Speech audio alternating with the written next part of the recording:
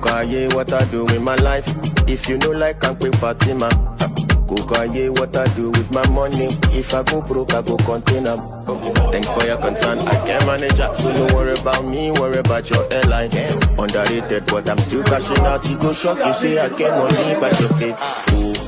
Oh, my G, Shuluwo to le spend on your own. My G, on my day on.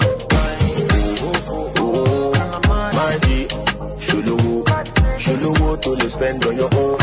My G, on my day on. Kokaye, if you rubbish my talent, no be you I sing for, no be your apartment. I can guess say you stay with your mommy and daddy. At 35, what's that? Kokaye, if I know in Grammy, I go still in Grammy. Repete, to my poor vitamin C, my two damn C, all for me. Oh, my G, Shuluwo to le spend on your own. My G, on my day on.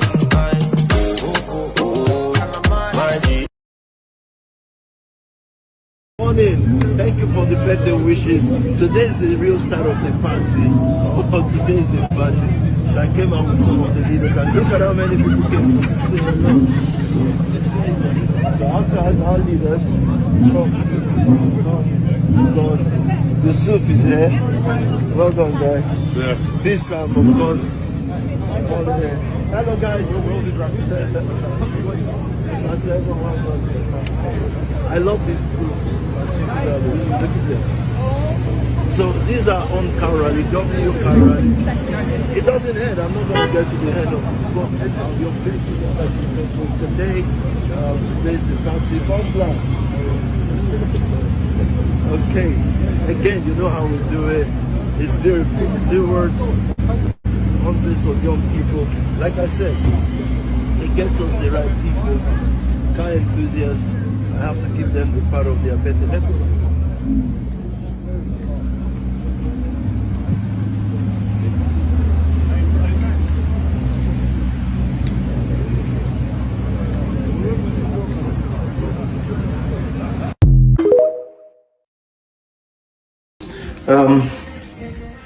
I've heard a lot today, and I'm doing this because of our fans, our friends, people who are worried. I'm right here at home. No cause for alarm, and naturally I'll dismiss things that has to do with retrogression. Every Nigerian should be proud of me. Being in the UK, a city that is well known for pulling people down. I've survived all sorts. So the matter that they are propagating now is the smallest of matter. In Yoruba, they say, "Toba le ni Bitcoin because they on Darisi Abilusi." Yeah, no, they live in me. But what I'm trying to say is, no panic. I love London City. It's my city, and nobody can do anything. Of all the people of color you know here, pastors and leaders, have survived everything. Now, let me talk about fraud case. They keep saying this. This is an advanced country. I'm speaking here openly, yeah? After all these years, have you ever heard someone goes to the parliament and make all sort of complaints? Someone from another race and another color. Nothing came out of it. So those who hate already. What you want to hear is not what you heard today. What you want to hear is they've arrested him for money, this, money, that. Not one criminal case, not one money case. You should all be proud of me and of the nation family. So I'm here, I'm at home. Nobody should panic for me. I succeeded well in this country despite all challenges. And I'm in the league of the people you look up to, people that they will pick out to persecute. I've survived that well. We're surviving well. Nothing has changed. Nothing will change. I assure all our followers and friends that there will be no embarrassment for you other than noise, which we've survived for many years. I am here. I'm PT, #1 in London City, and nothing is going to bring us down. I love you all. That's all I've got to say for now. Thank you. Anyone, please? PS5. Hello. Hi, good evening. Hello and welcome. Please let me know if you can hear me good. We are catching up with our friend, the one and only Pastor Tobi Adegboyega. This guy, This guy, just 1 second, let me just quickly.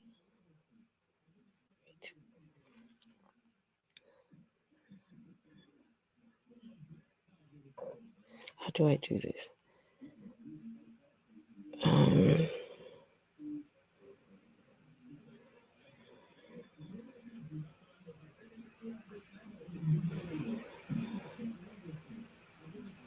Just 1 second, guys. Just 1 sec. I'm just trying to put the link to the stream somewhere else so that more people can join the live stream. Okay. How is everyone doing? I hope you are doing well. Okay. So, Pastor Tobi Adegboyega. Just 1 second, guys. Let's see.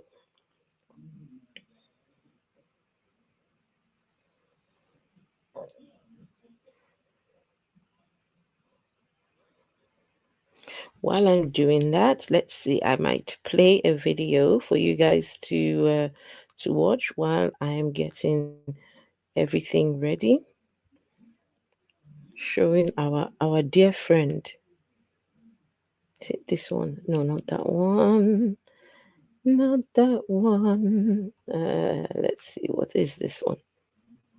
Of a society, a historical account or biography written from personal knowledge. Exactly. So the biography I want written from my own personal knowledge is leadership. This leadership is not like anything you've seen before. And so if there's anything I'm taking out of 2024 is the acceptation of the difference of these leadership. But they must be documented, and that's why we have Knowledge Nation, so that it is not just words, it can be transcribed without removing my words. It can be transcribed, and faith can come when we read scriptures.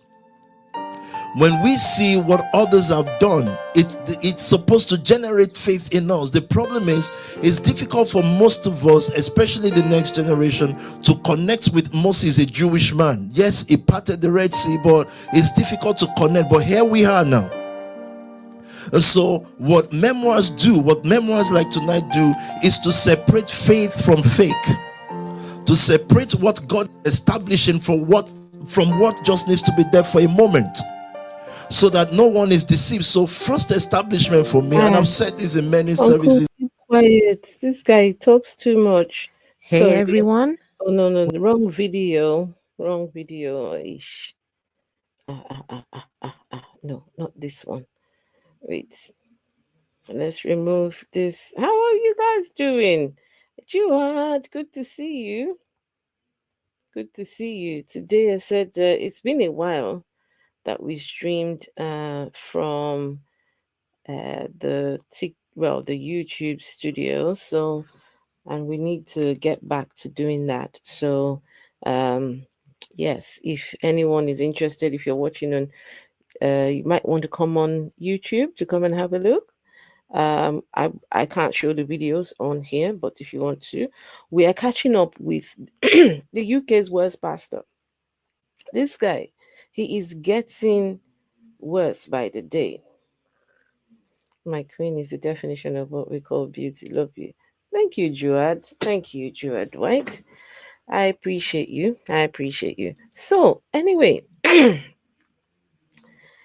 Pastor Tobi Adegboyega, he has been, and let me check something before I start. Let's see. So that if there are people on TikTok who just want to listen, let me make sure that you guys can hear. Just give me a minute, guys.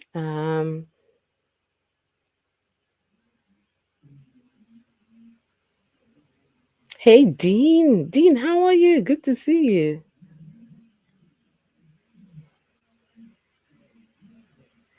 Good to see you, Dean. It's like we don't cross paths much these days. Just give me a second, guys. Let's see what's this one.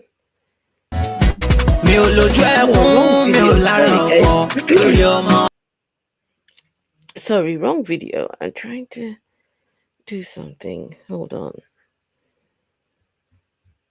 It's been a while I've been here, so I'm getting all my videos mixed up. What did I do? Oh, goodness. Oh, now I see what I've done. Okay.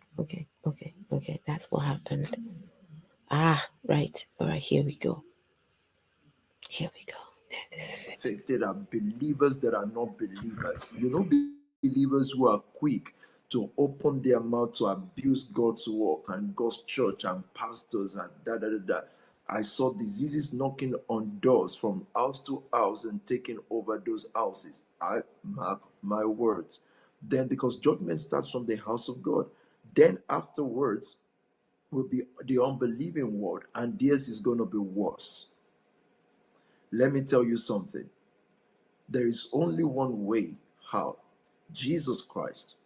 The blood of Jesus that speaks better thing than the blood of Abel. People, believers crying out to God, seeking repentance. Let me tell you another deceit that will happen on the earth. Because of the saints, for a temporary time, for a short time, there's going to be a relief. Again, in the earth normal manner, they will think everything is now okay. They will go back to their old ways. But the reason why that would happen is so that there can be more serious disease spread. This disease is going to retreat. It's going to retreat. It's going to cease because it needs to feed on things, more diseases and viruses that are not understood, so that it can spread more deeply into people's blood. I don't want to keep saying this, but I will. I'm not afraid of criticism anymore at this point, because I've seen God speak. I've seen it come to pass. This person, I've seen all this. This person has seen God speak. Tobi Adegboyega has seen God speak. Tobi Adegboyega has seen God speak. This is where we are in 2020. When did he do this video?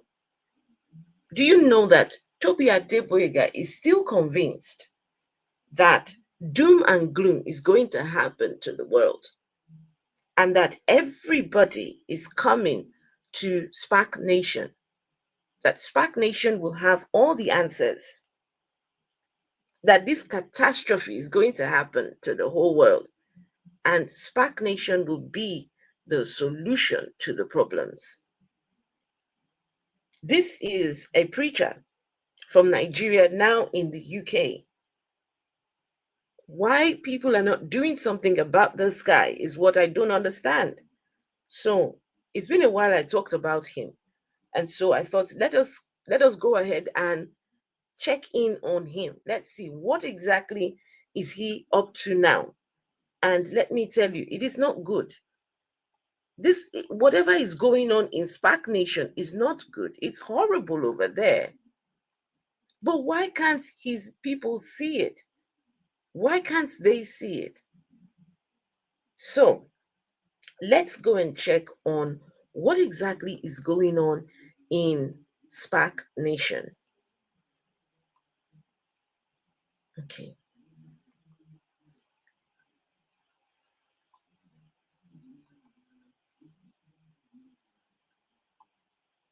So now in SPAC Nation, what they're doing now is that they are changing things around. They're doing service a bit different, right? They're trying to appeal to the younger generation. They're trying their hardest to appeal to a certain group of people. Tobi is still the hateful, evil, maniacal monster. Tobi will never change. Tobi is pure evil. Tobi is not a good man. And I don't get it. I don't. But let's check on him. I don't want to put words in his mouth. I would like for him to do the speaking and, let's catch up on what's going on, right? This is a man that thinks that somehow the world revolves around him. But I hope that one day somebody will burst his bubble. So Entrepreneurial Sunday is around the corner. Right. Now, Entrepreneurial Sunday is one of the first few services I actually attended. And I know that in 2017, you invested £30,000. More than 30,000. Over 30,000. Because we are saying that I invested 30K throughout the whole year. I think I did like times 5 of that into businesses. Tobi says he invested 30K. You invested over 30K. With which money, Tobi? Huh? With which money? It's the money from your members. The money from your members. I invested over. We never had a year that would. This is 1st of March 2025. I was complaining to people around me just about 3-4 days ago that I'm overburdened by businesses that need to survive. And I'm not talking about business in the Nation family. I think the Nation family, after many years ago, they died. What died in them was asking for things. People just got on with it. And I want to pause to say something. Actually, maybe I will finish. No, let me just say this now. Hold on. Sorry, I couldn't see the chat. Give me a minute. Let me make sure that I can see all of you. 1 second. Sorry, I've got to let me put the chat on the other screen.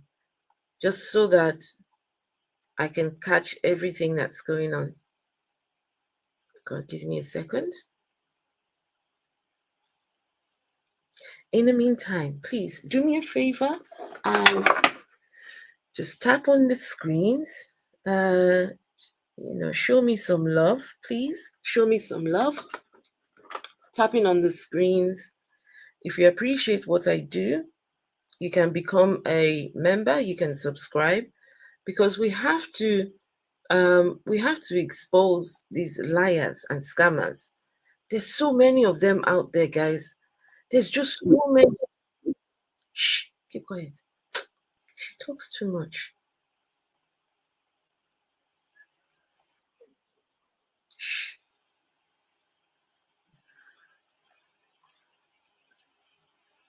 Okay, so just want to make sure that I can see all your comments.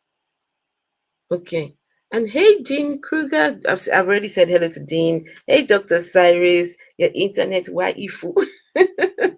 Your internet waifu. Sino Pataki, Juad White. I was thinking of it today. Why is he still in the UK? I don't know. Hey, Francina Michelle, thank you for the gifts over on TikTok.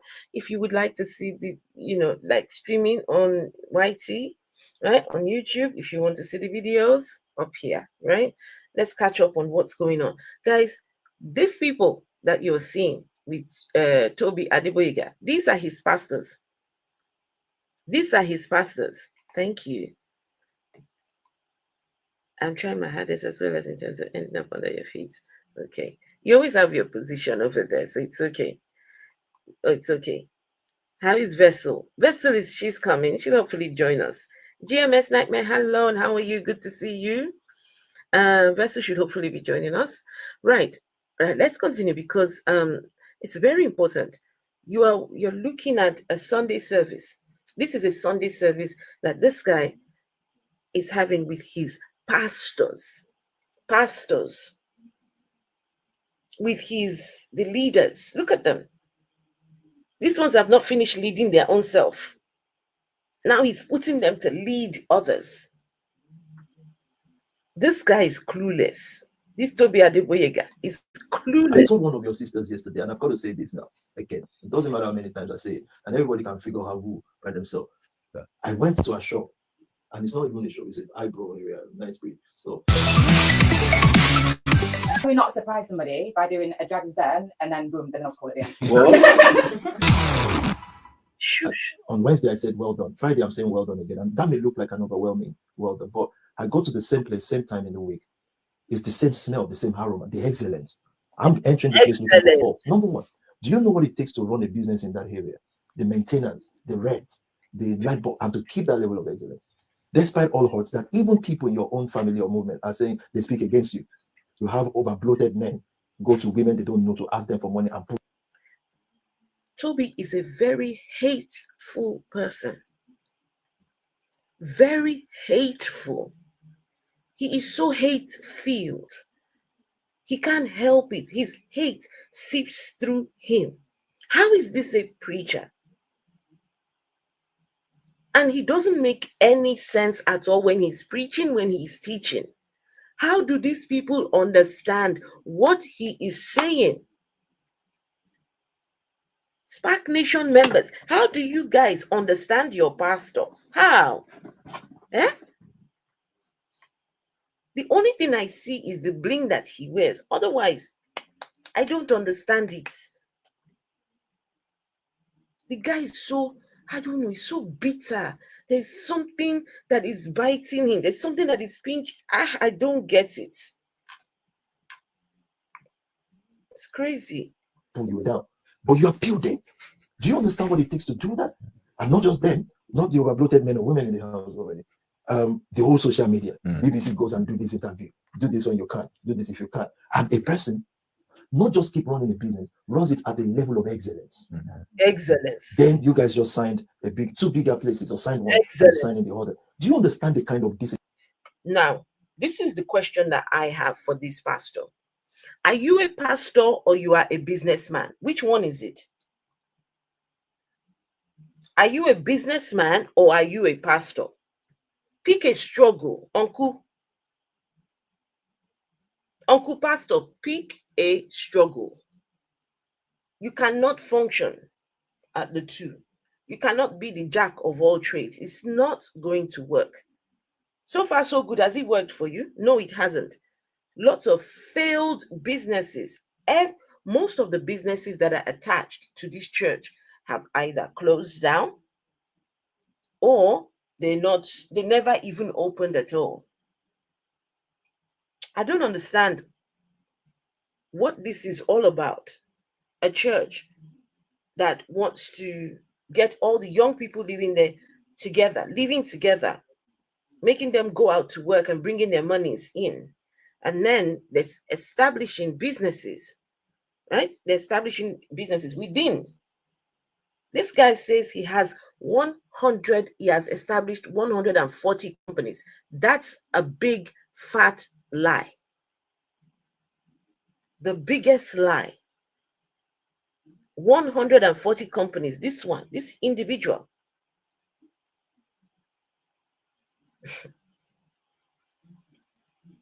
Let's see if there's any comments on stop calling him a cult leader. He is a cult leader. He is a cult leader. Cult leader Bani, this guy. And I'm going to show it in this particular stream. He is devious. And this is where I now said, well done. Their giving has never dropped.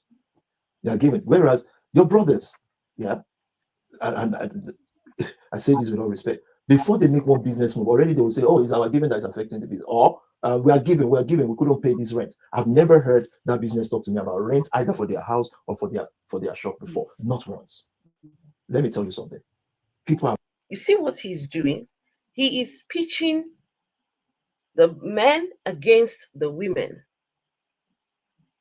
This lady in the blonde, the white lady sat here.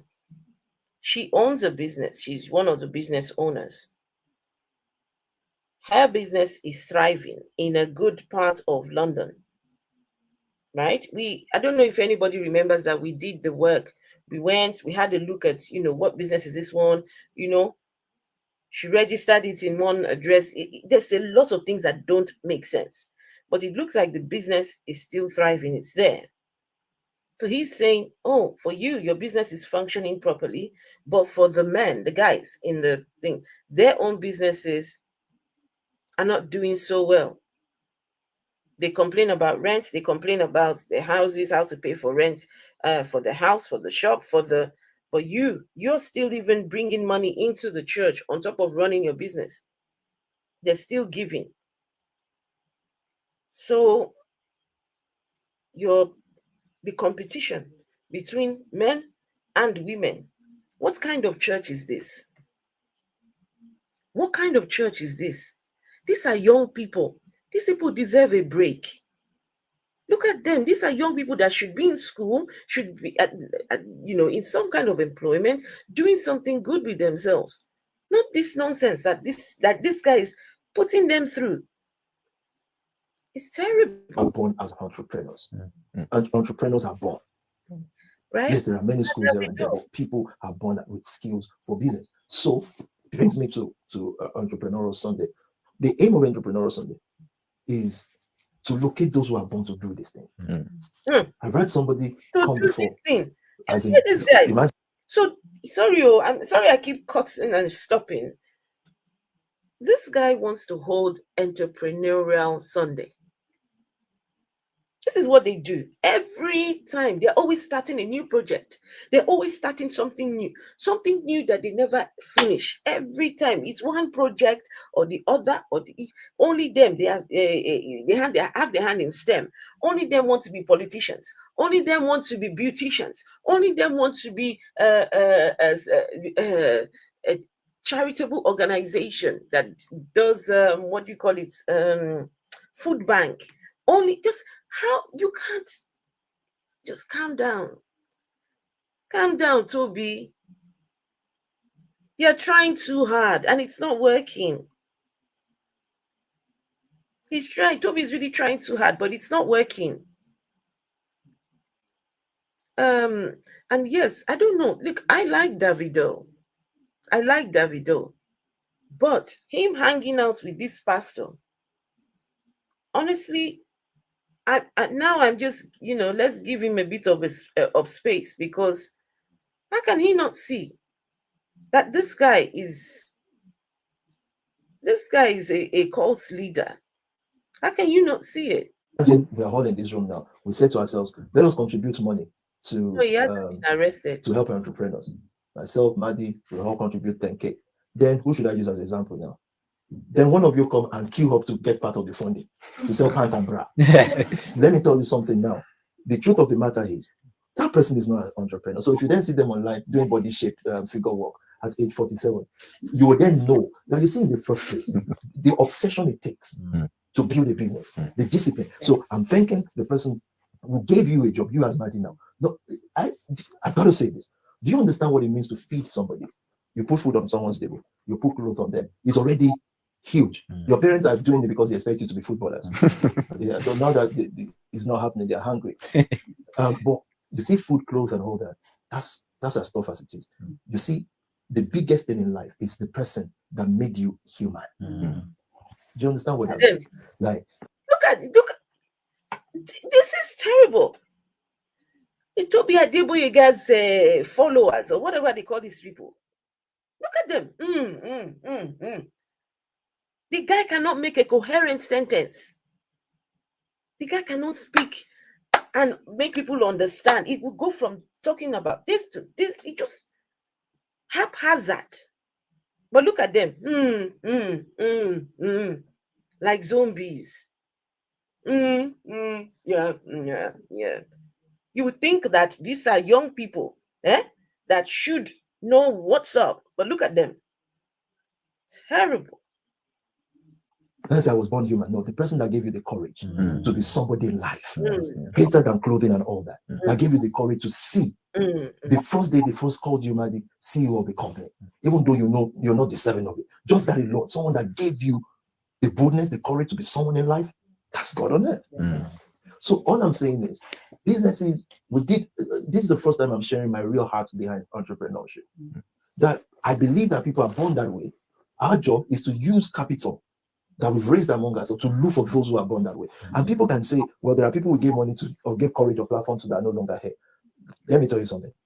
They are not the ones I'm looking for. Sometimes to get the right person, you have to go through many wrong people. And so, yes, you're right, Maddie, Pastor, that in 2007, we gave 30,000 on a Sunday, but through the year, way more. We used to announce it. Imagine a church. Normally, churches announce anybody that God has blessed with business. This guy, in his mind, he thinks that he is going to be like the leader of leaders. He's going to be the leader of all the leaders. So he's telling them that some people have been in our church. We have given them money. We have done things for them, but they have left. Those are not the people he's looking for. The people he's looking for are still not come yet. They're still coming.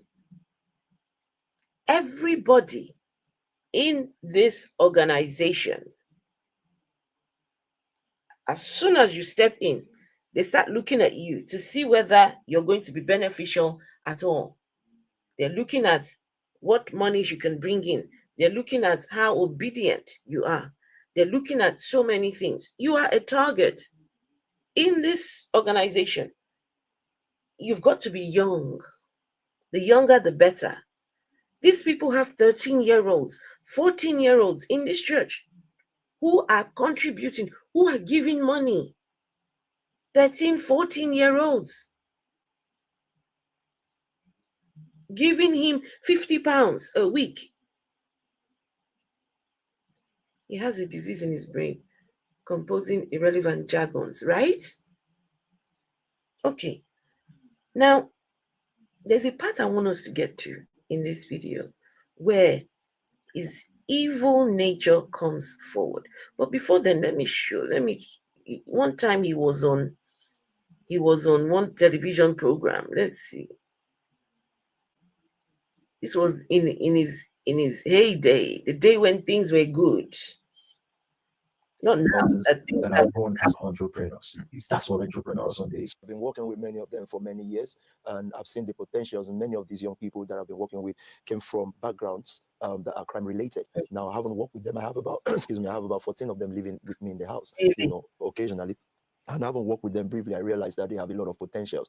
I think that they can change the landscape of the economy of the city, and that's why we came up with Entrepreneurial Sunday. So some people are into health products. They're going to be selling health products, unique health product, of course, approved by the government and stuff like that. They have unique marketing skill. I've got people that are into fashion, unique, very, very unique, detailed, new way of, you're a fashion person. I love the combination of what you're wearing. But they've got unique, detailed ways to create new shirts. Look at this mumu. You go for an interview on television, London Live, or what's this one? Looking at the person interviewing you, say, we've got people in my church that are into fashion. They're going to be doing fashion on a Sunday, selling their goods. He said, look at you now. You are a fashion person.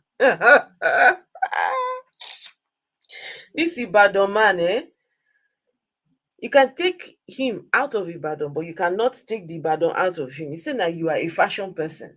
Wait, I need you guys to hear that again.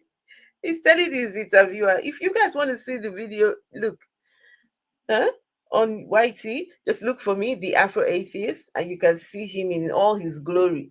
He said, now you are a fashion person. From backgrounds that are crime related. Now, I haven't worked with them. I have about 14 of them living with me in the house, occasionally. And I haven't worked with them briefly. I realized that they have a lot of potentials.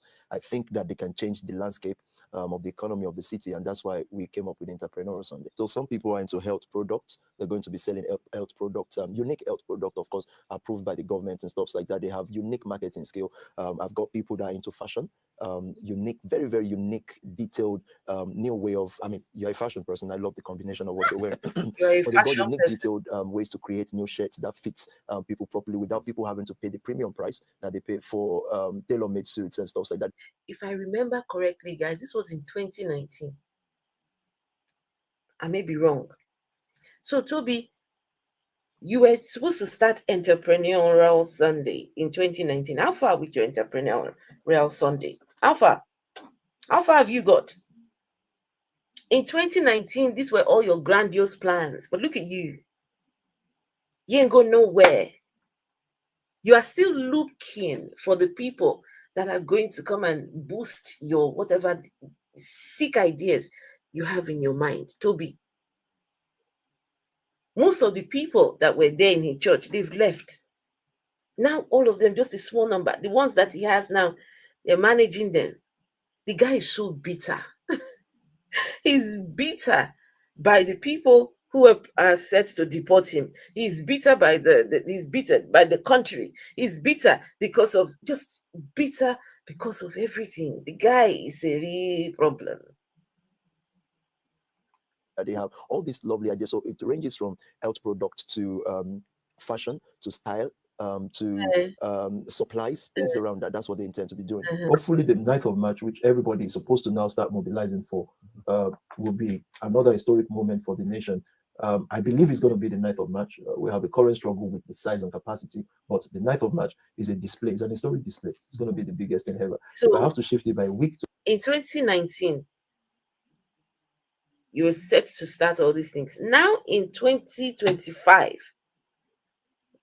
on the 9th of March, is going to be historic. It's now that we are, you see, this guy, he will forever fail at these things because he is not genuine and because he's taking advantage of these people. So whatever he's doing, it will just not lead to anything. It's just going to continue to collapse. Unfortunately so, because he already has a bad reputation. He's known as a scammer. He's known as a scammer. He's known as a liar.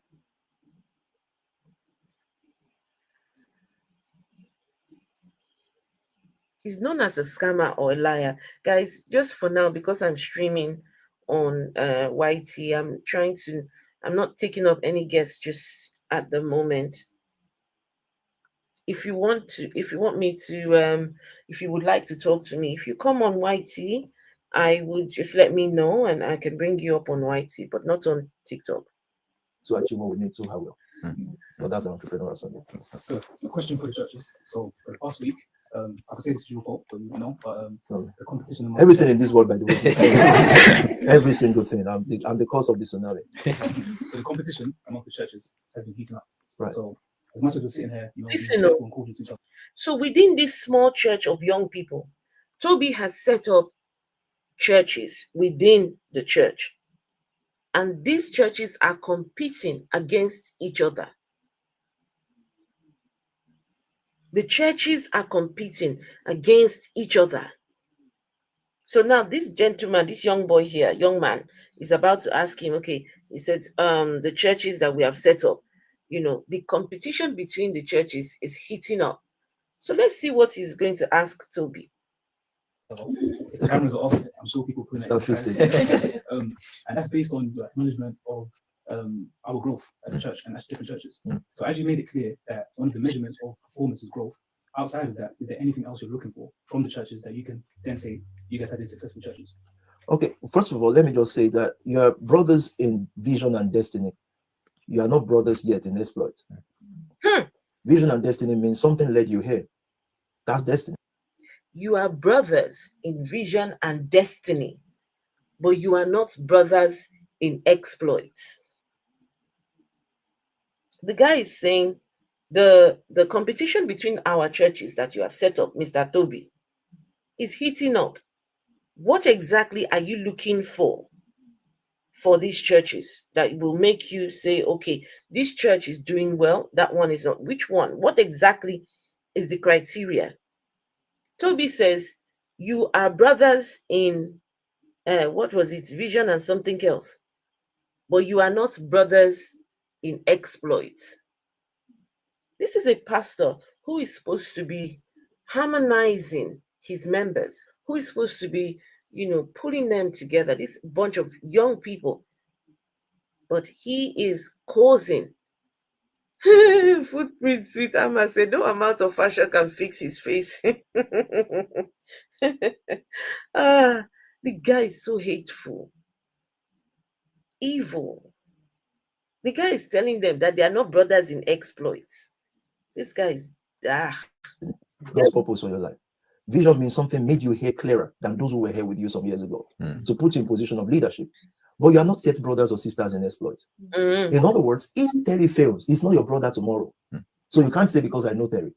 So right now, everybody carries their own cross. Whoever gets to the line that is set for you by your senior pastors first, get there first. That's the leader.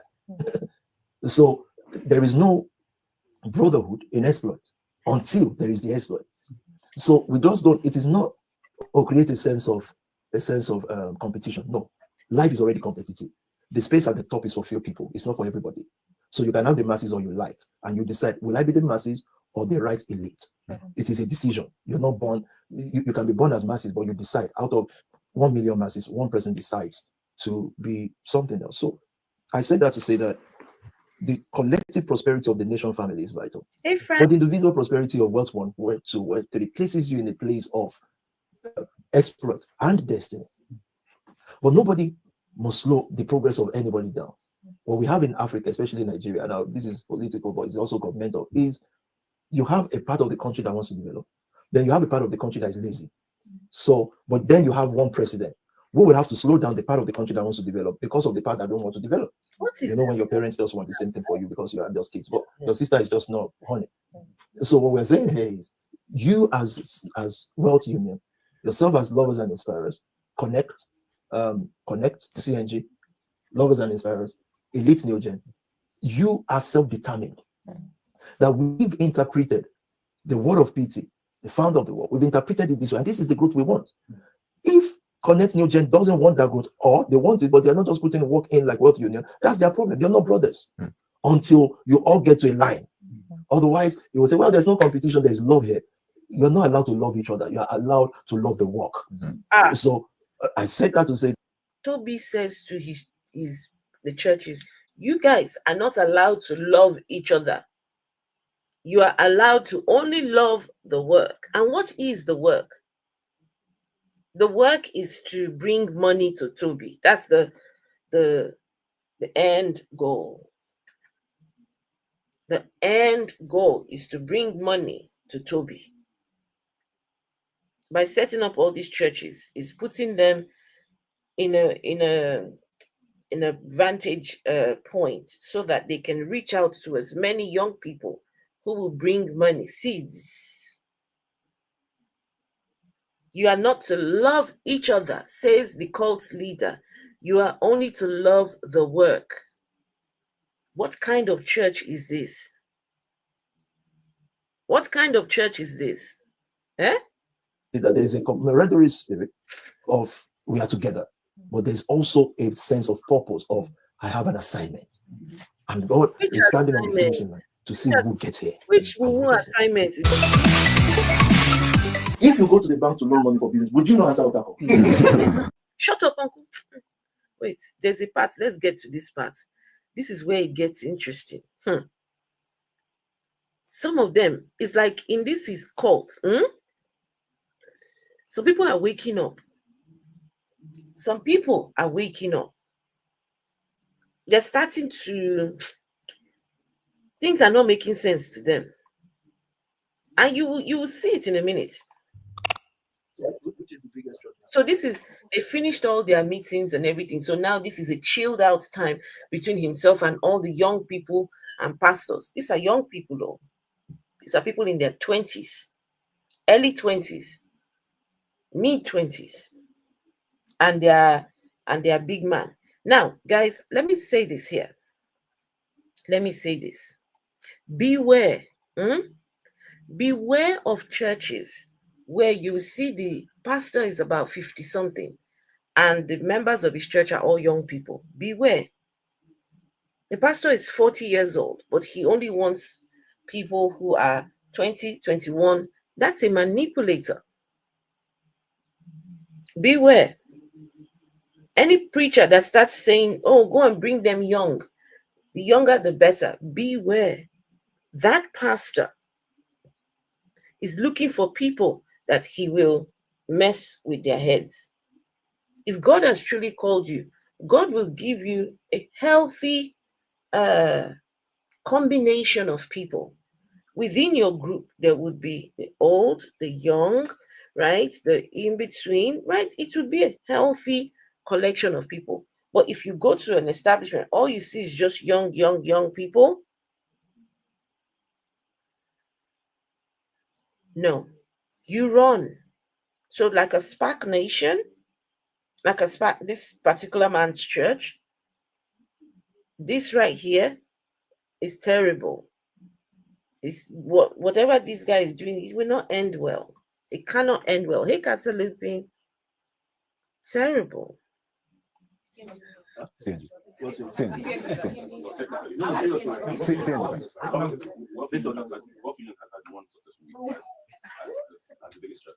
guys may not be able to hear everything, but I will feel you. Yeah. Don't worry. Over time, This is very telling what goes on in this. they've been closest to 100 over a sustained period of time. Well, last week went over 200. 200. Yeah, special event. Yes, they're also joint church, sir. They're 3 and 1.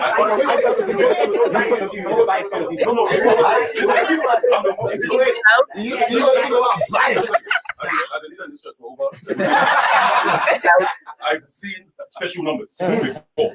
I would like to see what we can do it again, so that I can now say that it's been. But you think based on the fact that he chose Ken? See the pressure that they are putting on these young people. Look at the pastors of this church. No, have a look, guys. I wish you guys can see it, but have a look at the people that they are calling pastors. The guy in the suit, that one there, that's the guy who is next in command to the commandant himself. So Sam Akokai, that one is telling these people that the best numbers he has seen in any one of their churches is 200.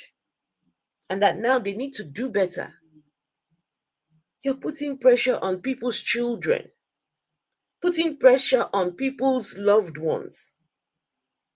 What kind of mumu church is this? What kind of rubbish is this? Why are we doing this?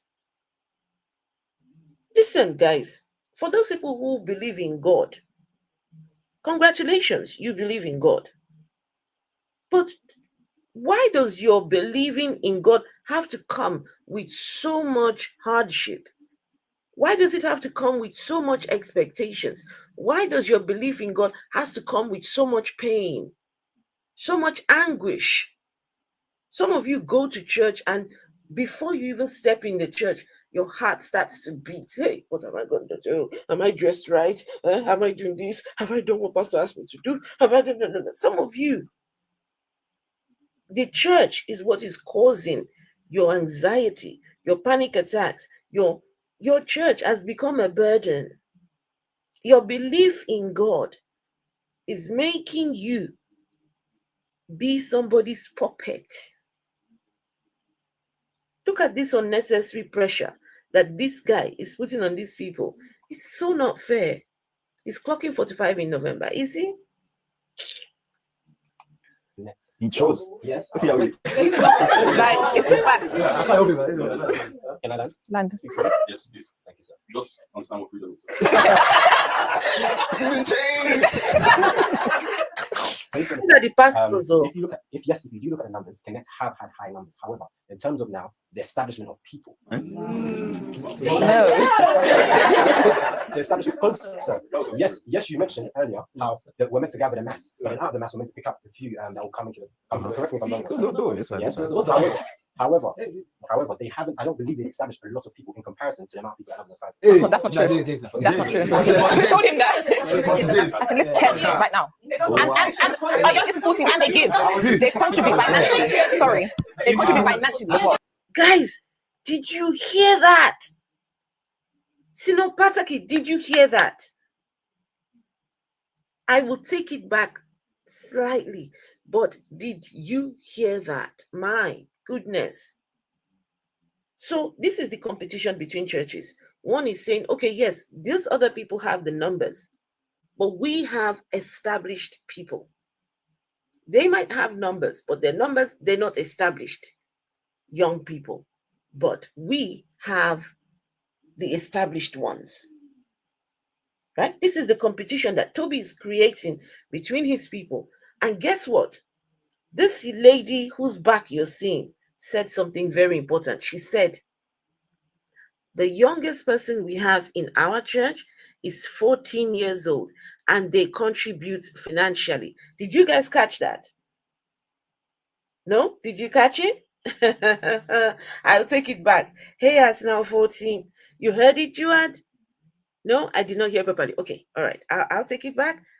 14 years old, contributing financially to Tobi Adegboyega. Okay, listen on. You hear her.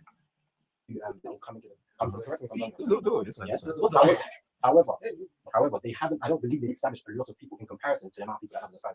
That's not true. That's not true. Who told him that? I can list 10 right now. And our youngest is 14 and they give.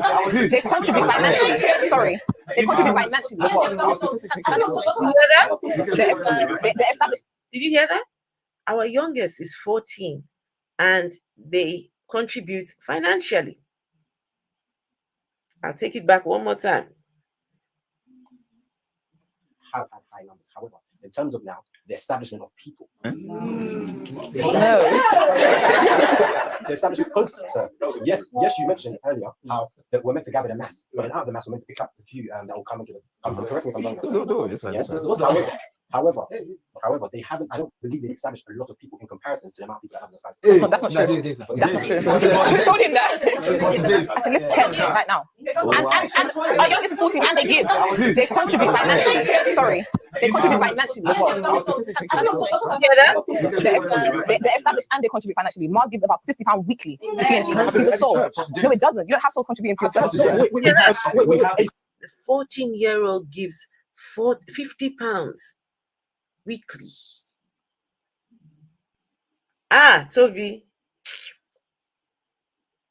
Tobi Adegboyega. So this is what you're doing. Tobi, this is what you're busy doing. Collecting money from 14-year-olds. Oh, Linie, Tobi Adegboyega. Oh, Ligbanie, the thief. 14. The girl said it. She said it with her full chest. I'll take it back. Hear that out so that you guys, when you hear it again, hear it. So it can go down on record that Tobi Adegboyega is taking money from 14-year-olds. Holy thief.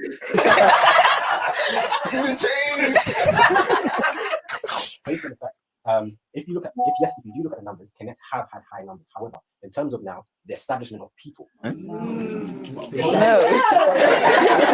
the establishment, because yes, you mentioned earlier how that we're meant to gather the mass, but out of the mass, we're meant to pick up the few that will come into the.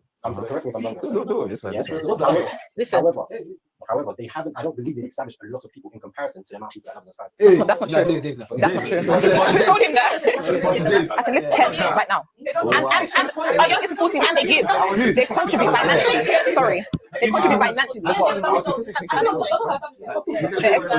established and they contribute financially. Mars gives about £50 weekly to CNG. So, no, it doesn't. You don't have souls contributing to yourself. We have a 14-year-old. Our 14-year-old is giving. And we still contribute to this.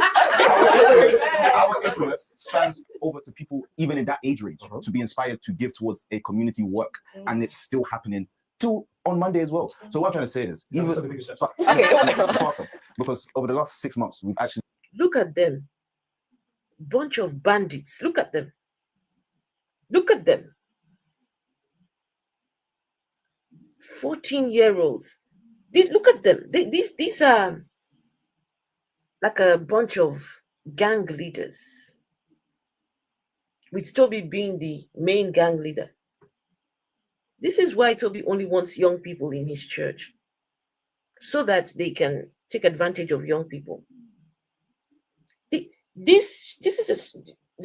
talking about the tactics that these people are utilizing here. These people are comfortable to collect £50 from 14-year-olds. So tomorrow, when you see Tobi dressed in Gucci, Prada, Fendi, and the rest, and people wonder, where is he getting the money from? Just think about it. A 14-year-old has contributed towards Tobi's clothes. And this is why this guy needs to be looked into. They are taking advantage of young people, folks.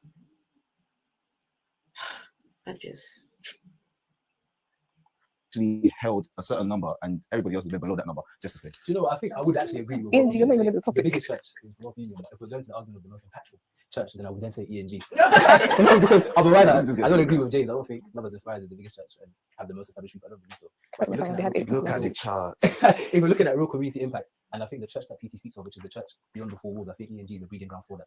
Of course, that's not actually going to give examples. Beyond the four walls. No, PT just has a very important. That's beyond the four walls. Exactly. Because the issue is, my issue with that would be Level Up is Pastor Basola, and of course Pastor Basola is not a new member. Pastor Erica. I'm just saying, Pastor Erica is not a new member. What I'm saying is, no, what I'm saying is, we've been able in the 8 months. No, don't worry, you speak, don't worry. You speak up. You will speak up. So what I'm saying, This is his church service.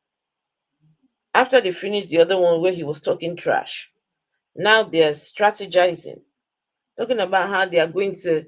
The competition is real here. These people are talking about the competition between the churches among themselves.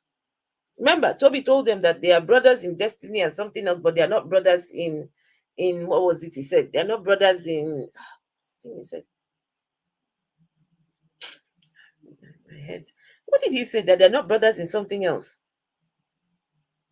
Holy Tobi.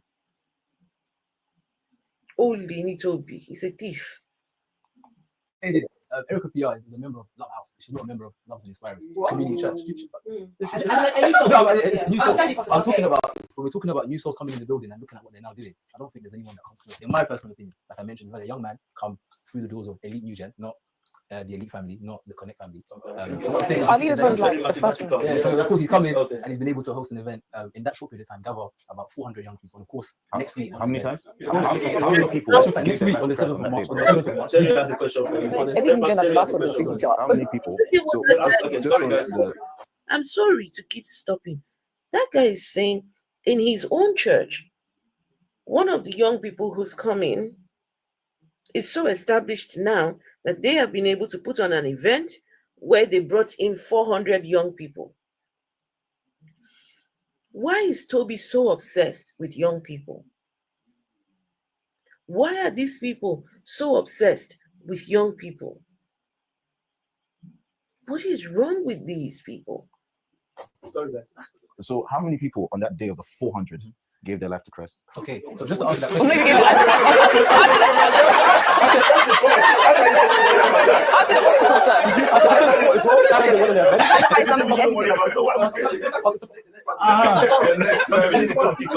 Did you receive support as well in terms of running that event from another? Guys, how many of those young 400 people gave their lives to Christ? This guy is saying at least we put on an event where 400 young people were brought in. And this one is saying, yeah, okay, you brought in 400, but how many of those gave their lives to Christ? Guys, are you? And they all laugh about it.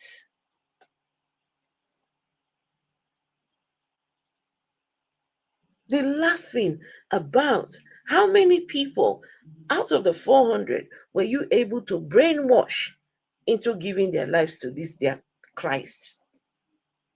Hey, my goodness. No. Wait. No, I'll answer your question. We didn't receive support. What we realized is we're going to have an outflow of people. So we said, let's help other churches. And then we created a platform for Love and Inspires to come and act as if it's also their event. You said they created the platform. Because my question is, what was the support? I'm trying to retract. I'm trying to remember the actual event. Yeah. I have a question that you remember. You're distributing souls. You are distributing souls. That's not so. But go on, sorry. Go on, James. You want to say something? Okay, that's your question. Go on. So looking at the reports the previous Monday, and I did some maths. And the attendance of Lovers Aspirers, CNG and ENG together, they still don't come close to what we did to you. That's nice. So, How did you see the numbers? we have a chat with reports. Okay. Nice. All right, but you can't dispute numbers, though. It's one time, sir. So from the pastoral office, we're not disputing your number was very good last week. It was amazing. But what I'm saying is we have not seen you hold it consistently for 6 months. Yes, sir. That's what I'm now saying. Okay. So all I'm asking is for time, because otherwise it can look like sometimes some churches have revival. Some churches have revival. Can you guys see what Tobi is doing with these young people? Some of these have never been to a leadership class a day in their lives, but now they're being made leaders over some other young people. Sam Akokai, that one is busy telling them he wants to see 6 months. 6 months. Criminal. This Sam Akokai has a criminal record in his collection. I don't know how many he has. Ex-criminal. He's now the one in charge of all these young people. Now, this ex-criminal, he is now feeding off these young people and telling them, no, Zizi says, who smuggles out these videos? Zizi, this is the videos they put out themselves. This is the videos they put out themselves. They put out, guys, I'm telling you, if you guys can sound this alarm, you need to sound the alarm. I don't know how we're going to do this, how we're going to get these videos out. I might have to do like really short videos, but highlighting that here, 14-year-olds are being taken advantage of. And this is not words from my own mouth, it's words from their mouth. Look at them. We need to put all these people's faces out there. Look at them. All these their faces have to be out there so that we can say these are the people that are taking advantage of young guns. You have three. That's why the pastoral office is also looking at the fact that when you were free, that was my question. You didn't come anywhere near the numbers you're coming to now. You can't debate that. What about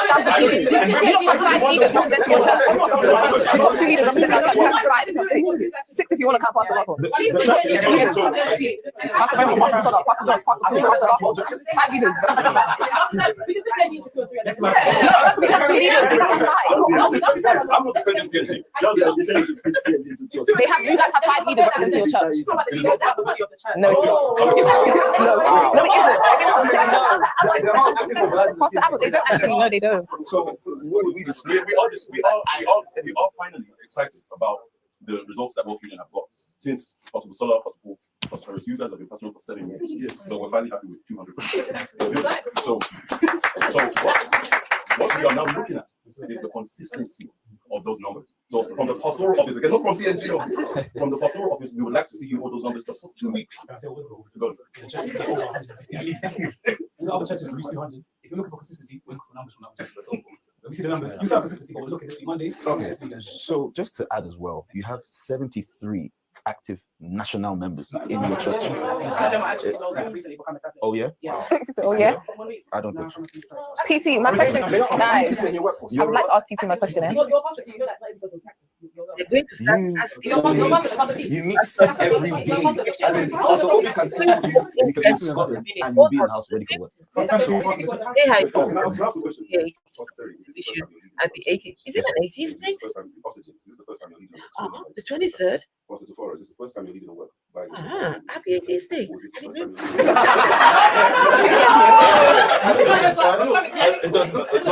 first time that the World Union leaders led, which was Pastor Tobi, they've done the numbers that you guys are trying to do and haven't been able to do. So even though you're saying that, oh, they can pass. I didn't say that.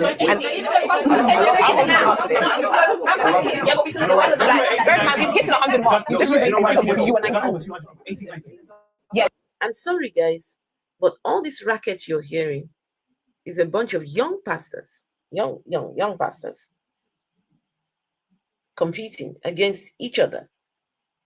We have 100. No, you have 76. No, you have 200. No, we've got the numbers. No, we've got this. And since when did church become this sort of thing? I thought that it was God that draws people in. I thought that God is the one that does his thing. A lot of these people I feel sorry for them because going to church for them would be very, it would be an arduous task going to church. Going to church would, well, maybe not so much, because I hope you all know that these people live communally. These young people, the majority of these people live communally. This young man who is in the front here, this guy, I don't know if you can see my cursor. This one has been living with Tobi since he was, I don't know how many years old, maybe about 15, 16 or what. Tobi told that man, Tobi told that presenter that he had 14 of these young people living with him. Who does that? I tell you who. A person who wants to take advantage of those young people. They make those young people go to work. They make them go and seek benefits. They make them they have to be bringing in some income. And now, because they are living in this communal place, they give them a set amount that they need to bring in. So this is why Tobi is making money, because I hope you guys can see how Tobi makes his money. I hope you guys can see. He's a man that has never worked a day in his life in the UK legitimately. If he has done any work, it was illegitimate because he's not got the right documents to work. So what does he do? Make other people go to work. Do you know, guys, there's a video that I saw. I will show you guys. I'll look for it and show you guys. Do you know that Tobi put a travel ban on his members? A travel ban. He was saying that if you have to travel, right? Something about saving all the money, and when you have done the task, the work, then you can then travel, or something along those lines. Tobi put a travel ban on these people. Because Tobi cannot travel. So these people now cannot travel. These people do church every day in their communal living spaces or wherever. They're doing church every day. Every day. They're running this thing like it is an army camp or something. I don't know.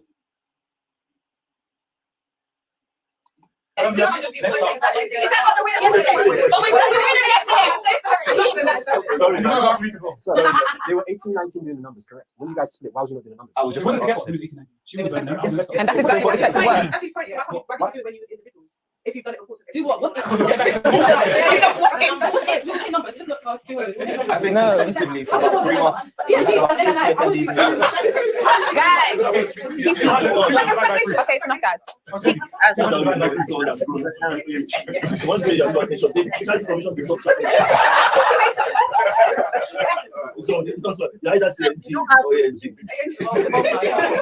We've heard them say sometimes they don't have food in the fridge.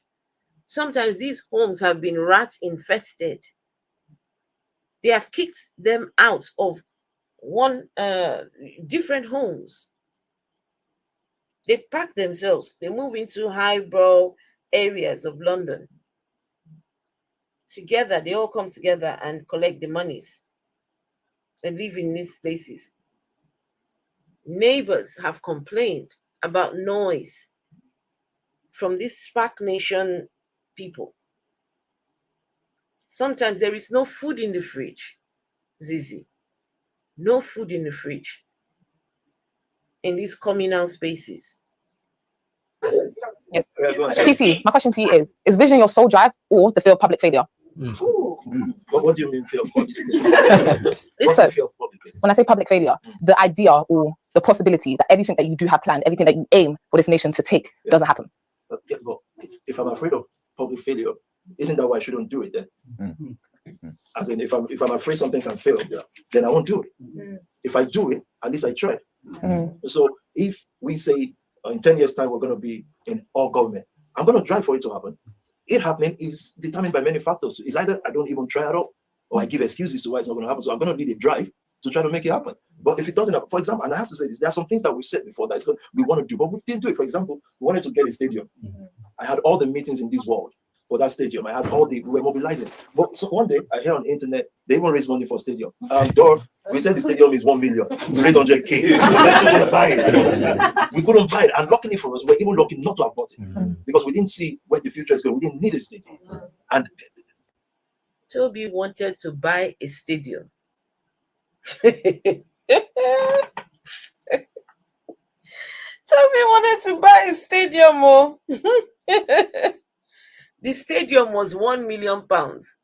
Tobi only had 100,000.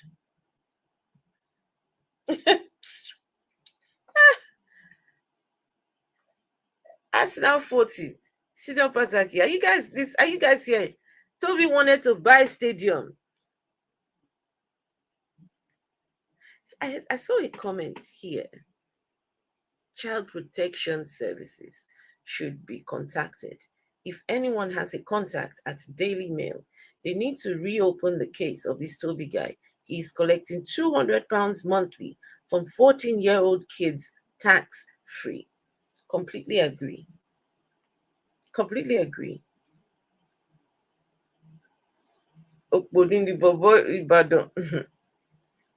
I say, Uncle wanted to buy a stadium. What is he going to do with the stadium, guys? What is Tobi going to do with a stadium? Tobi Adegboyega, what do you... Hey, no. This guy. Look at him. Wait, let me take that back. But boy, he wants to buy a stadium. Benny, you are just too much, man. He is the gift that keeps on giving. Oh boy, this for example, we wanted to get a stadium. I had all the meetings in this world for that stadium. I had we were mobilizing. But so one day I hear on the internet they won't raise money for stadium. We said the stadium is 1 million. We raised 100K. Let's not buy it. You understand? We couldn't buy it, and luckily for us, we're even lucky not to have bought it because we didn't see where the future is going. We didn't need a stadium, and plus the people that were going to sell it to us, they were trying to scam us. It was lesser than what they were saying. So if someone then said, but they didn't do it. If that's public failure, I accept it. But guess what? I tried. I'm not going to put my bedroom in the stadium. I wasn't going to sleep there. It was for a community. I met with all black leaders. I met with everybody, and I told them we're going to turn it into a cultural center. We're going to do this. It will be a hub for black thriving people. Something we can all point to without the church name. It could be Catholic. So I'm not afraid of public failure. What I'm afraid of is my greatest fear in life is to be or to raise people that live and die like they are nobodies. That's my only fear in life. Yeah. So just rephrasing that question about public. Hey, whoa. The girl asked the question, which one is your focus? Is it to, anyway, I forget the question. One thing you must understand about Tobi Adegboyega, he never answers your question direct. He never answers your question direct. He will dance around your question. He will talk and talk and talk, and he will not land at an answer, but he will meander. The guy, I said the guy he's something. This guy. Now he's going to be asked several questions. Just watch out, listen to how he's going to be responding. Failure. Is it something, are you solely driven by the vision, or are those motivating factors such as public failure, or what are motivating factors that you may say? Well, what could it be? For me, what would motivate me is yourselves. I've heard the churches now. I don't think you guys understand what you are being made into right now. Leaders. Leadership is everything. As in a country votes. 200 million plus people vote for one person to lead them, to decide how they eat, what they drink, or to choose people to decide. Leadership is everything. There are how many footballers or soccer players in America? Countless. How many presidents are there? One. How many governors in each state? One. Leaders. So we say, Pastor 80 people, 200 people, you're being trained to be leaders. So what else that should motivate a person in this world? I said it in the interview. What would motivate me again? Rolls Royce, mansion. Nobody can come from Africa and tell me how rich they are. I already know they are poor. Because you can be a billionaire in Africa and you'll be relevant in this world. As in a normal billionaire right now. Nobody can come from Africa and tell Tobi that they are rich. You know why? Because they are poor. Tobi says there is nobody that can come from Africa to come and tell him that they are rich. You know why? Because they are poor. He said it. You know, you guys didn't hear it. Wait, I'll take it back. Sometimes this guy is the audacity. This guy. How many governors in each state? Listen. Leaders. So we say, Pastor 80 people, 200 people, you're being trained to be leaders. So what else that should motivate a person in this world? I said it in the interview. What would motivate me again? Rolls Royce, mansion. Nobody can come from Africa and tell me how rich they are. I already know they are poor. Because you can be a billionaire in Africa and you'll be relevant in this world. As in, a normal billionaire right now, because will be relevant in that. That's why they are all now. The camera follow me, then they'll be working like the mansion. And they will wait to the camera, cut the corner. Because there's nothing to show. Absolutely nothing. So everybody is roaming around the streets now. Roaming around and say, don't they live there? They'll go, well, it means nothing. But either the world wants to see this or not. They are looking at young people. Our unity, our purpose of mind scares everybody. And I was playing with it yesterday, and that's why I said we must always have. Now we're going to have first gen men's night. Now we have to have second and third gen men's night. First gen men's night, retirement home. Second gen men's night, ICU unit. Third gen, the hopeful.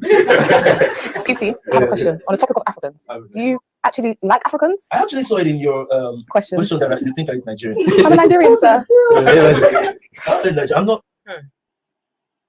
The next question: do you like Africans? Can you imagine?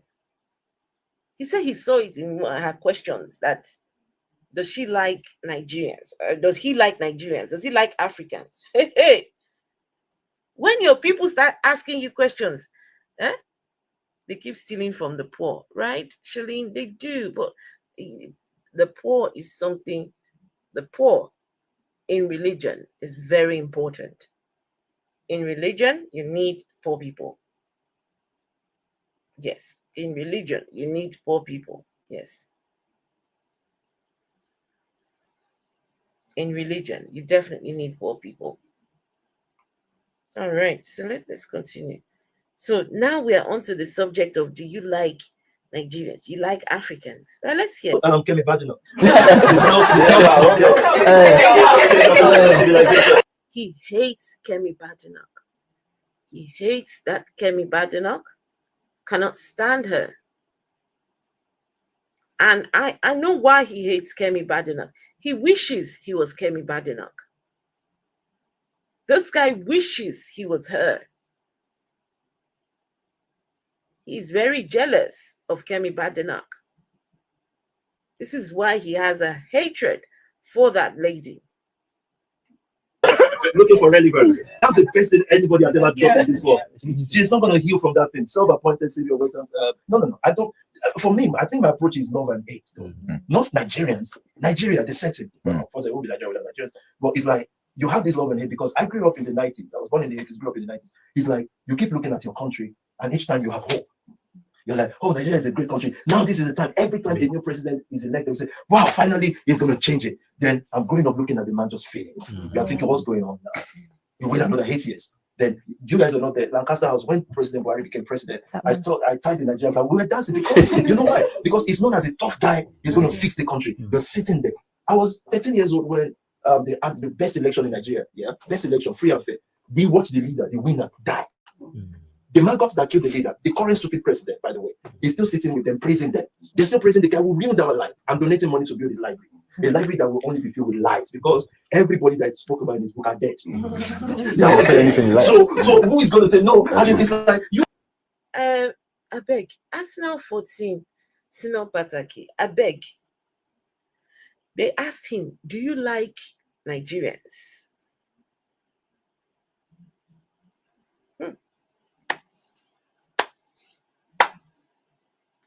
You see how he cannot put together his thoughts. He's all over the place talking about Kemi Badenoch, the president. The president that won the fair square. We watched him die. Now they are contributing money to it. What the fuck is wrong with this individual? He can't answer questions. Stuart Dunn, this person cannot answer any questions at all. Cannot answer questions at all. He's ridiculous. Tobi Adegboyega is ridiculous. He's a clown. Sorry, let me make sure I'm charging this phone. My goodness. Let me see your comments on. Very true, right? Cubana chief priest. I don't know what that one is. Always the people, anybody that is hanging out with this pastor, Tobi Adegboyega, I don't trust them. Anyone who is hanging out with this pastor, you have been fed by him. You have come and dined in his home. You have sat there and watched all these young people. They've taken care of you while you're there. You've been fed. You are eating. Anyone that goes, you are eating the monies of 14-year-olds. Davido had, they bought a Birkin bag. Every time that Chioma holds that bag, I hope I hope her conscience will make her understand that, look, young people contributed money to have this Birkin bag. Look at this. Look at Tobi now. Look at Tobi saying that he gave a Birkin bag to Davido's wife. How much was the Birkin? Does anybody know how much was that Birkin bag? Look at the person. Look at the guy that is dashing somebody Birkin bag. No, look at him. This Ibadan boy that came to the UK which day? Now you are buying Birkin. This is what we call money misroad. I don't trust anybody that is hanging out with Tobi. Cubanachi, I've never liked all these people anyway. The only one I really liked was Davido. But now, no. You will never see people like, what's the name? I don't know. Have you guys seen Burna Boy or Starboy? What's his name? Starboy. That's Starboy. Wizkid. Have you seen those people with this guy?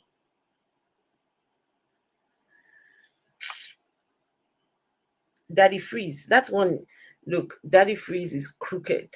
Very crooked. You still don't like to lie. You mentioned they're out there. The moment the last one died, I said, my memoir is okay. They still sat there, they will still praise the president, they will still do all of that. How can you not look at your country and say, what is this? You're just watching everything. So my outburst, I think they are outbursts.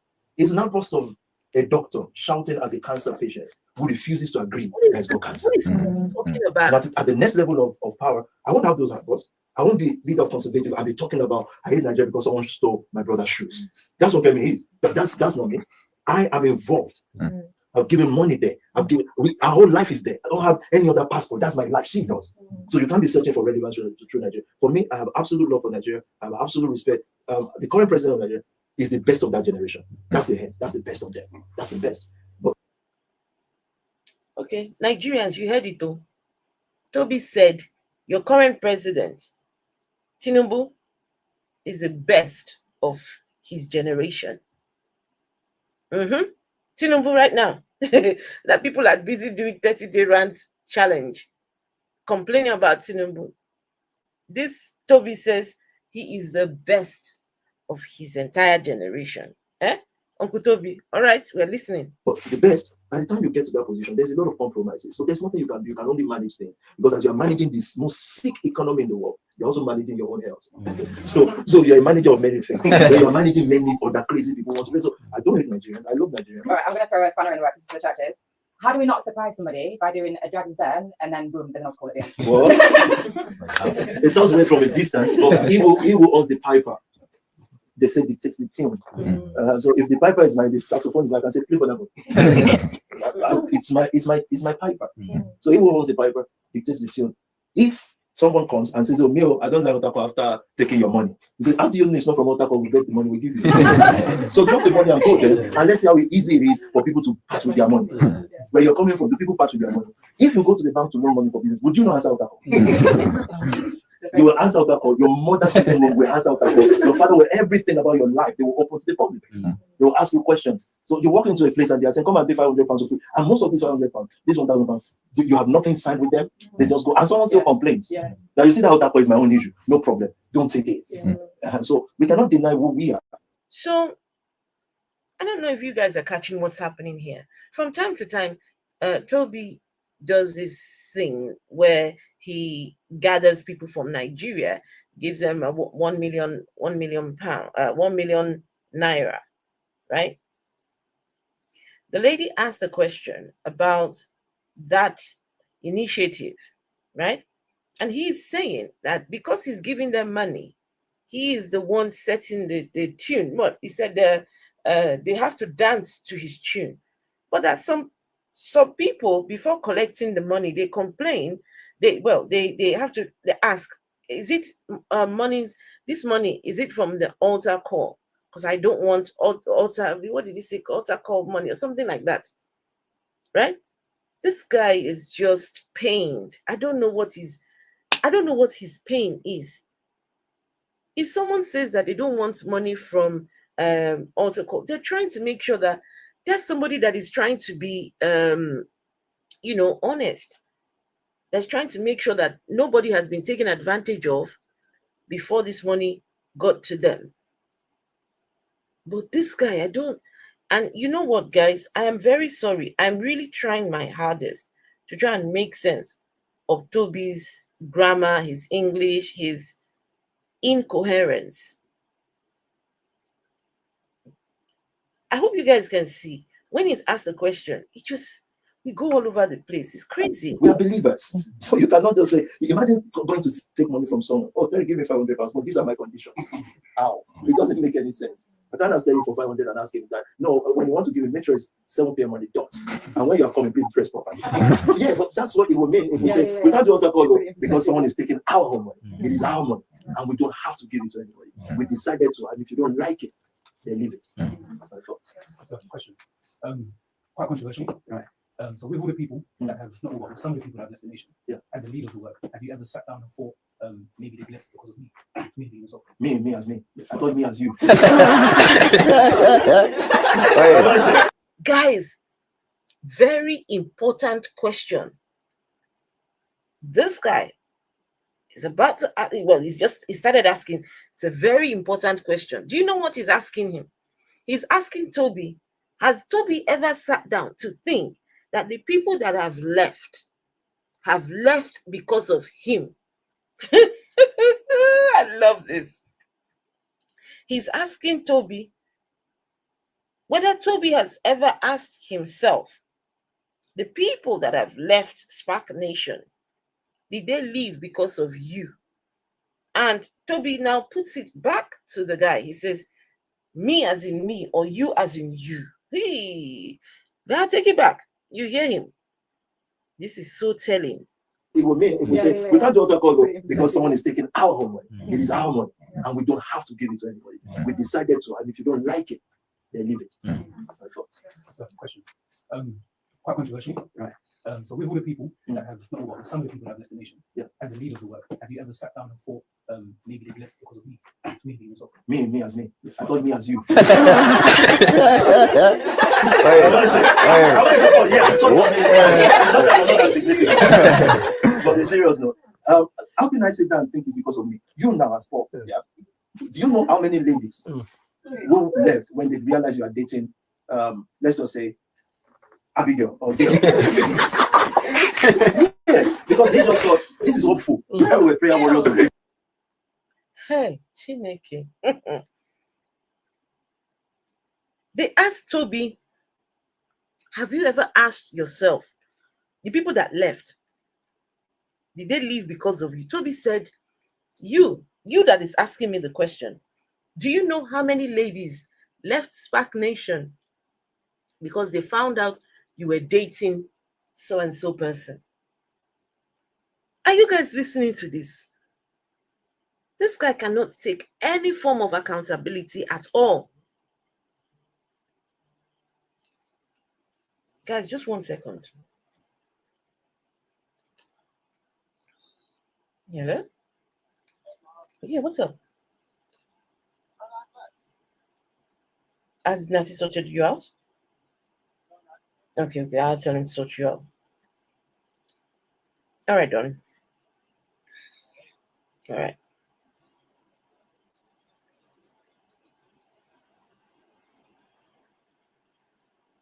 Just 1 second, guys. 1 sec.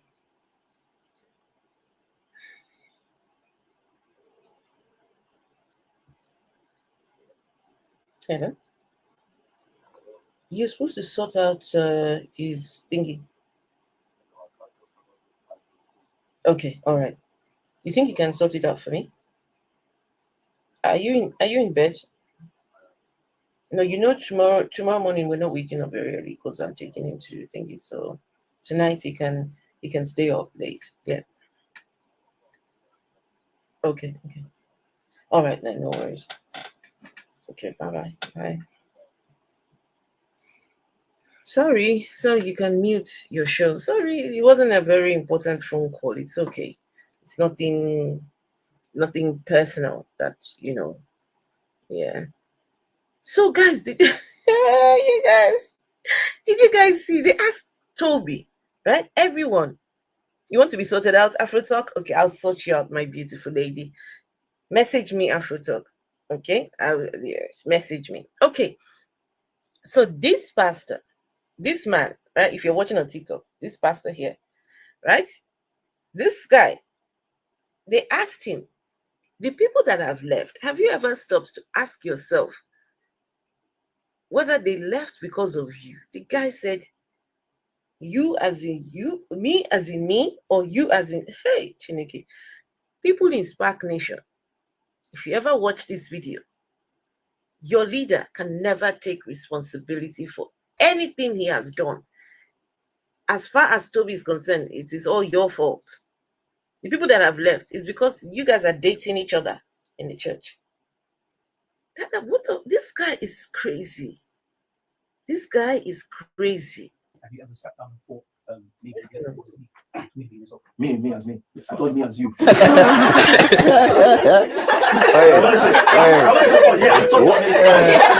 I significant. But the serious note, how can I sit down and think it's because of me? You now as Paul. Yeah. Do you know how many ladies who left when they realized you are dating, let's just say, Abigail or yeah, because they just thought this is hopeful. We thought we were prayer warriors of favor. Yeah. By the time you calculate, if 3 of them left, multiply by this gentleman, multiply by many other issues. So let's say 200 left. Okay, I take responsibility for 100. But where are the remaining 100? Why did they not stay with you? No, mostly, I can guarantee you, there are 180 left because of you guys. Whatever, not enough of the money world. I'm just talking of relationship world now. Before people say, oh, you take responsibility for everything, I take responsibility for including. Guys,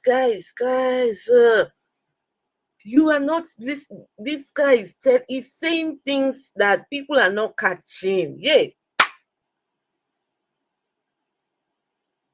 Tobi is saying if 200 people have left,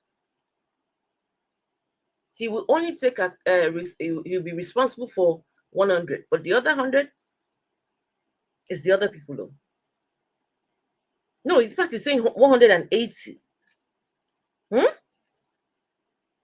180 people.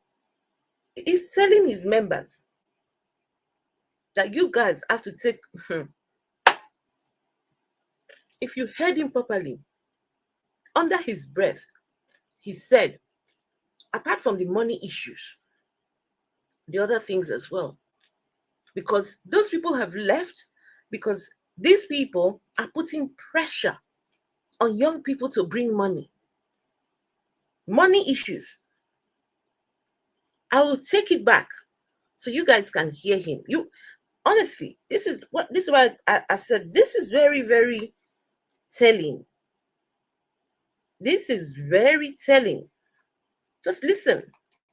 So with all the people that have, some of the people that have left the nation, as the leader of the work, have you ever sat down and thought, maybe they left because of me? Maybe as well. Me as me. I thought me as you. Yeah, I thought it's just that not significant. But the serious note, how can I sit down and think it's because of me? You now as Paul. Yeah. Do you know how many ladies who left when they realized you are dating, let's just say, Abigail or yeah, because they just thought this is hopeful. We thought we were prayer warriors of favor. Yeah. By the time you calculate, if 3 of them left, multiply by this gentleman, multiply by many other issues. So he's making it look as though the young men, the girls come in, see the fine guys. As soon as they realize this guy's dating so and so, 3 of them So 3 per one young man in his church. So 3 young girls come in wanting to date that guy, see that he's dating somebody else, and the 3 of them leaves.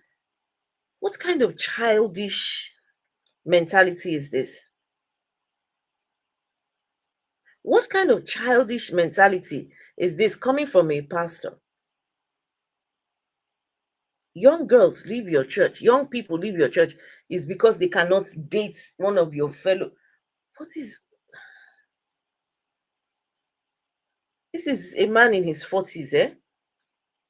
A man in his 40s cannot sit down and think, okay, people have left. Why have they left? Could it be it's the reputation that I have out there? Could it be it's my methods? Could it be it's, have a logical conversation? But no, it's about who is sleeping with who. It's crazy. What is Ekene was over here? He got muted on YouTube. What is Ekene talking about? Ekene, come up if you want to talk. If you are, what is Ekene saying? Yeah, woman, alatenuje, find work, hug transformer. What is wrong with this individual? Come now, you want to come, let's talk. Don't if you want to talk, I can bring you up. Let's talk if you're so pained. What is your problem, Ekene? Are you one of the people that Tobi has given 1 million naira? Are you one of the oldies? Hello, Vessel. Hello, Afro-80s. How you doing? I'm good, thank you. Listening to this clown over here. What is he wearing? See, the chains on there. Guys, look at the way he's dressed. It looks like a Boy Scout. The cap, the chest. Now, and he's wearing a face No, cap. Now, he looks like those colonial African police officers.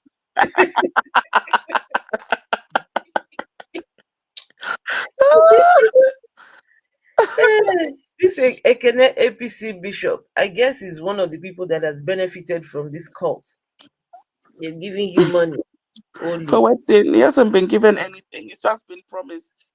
He's been promised, what do they call it? Leadership. Leadership. Now, the mumu is here. Say proof God does not exist. No, prove that. I will prove that your nyash does not exist. Nyash. Yeah, we prove that Ekene's nyash no they exist. Ekene's nyash has a big hole. That's why you will not see that in one place. We don't give place to place.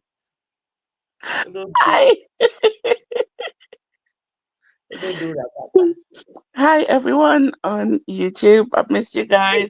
Family. Hi everyone on TikTok. How's everybody doing? Today is Sunday evening. You can be doing anything with your time. Look at you coming to come and cry here. Grown at I don't know. Eh? Attention speaker. To do with yourself, Ekene, APC bishop. Disgrace to your family. You're a disgrace to your whole community, Ekene. Anyway, let's continue with this cult leader. Vessel, you should hear what just happened here with Tobi. One of his followers asked him that the people that have left, do you ever stop to think that it could be because of you that they left? Hey. Exactly. Toxic. The guy said, when you have a toxic, when you just become toxic, people don't want to be around you.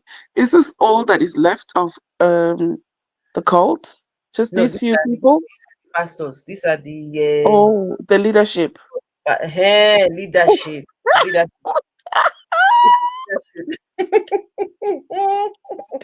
This is leadership. Wait. So This Ekene says you dey vex, say Tobi Adegboyega no one agree for your advances. Which advances? Hey, well, this a Kenyan woman. Wait. Please, I beg you. Ekene, vessel. When you look at Tobi, please. Okay, be very honest with me.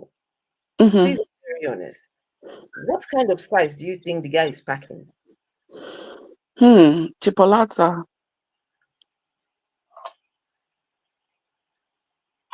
Yeah, that's about the size of a chipolata.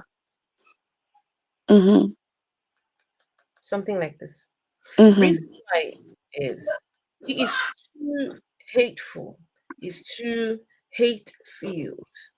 The guy is no, he can't be that good, right? Because no, I guarantee you. And all this is tight pants as he's always wearing. Have you seen some of it? Let me see if I can show you guys. There was one trouser that he was wearing. When you see it, you will know that. Wait, let me see if I can find it. This kind of guy comes to meet any ladies and ask you, please. Maybe when you see this, you'll be able to tell that this guy. Okay, there's one. Okay, hold on. Let me see if I can find it. You see, the guy wants to wear fashion at all costs, but the fashion does not make sense at all. Wait, where is that trouser? Look at it here. Guys, look at. Really have young men all over the world and women organizing themselves. Their hands are not stretched out to beg for money or pictures or any of those favors, which we don't mind doing. We always do. But what they do is coordinate each other themselves, make sure that they are the best in their field. That is what SPAC Nation is. So you'll see people from Ibadan City in Nigeria to Abeokuta all the way to Monaco, Switzerland, Paris, under different names, of course, because of our certain expression, Connect Family, Heal It Family, and all the way to Cameroon as well, to Ghana, the banking family in Ghana. Young men and women who are focused, on community building, changing the world. And people ask, is it true that young Black people can organize themselves like this? That's what we've been doing for 20 years. What you're going to watch is going to inspire you. I know people see all the cars and all the houses and all the dress, how we look, but that helps us to attract people, to make them see possibility. But the true message becomes real when people Do you guys hear? The house, it says you guys see the houses, you see the cars, but all those things are just to attract people. When I tell you everything in this cult is smoke and mirrors, nothing in this cult makes sense. Honestly, you need to be very careful. Look at him. Look at the way he's dressed. And somebody who is the guy, 2 to 3 incher. This guy, the 2 to 3 incher, right? Listen, guys. Now, because a man hasn't got you haven't got it's not your fault what what you're packing, right? Not your fault at all. And nobody should put you down for whatever you have got, right? Nobody at all. It's in, you being honest with yourself and you being honest with your partner or partners, whatever the case may be, and finding what works, right? Finding what works. So when you guys hear me say that, please don't feel that it is a put down on people who have,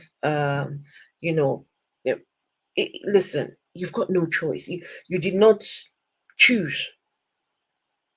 It's just natural, right? Now, as for this in particular individual, this guy, the kind of hate that he has inside him, the kind of character. This guy is a narcissist, sociopath. It's just impossible to see how he can satisfy a partner. It's hard. He is too self-centered to think of another. Too self-centered. So no. So I hope you guys understand that, and it's not a put down at all. Find what works for you. Find what works. Okay. Become part of the family. An example is the STEM think tank. We have the best in UK right now. We started from Imperial College, and right now, MIT. MIT. This guy says they've got the best think tank, STEM think tank. What the fuck is wrong with this individual? No, look at him. He looks like a sissy. Vessel. Yes, I'm here. Look at your guy now. Whose guy? I beg. Whose guy is that?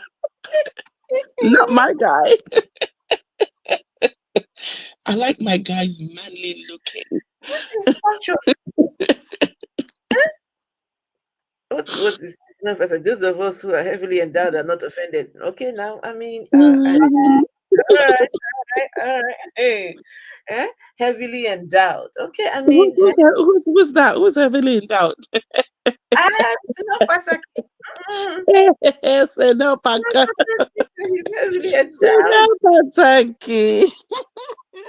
guys. Okay, question for everybody. Right now, I'm sorry, your people on TikTok, you'll not be able to see the. Okay, maybe I can hold on.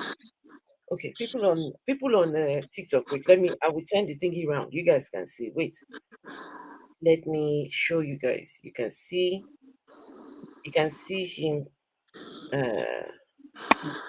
Wait, let's turn this around. Okay, now have a look at. Wait, let me clean. Let's clean this camera. Okay, have a look at his trouser. Wait, hold on now. His jeans. Look at. You might need to zoom in, Afro. Don't know if there's a zoom in function.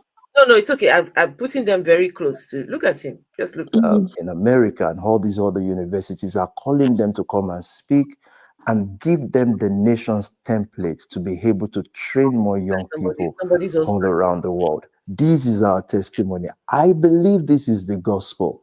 And someone will say, isn't the gospel just about Christ? No, Christ impacted the world, raised a different class of people that even when they left, they said, we know that you've been with Christ because you didn't go to school, you were not learned, but the person, the association you kept has made you into something. You would see both men and women speaking about the vision and speaking about the impact of the vision. And these are the people. Now, okay, ladies, look now. See, look this place here. Look at it. You see all here, right? So, not somebody saying, the reason why you because he's bringing his advances. I beg, he should keep his advances to himself. Someone like Tobi come and bring advances your way. I beg. Tell him that you would rather buy a rose or a rabbit. A rose or a rabbit would do a better job than this clown here. So just forget.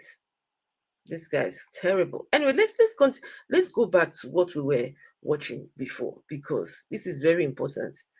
Look at the way somebody's the way he's dressed. Look, he's got the tags. All here, tags for the clothes. Dressed formally, but yet where's anyway, I don't know. Maybe this is fashion. I don't know. Right, okay. Let's continue. Let's say 200 left. Okay, I take responsibility for 100. But where are the remaining 100? Why did they not stay with you? No, mostly, I can guarantee you there are 180 left because of you guys. Whatever, not to talk of the money world. I'm just talking of relationship world now. Before people say, oh, you take responsibility for everything. I take responsibility for including the one Ukraine and Russia. Zelensky. And then the civil war that happened in Nigeria in 1970. Everything is my fault. However, what I'm saying is, things are organizations, we have to learn church. Maybe it's not strange to me because I grew up in church.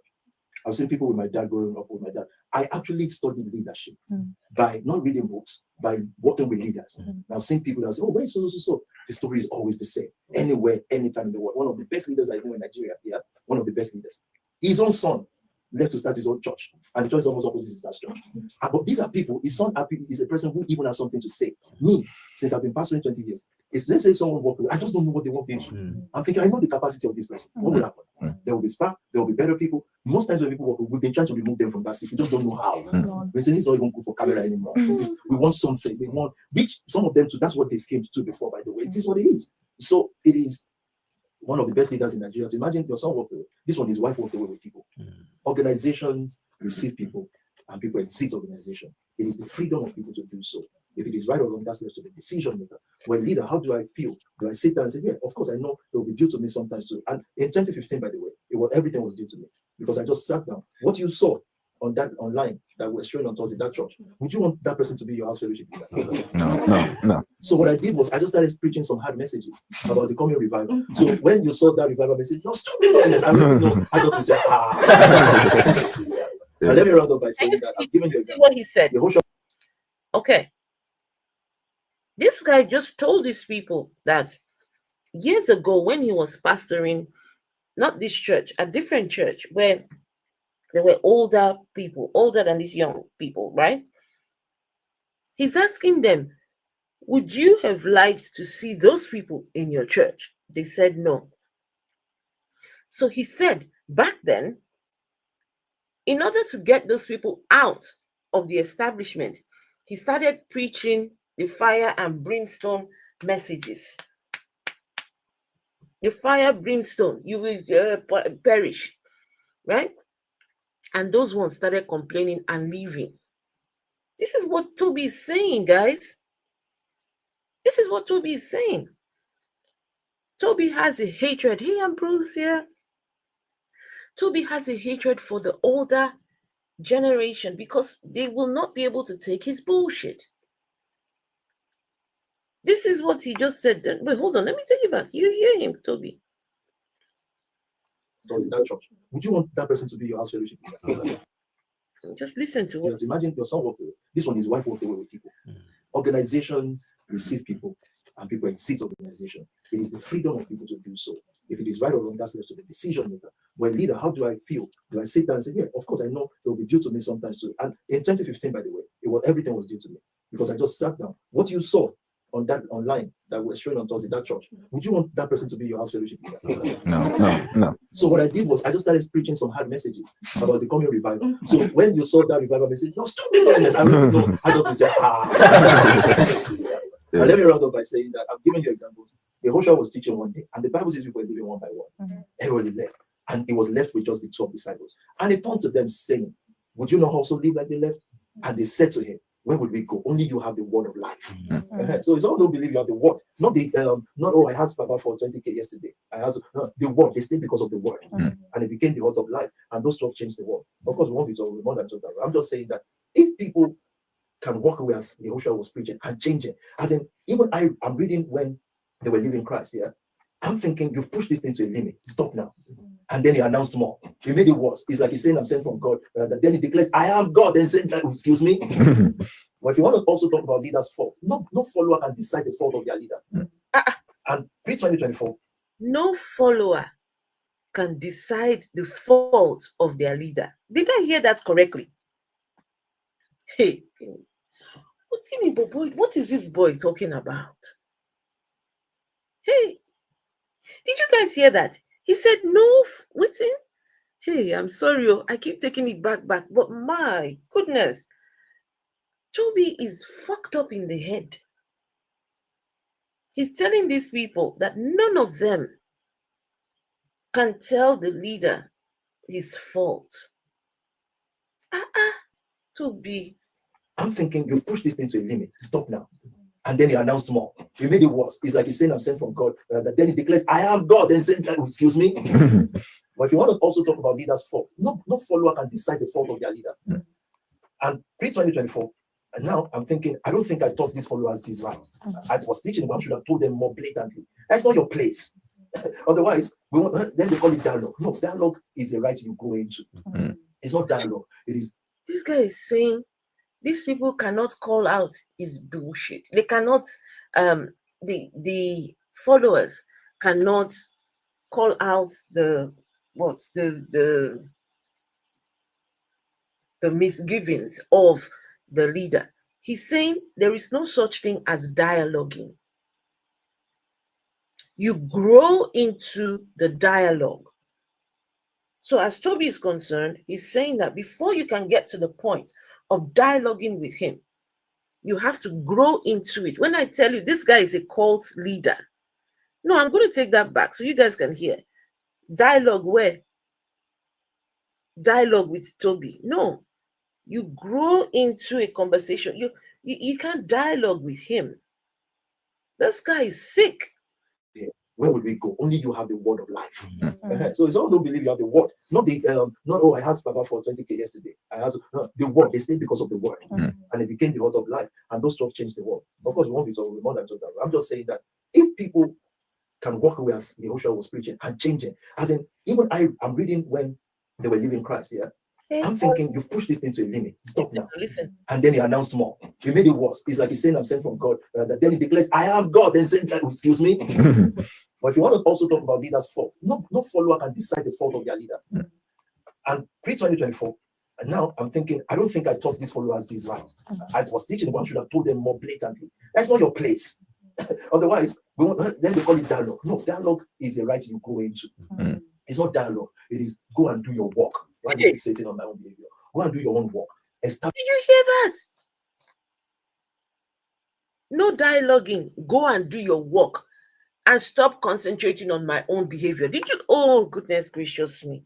Did you guys hear that? This guy who made him a leader, who made Tobi a leader, the guy said there is no dialoguing with these people. These are the leaders of his church he's talking to. No dialogue. Huh? Just go and do your work and stop focusing on my behavior. Look at him. Don't chop belly full. Does this guy know that these are the people that are feeding him? Does he know? Does this clown know that these people he's not prepared to dialogue with, these are the people bringing the monies into his cult? These are his money makers. Does he know that? Go and do your work. Just go and bring me the money. Holy thief. Because of the word. And it became the word of life. And those 12 changed the world. Of course, we won't be talking more than that. I'm just saying that if people can walk away as Yehoshua was preaching and changing, as in even I'm reading when so he's comparing himself with the Jesus in the Bible. That if that Jesus could have people walking away from him, then same difference. Same difference. Yeah, they're bound to walk away because I'm like Jesus as well. They were leaving Christ, yeah. I'm thinking you've pushed this thing to a limit. Stop now. And then he announced more. He made it worse. It's like he's saying, I'm sent from God. Then he declares, I am God. Then saying, excuse me. But if you want to also talk about leaders' fault, no follower can decide the fault of their leader. And pre-2024, and now I'm thinking, I don't think I taught these followers this right. I was teaching them, I should have told them more blatantly. That's not your place. Otherwise, then they call it dialogue. No, dialogue is a right you go into. It's not dialogue. It is go and do your work. Why are you fixating on my own behavior? Go and do your own work. Establish yourself instead of saying, yeah, but our leader got it wrong too. The person that tells your leader they got it wrong is their own leader. Otherwise, we'll just throw ourselves into bad. Is this guy okay? The person that tells the leader they got it wrong is their own leader too. What? Vessel! Hey. Bro, if I talk. No. It's ridiculous. And people, look at them just sitting there, taking it all in. He's basically just taking it all in. He's basically telling them he's beyond limits. None of them should even think about coming to say, oh, but Tobi, just go and do your work. Look at Maria Muller, the way she's listening intently. Mariam Mola, is she there? Yeah, the one right on the edge of the screen. Is that not her? No, that's not Mariam. One second. Who is that? Right on the edge of the screen on the right hand side. Has it come yet? All right, give me a minute. On the right hand side. You might have. Give me a minute. Sorry, guys. Are you sorting it? All right, then. Oh, my goodness. Sorry, darling, you were saying. I'm saying on the far right hand corner. Right at the edge of the shot. At least he's helping and building the community. Which community? Majority of Millionaire Gideon. This guy is taking advantage of young people. Did you hear? Millionaire Gideon. 14-year-old children are giving £50 a week to Tobi Adegboyega. 14-year-old. £50 a week. We heard it here. They said it. The girls. Where are they getting the money from? Let me see if I can find that comment. Okay, let me see what. No, because where are they getting the money from? 14-year-old. I would look for that statement. £50 a week. They're helping. These people are fleecing the young people. Tobi, like that sounds like someone's bus fare or school lunch money. What number are we now? We are the school dinner. That sounds like school dinner money. 209. Right. I'll let me take it back so you can see where going over how much the girl was talking about. Wait, let's see. I will find it. They were quarreling over who brings what to the church, and she said,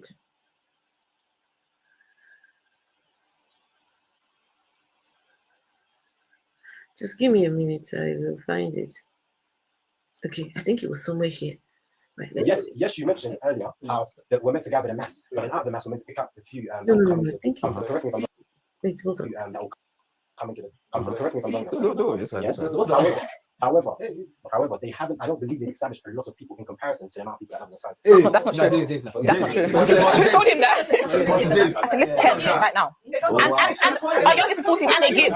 They contribute financially. Sorry. They contribute. Did you hear that? Our youngest is 14 and they contribute financially. So that's 142. I'll take it back. Yeah. Our youngest is 14 and they contribute financially. And she will still say it with her full chest. Wait, she's going to say it again. High numbers. However, in terms of now helping young people.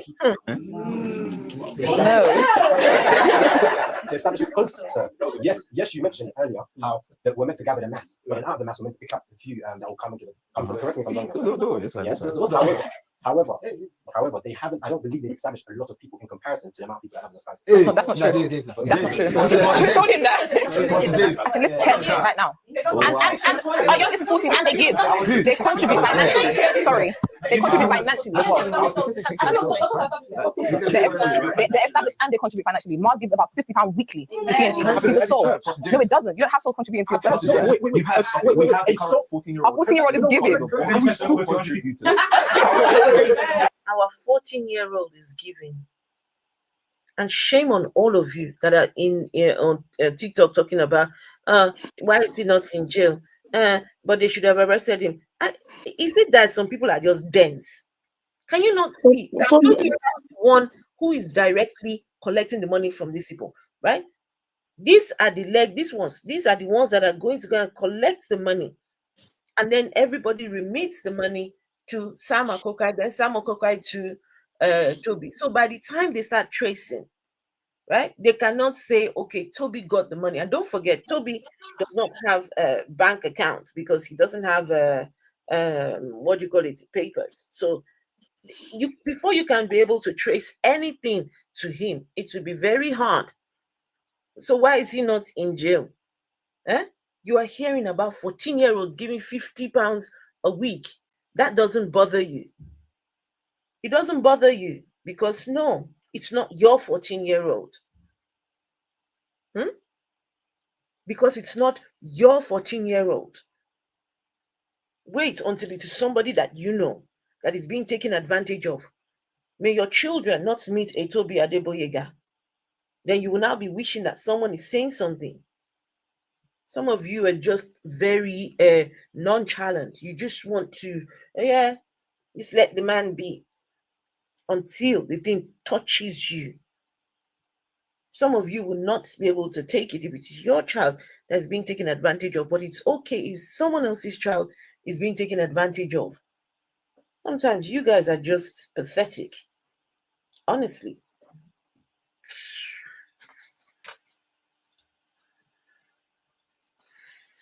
Pathetic. Anyway, let's go back. Did you guys hear? 14-year-olds are giving money in this guy's church. Tobi is a thief.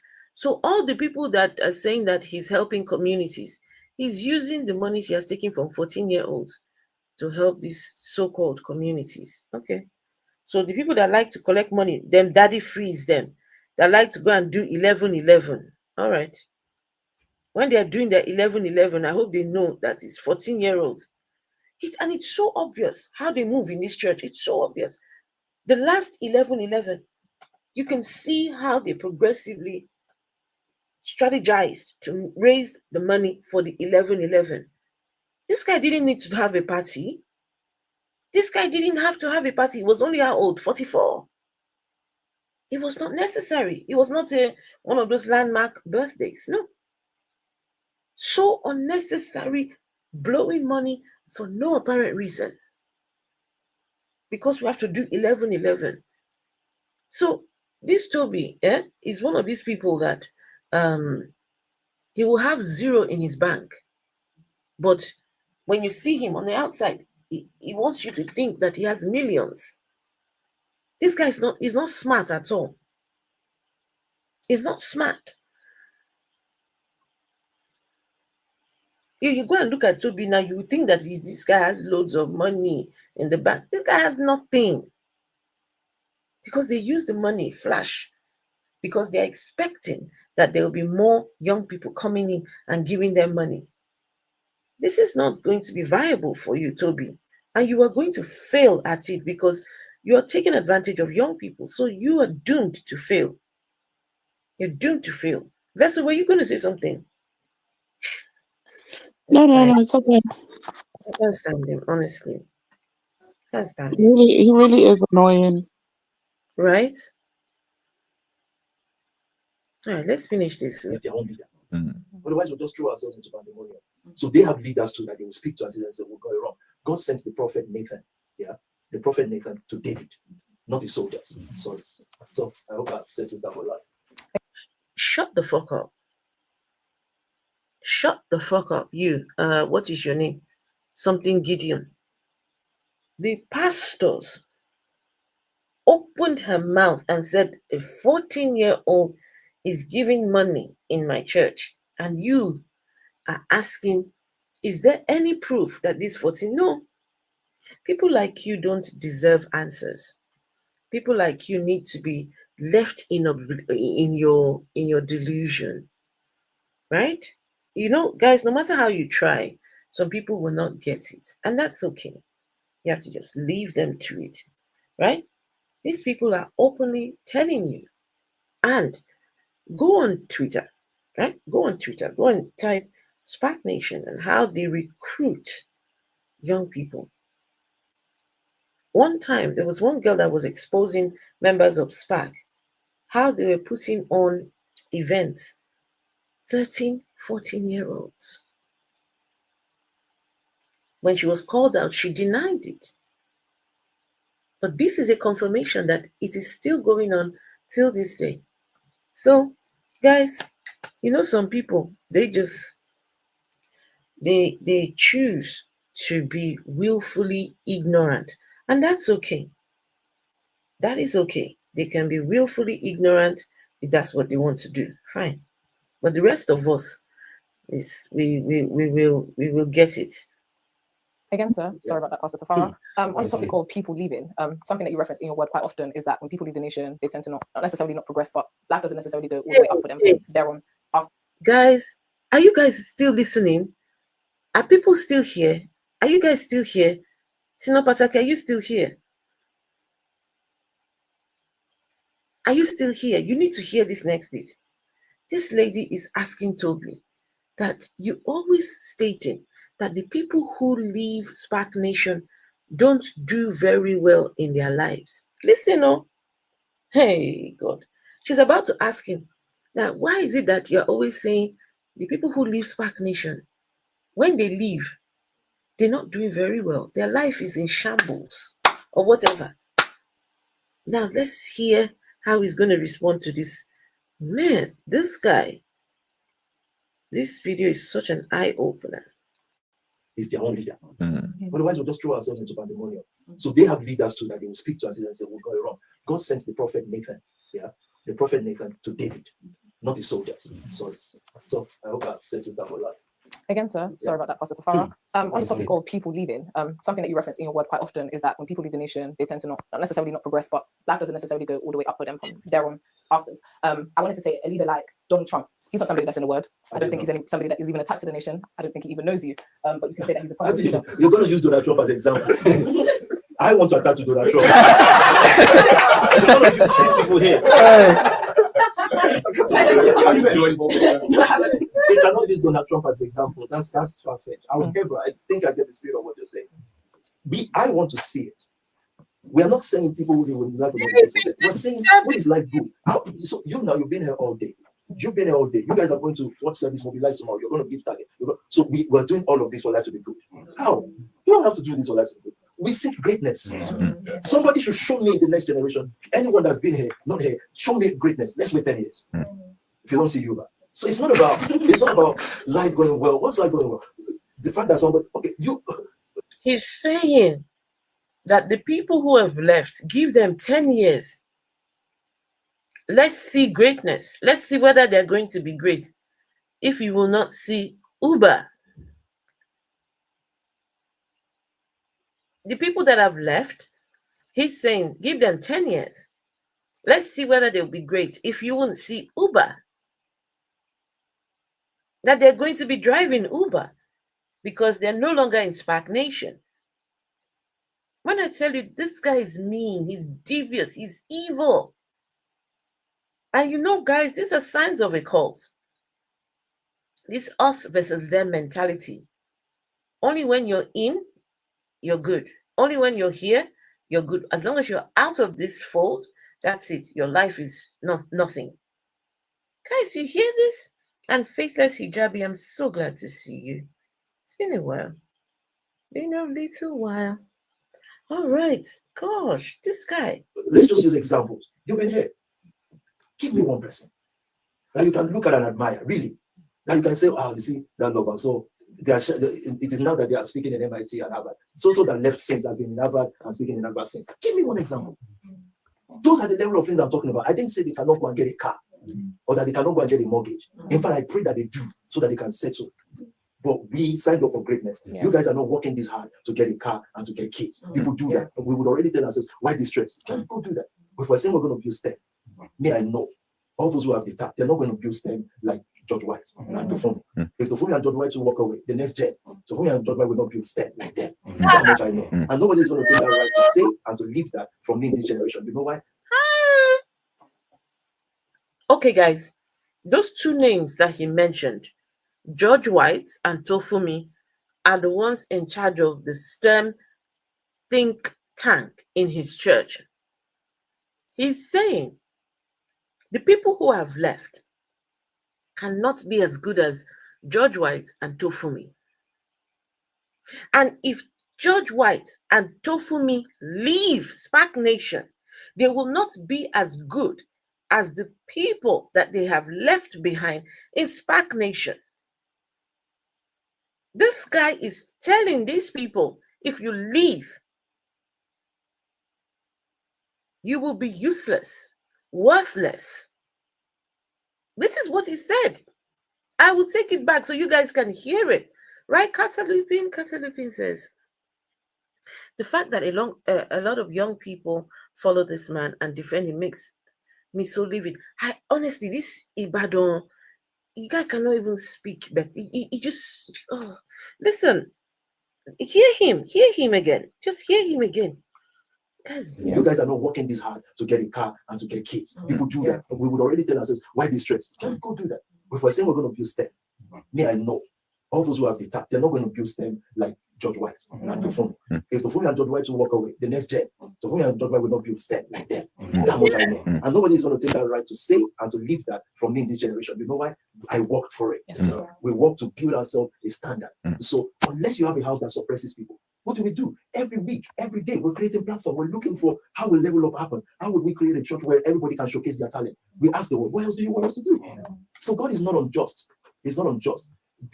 Everybody should go prosper because it will be wrong for everybody to say that someone will not do what's all. That's bitterness. What's my business with someone doing well? It's only if you become great or trying to become great. If it is our position, then we'll fight you. We won't say, let's say Jade wants to run for governorship. You want to run. If you're not here, we'll support you to fight you. Everything, every single thing. And people should know that the confession of their sin file is still with us. Okay, guys, tell me you heard that. Tell me that you heard that. Please tell me that you heard it. No, seriously. This is dangerous, guys. No, this is dangerous now. Tell me you heard that. Hey, Celine, you're my favorite TikTok page now. Keep exposing the fake pastors. I saw Queen Obatala 1. Hello, my beautiful lady. How are you? Guys, no, tell me you heard that. Hey, Tobi is saying, if you're not part of us, if you leave, and you and someone in our church have to be head to head for whatever position, we would join forces to fight you. He didn't stop there. He didn't stop there. Guys, what he said, Vesu, I hope Vesu can hear. Vesu, I don't know if Vesu is still there. Tobi just said, did you hear what he just said? I will tell you what he said, and I will take it back. So Tobi just said that the people who have left, their confession, sin, confession files is still with them. Did you hear that? Let me take it back. You see it. You hear it. He's saying that let them go. No problem. All the confessions, the sin confession files are still here with us. Listen, you hear it. Tobi is dangerous. How much I know. And nobody is going to take that right to say and to leave that from me in this generation. You know why? I worked for it. We work to build ourselves a standard. So unless you have a house that suppresses people, what do? Every week, every day, we're creating platform. We're looking for how will level up happen. How would we create a church where everybody can showcase their talent? We ask the world, what else do you want us to do? So God is not unjust. He's not unjust. Everybody should go prosper because it will be wrong for everybody to say that someone will not do what's all. That's bitterness. What's my business with someone doing well? It's only if you become great or trying to become great. If it is our position, then we'll fight you. We won't say, let's say Jade wants to run for governorship. You want to run. If you're not here, we'll support you to fight you. Everything, every single thing. And people should know that the confession of their sin file is still with us. The only reason why we're not using it now is it's not important. We want to realize we've lost all the data. We've lost it, but confession of sin is in our hands. We've got the confession. Tell me you all heard that. Please tell me you heard it. That the confession of their sin files is here. The reason why they're not using it because it's not. They don't need it just now. They might lose all the data. They might lose everything. But the confession of your sin files is here with us. Damn. Did you? No, tell me. Oh, goodness. Sinopataki, are you there? Arsenal 14. Did you hear that? Hey, my goodness. Tobi. Yay. I pity all these people that are here. That's like a threat. It's a veiled threat. That's a threat. Yeah, typical cult behavior. Yeah, that is a threat. Why is he not in jail? Guys, I do have a petition. I have a petition. And have I removed? If you look, I think in my bio somewhere, you'll be able to find the petition. Let me see if I can find that petition for the people on YouTube. You guys can come over on YouTube if you want to. You might be able to just click the link and go to it. Let me, this guy,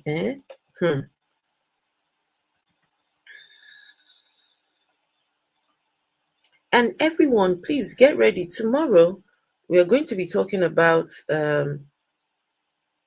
Pastor E.A. Adegboyega, the lying liar that stays lying.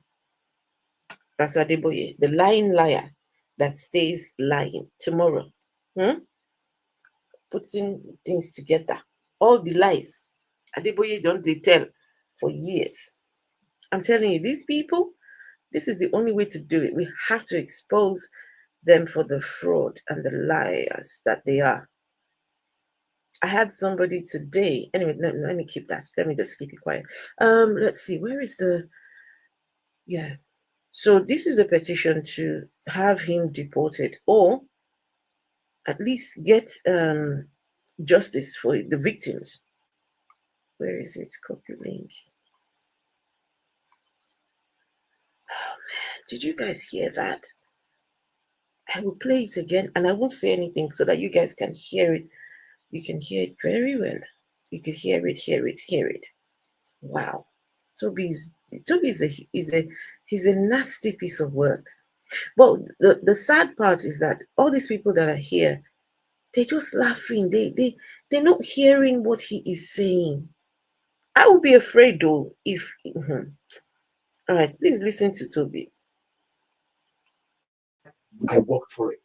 We work to build ourselves a standard. So unless you have a house that suppresses people, what do? Every week, every day, we're creating platform. We're looking for how will level up happen. How will we create a church where everybody can showcase their talent? We ask the world, what else do you want us to do? So God is not unjust. He's not unjust. Everybody should go cross because it will be wrong for us to say that someone will not do what's all. That's bitterness. What's my business with someone doing well? It's only if you become great or trying to become great. If it is our position, then we'll fight you. We won't say, let's say Jade wants to run for governorship. You want to run. If you're not here, we'll support you to fight you. Everything, every single thing. And people should. Just 1 second. I have the speed. Oh, let me slow down the speed slightly so it's not going too fast. Know that the confession of their sin file is still with us. The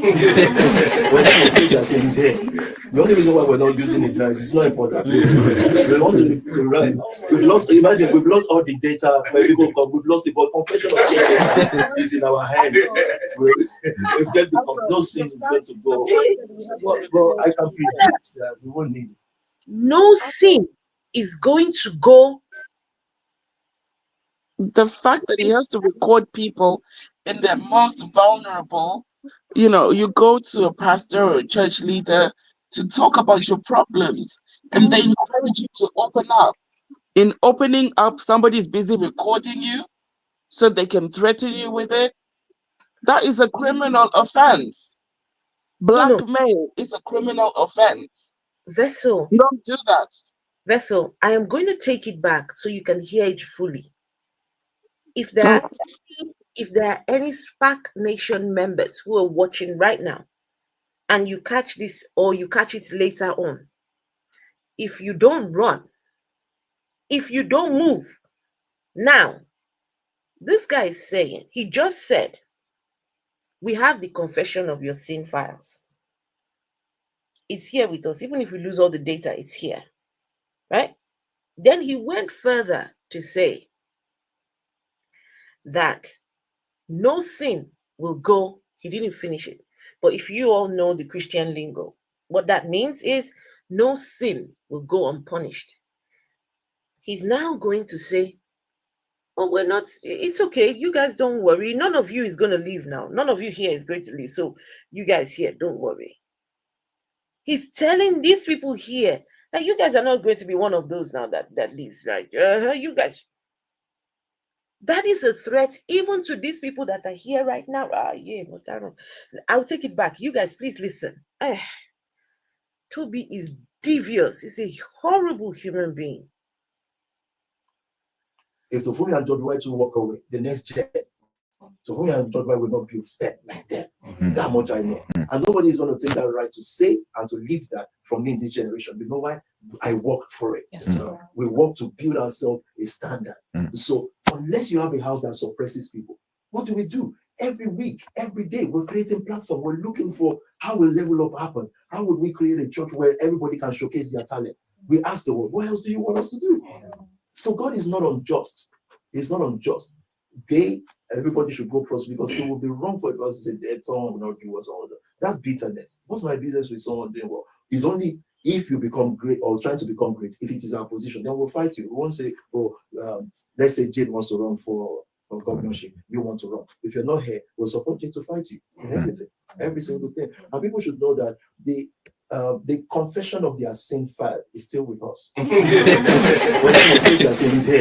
The only reason why we're not using it now is it's not important. We want to rise. We've lost all the data when people come. We've lost it, but confession of sin is in our hands. We've got no sin is going to go. But I can predict that we won't need it. I hope you know what that is. I can predict that won't be needed. You won't need their sin exposed because nobody will know. I've given biblical support for it. Oprah probably wants to live a good life. But the book that matters, the book of life, the Bible, she's not there. So nobody should, as in Donald Trump's dad was a multi-billionaire, or at least multi-millionaire. Sure, you guys heard that, Abby? It tells the story of when his dad takes. Sure, you guys heard that they won't be needing it because this guy is a devil. Tobi Adegboyega is a devil. Richard Osinachi, so no more Pastor Jerry. No, I'm just letting that one breathe a little bit. I'm just letting him breathe a little bit. No, we're coming back to it. In fact, I'm still putting videos together at the moment for Pastor Jerry. Huh? Not Jerry telling them to, he was telling them to prepare a seed. Wait, hold on. Where's my iPad? He was telling them to prepare a seed. Huh? Jerry said that, prepare a seed. Let me see. Where is that video where he was telling them to prepare a seed? What kind of seed do they want? They want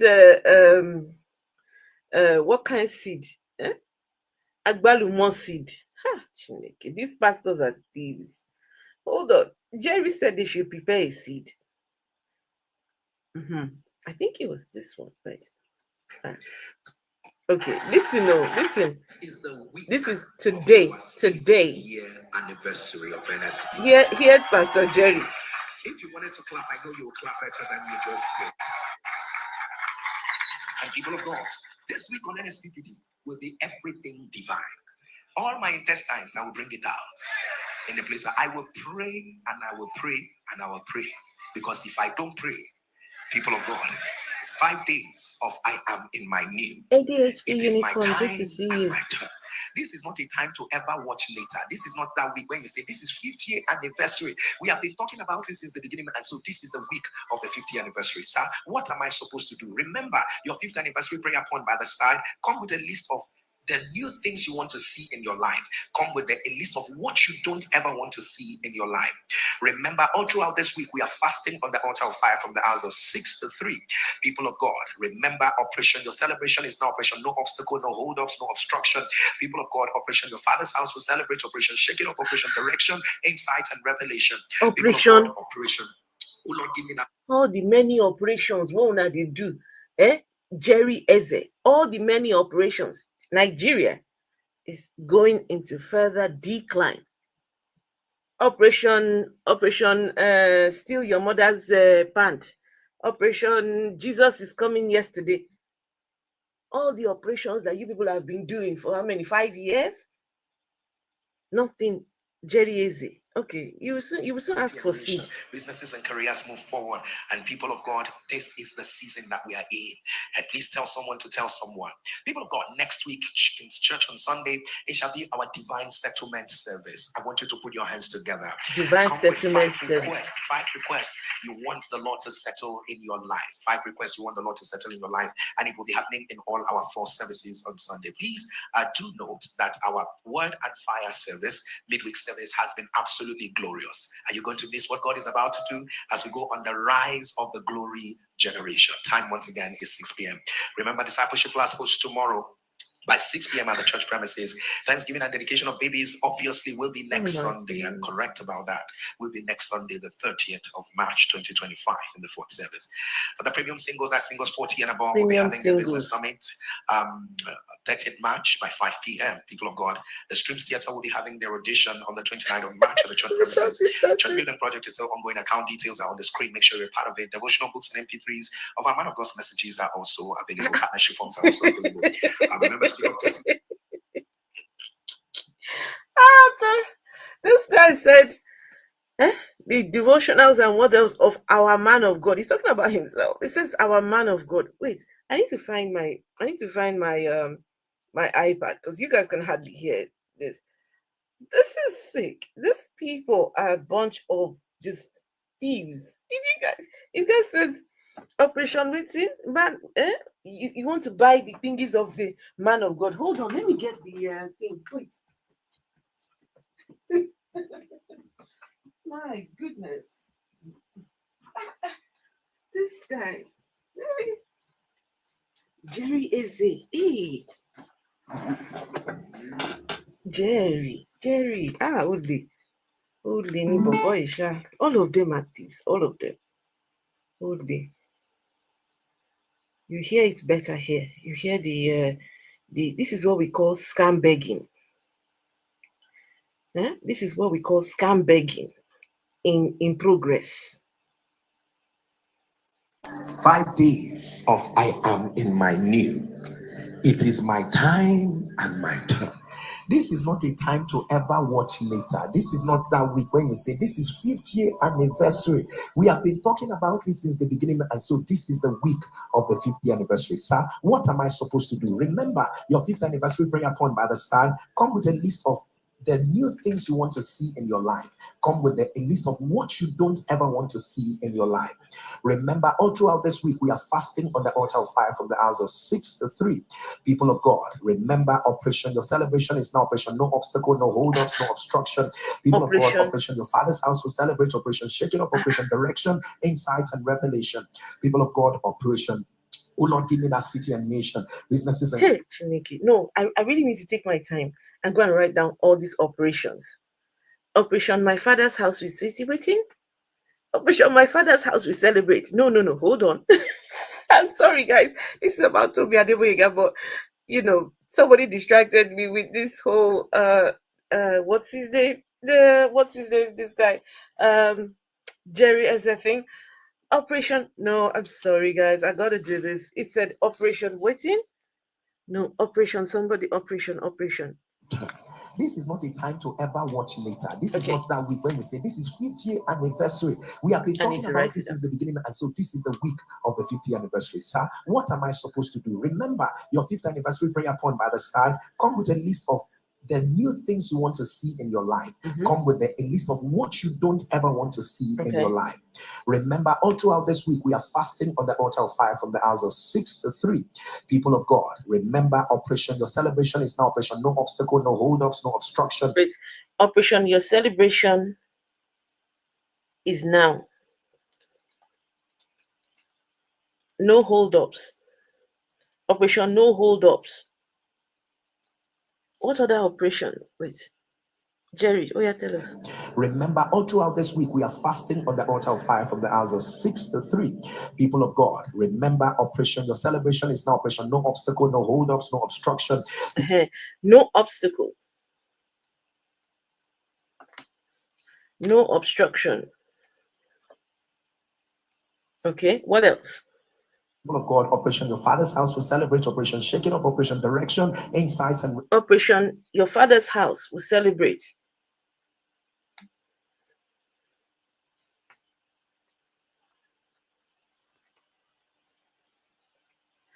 Operation Your Father's House will celebrate. Operation, what other operation?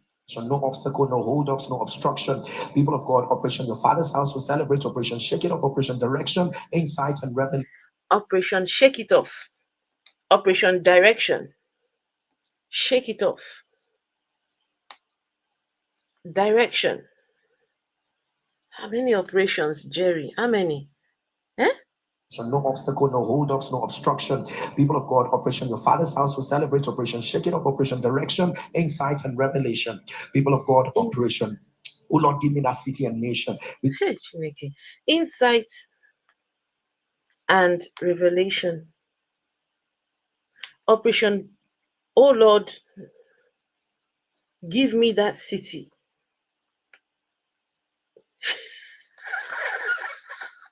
Oh Lord, give me that city. What else? My gosh, this guy. Celebrate Operation Shake It Off, Operation Direction, Insight, and Revelation. People of God, Operation, oh Lord, give me that city and nation. Businesses and careers move forward. And people of God, this is the season that we are in. Wait, so city and nation. Anyway, it's how many operations can one person have? Operation, I wish they would just do Operation Shut Up. Or Operation Just Go Away. Operation Prove God Exists. How about we challenge Jerry to do Operation Prove God Exists? Now that's an operation I want to see. There's all these many operations. What the fuck? God damn. Operation, operation, operation. Please tell someone to tell someone. People of God, next week in church on Sunday, it shall be our divine settlement service. I want you to put your hands together. Come with 5 requests. 5 requests you want the Lord to settle in your life. 5 requests you want the Lord to settle in your life. And it will be happening in all our 4 services on Sunday. Please do note that our word and fire service, meeting service, has been absolutely glorious. Are you going to miss what God is about to do as we go on the rise of the glory generation? Time once again is 6 p.m. Remember, discipleship class hosts tomorrow by 6 p.m. at the church premises. Thanksgiving and dedication of babies obviously will be next Sunday. I'm correct about that. Will be next Sunday, the 30th. Jerry, what is this? Jerry, is it? What is it that the YouTube money is not okay or what? What is all this many operation, this children, this operation Catch My Nation operation? What is going what is wrong with these people? The church has to be open 24 hours of the day, 7 days a week. I've seen Jerry on a Thursday, 4 o'clock, doing service in the church. Seen him on a weekday, Tuesday, in the afternoon, their service. Our workforce, they are inside the church. Our workforce, they are right inside the church.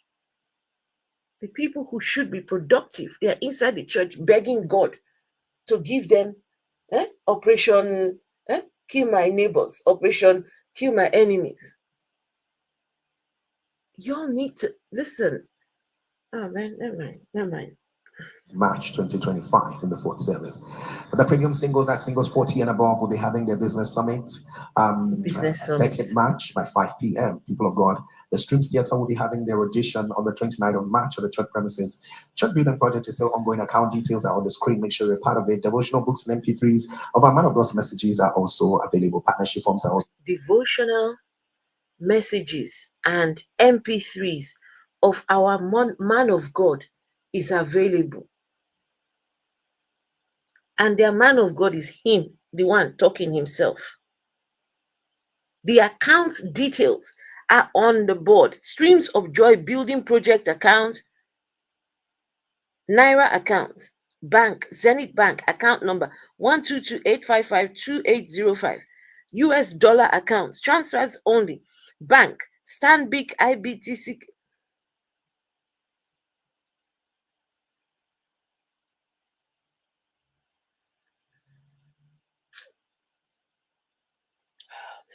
available.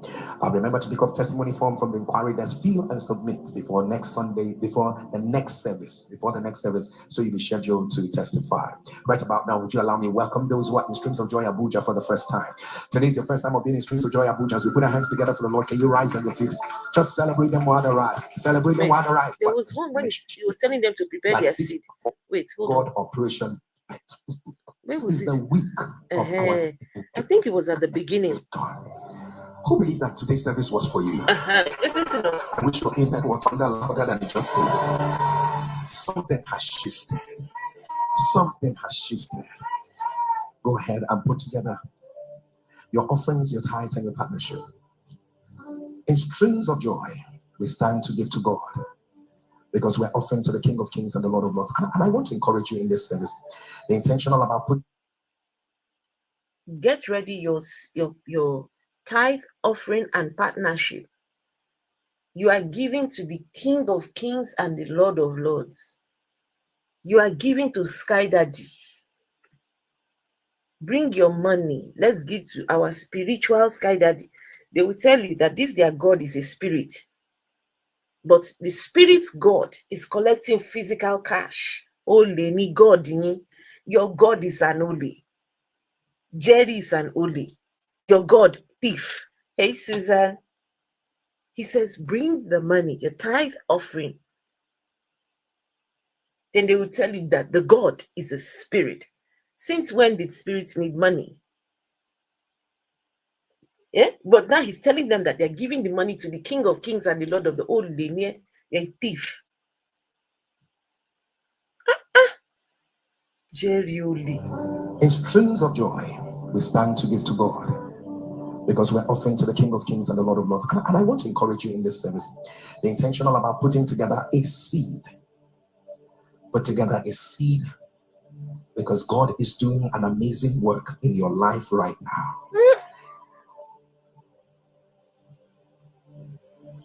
Yeah. Jerry said, be intentional about putting together a seed.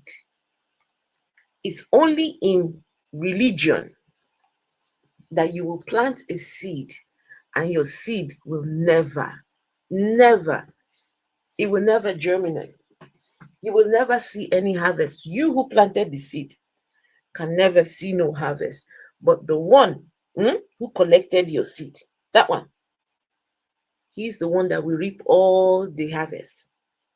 Only in the church and in religious houses that you give seeds, you never see the return of your seeds. I remember many years ago, I was a very young girl. Me and my sister found this church just not too far from the house. Walk down there, we go. The pastor said we should bring money for chairs, to buy chairs. And the pastor said 750 naira for each chair. He said, if you give, that the Lord will bless you, something he will give you back and something like that. I don't remember the full details of it. But the way he said it, he even made us say these words, money cometh to me. We were supposed to be saying it during the week. Money cometh to me. Money cometh to me. Money cometh. So I was young. How old was I then? I had no business giving that money, but I did. I have not received that, whatever that, the blessing of that money for that chair. I'm still waiting till now. I'm still waiting. It's been over 25 years. I'm still waiting. Some ridiculous shit. Church is a scam. Religion is a scam. Why a God needs money? I don't get it. Anyway, let's finish this Tobi Adegboyega. Let's be done with this. But my goodness, we ended at Tobi Adegboyega telling his people that their sin files are with him. And I will take it back just as a reminder that Tobi Adegboyega is busy collecting sin files. This guy will make these young ladies come and confess their sins, record them. Then when they leave, he puts together their sin files. This is a sick motherfucker. This is a sick motherfucker. This guy, Tobi Adegboyega. He is a sick, twisted individual and has no business being a pastor. This guy. The next time you see, what's his name? Freeze, going to attach himself to this moron. Next 11/11, we need to remind them.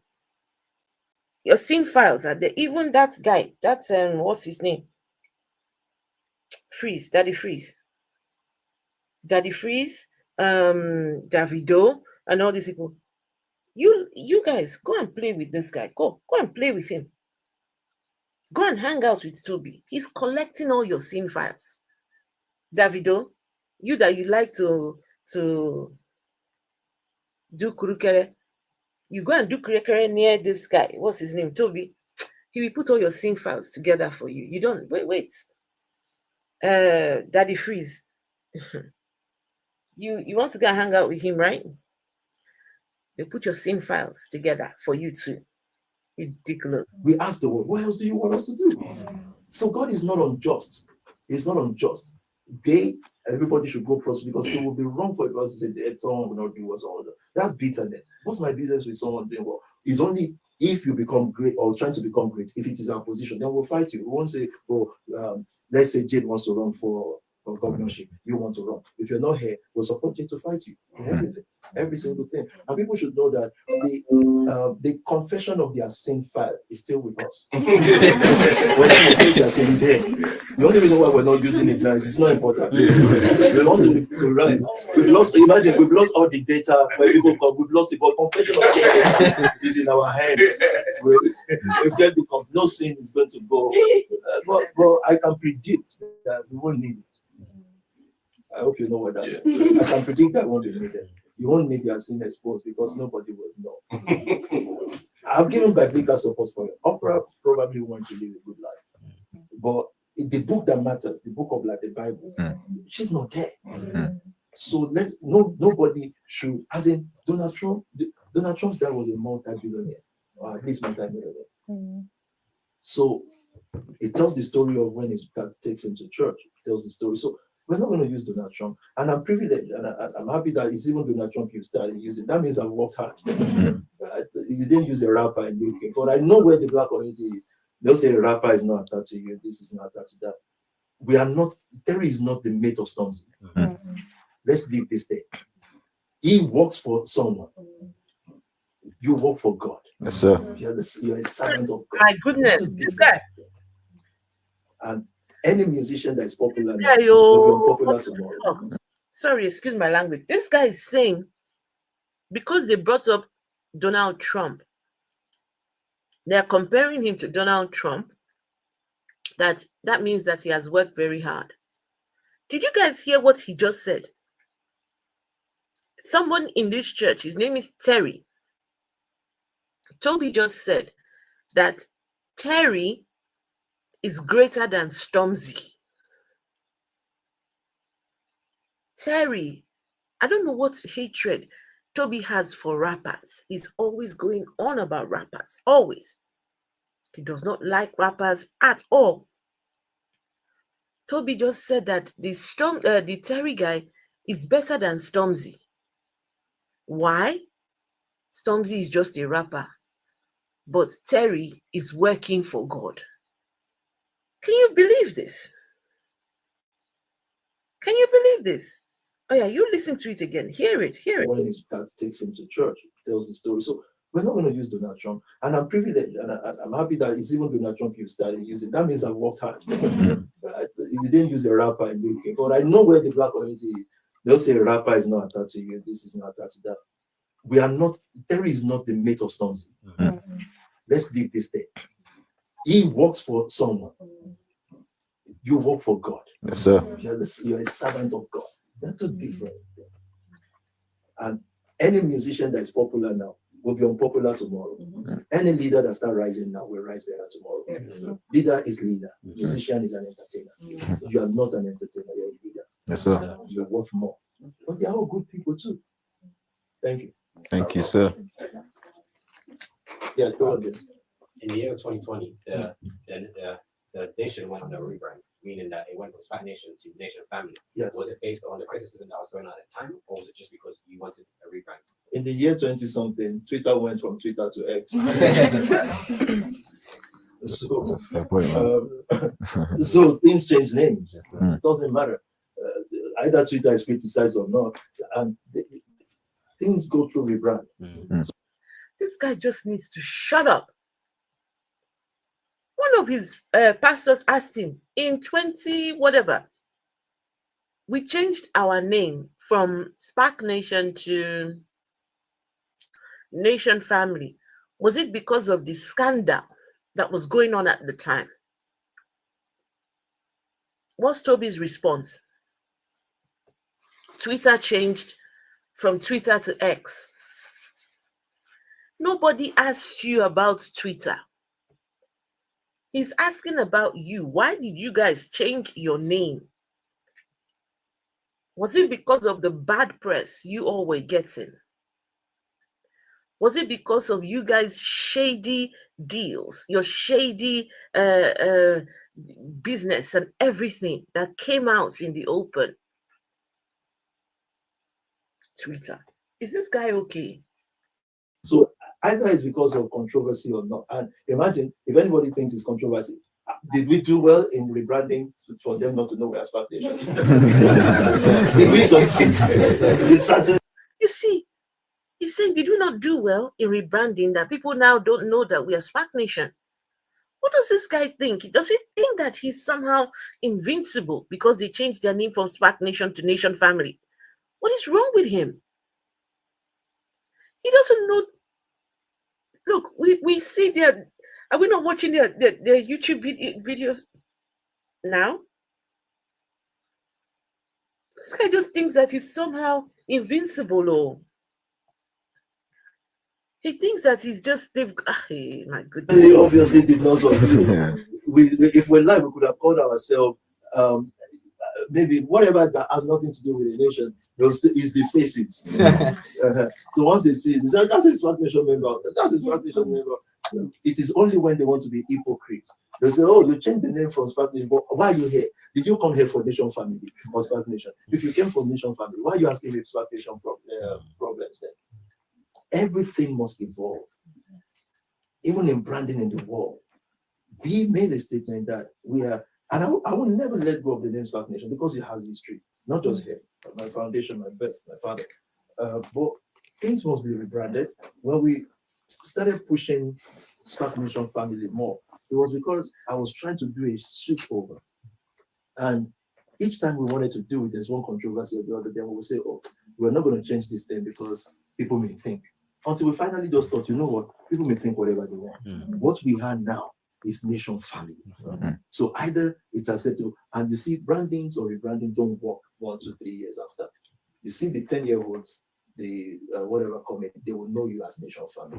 That's what they're gonna know. So rebranding or renaming is not. What? The 10-year-olds would know you guys as the Nation Family?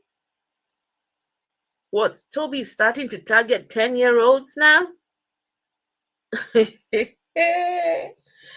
let me see if I heard that correctly. Wait, he's starting to target 10-year-olds? No, I don't believe this. Listen. He made a statement that we are, and I will never let go of the name SPAC Nation because it has history, not just here, but my foundation, my birth, my father. But things must be rebranded. When we started pushing SPAC Nation Family more, it was because I was trying to do a switch over. And each time we wanted to do it, there's one controversy or the other, then we will say, oh, we're not going to change this thing because people may think. Until we finally just thought, you know what, people may think whatever they want. What we have now is Nation Family. So either it's acceptable, and you see, brandings or rebranding don't work 1 to 3 years after. You see the 10-year-olds, the whatever comment, they will know you as Nation Family. That's what they're going to know. So rebranding or renaming is not an investment for them now. And it's not an investment that is based on, it can be based on anything if you like. But what I'm saying in this house is the shift, our cosmic shift demands that it's not just SPAC Nation, it's Nation Family. Because my level of assignment now is the family. The SPAC Nation Church is what we are establishing again through different names. Yes, sir. Yes, sir. Just circling back to last week's podcast, Pastor Faith did ask you if he was the Black Messiah, and I believe you did answer. I am the Black Messiah. They asked him if he's the Black Messiah. Tobi said he's the Black Messiah. But I am not a self-appointed savior of Western civilization called Antikemi. I believe you also say that he was raising the next messiahs. Yeah, I said that because it was like I have to say. But God knows in my mind. Did you guys hear that? Tobi says he's the next Messiah. He's the Messiah. Huh? He's the Messiah. Did you guys hear that? Offending with Fendi. Yes. Oh no, you know, offending with Fendi. Eh? Offending with Fendi. Now he's offending with deportation. Eh? Offending with deportation. This is where we are. Offending with deportation. Yes, please don't forget to give the stream a thumbs up. No, you people are not tapped. 12K likes. Come on, folks. Come on. Come on, my people. Arsenal 14.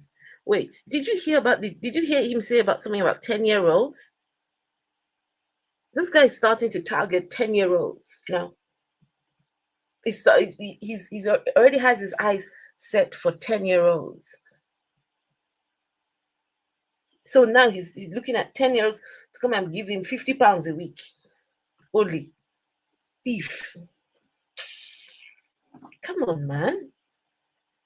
Loving life. Thank you. My God, this guy. And this is in the UK, not Nigeria, in the UK, You see all these young lads, you see them, you think that they're very smart and very clever, you know. But look at them. They're able to have Tobi swindle them like this. My. Anyway, it's nearly done, guys. We're nearly done. The truth of the matter is, the people don't need the Messiah. The Messiah already came. And that's Christ. It's not any rocket science. But occasionally in history, God raises people, messengers, and they are sent on special assignment. So, am I an apostle? Yes. I would not be called that. If someone calls me that, I'm going to freak out. But an apostle is a special messenger sent to deliver a special message. After which, once they deliver it, their assignment is over. And I've been asking God, when would my assignment be over? I can then live as a promoter. So you want me to give you like a summary. So I'll give you a summary. So this man, as you all know, claims to be a pastor here in the UK. He came in the UK according to him, 20 years ago. Started up church. And his church has been very problematic. At first, the church, they said they were trying to help young people. But come to find out that they were taking advantage of those young people. It's been in the news. It's been everywhere. And so now we're just trying to go and check what they're doing in that cult right now. Right? And the group of people that he has with him now, he is now setting them up against each other. The guy has now opened several churches within that church and telling them that they are brothers in destiny and something, but they're not brothers in exploits. So the churches have to fight among themselves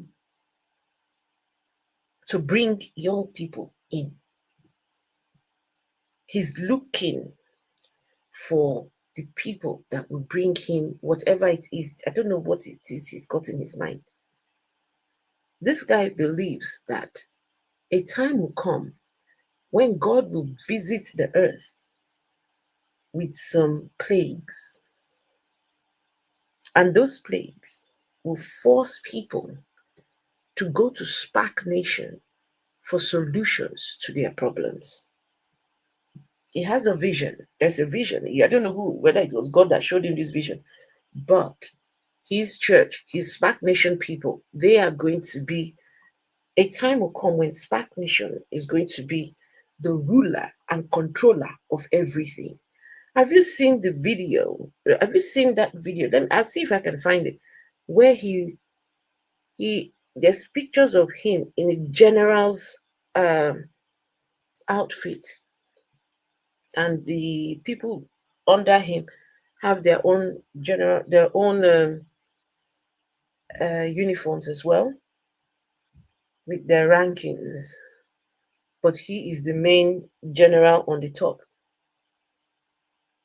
14-year-old is in Tobi's church giving £50 a week. 14-year-old that still is, they still don't know how to clean their nyash properly, is already giving Tobi £50 a week. So, well, this is where we are right now. So we're just, trying to catch up with this cult. What exactly is going on now? And we need to say something about them. Some of the things we've heard here is disturbing. The people that have left, just know that Tobi said he has got all your sin files, your confession sin files. He has them with him in his church. And the reason why they haven't brought it up, because they don't need it just yet. But the day that you fuck up, Tobi will bring out your sin files. Ridiculous dingbat. Something like that. But I think God is keeping me within this way, knowing that what I will become after apostolic life, might come back to haunt his kingdom. So I don't think he's keeping me in this work for the sake that the work is not done. I think he's a security against the church. But the serious matter is, there's a special messenger, there's a special message, and the people special messages raised will be messiahs of some sort, because they will save their community. If you as Tofara make it, do you understand the difference between you making it and the different and all these? If it's not inspired to make it, do you understand that it's light and day? If you make it in this, your community, how old are you now? 27. They are seeing someone that's followed leadership, live the disciplined life, and become a strong influencer, true leadership, not music or football. Music or football is already expected. Leadership is not. Entrepreneurship, maybe. So if they see leadership, do you understand the difference between that and you having a nice car, a good wife, and 3 kids? So if you make it, and I think you might, you're a messiah for like 1,000 kids. If Terry, single mother raised, in whatever area you were raised, if Terry actually survives and sustains this, is he not a messiah to 10,000 kids? But what does it matter if Terry has a nice car, has a nice house? He's going to be one of millions, probably 17 million. And he's still not going to have the best car. If you leave the normal cost of that, you will still not drive Rolls Royce. By Jane, you'll still not end up. The best you will have is a nice car on car finance and a nice house. Even that, God help you. But he's a messiah if he decides to trek a different path and thereby influence, help thousands of people. A musician is not treading a different path. He's just treading a path that Sony gave them. So people already know they can worship them today, but they already know you will pass away. Another one will come. Another one will come. But if we make this, yes, definitely, you heard the message of the messenger and you became messiahs for your community. That's what it is. That's our call. Yes, sir.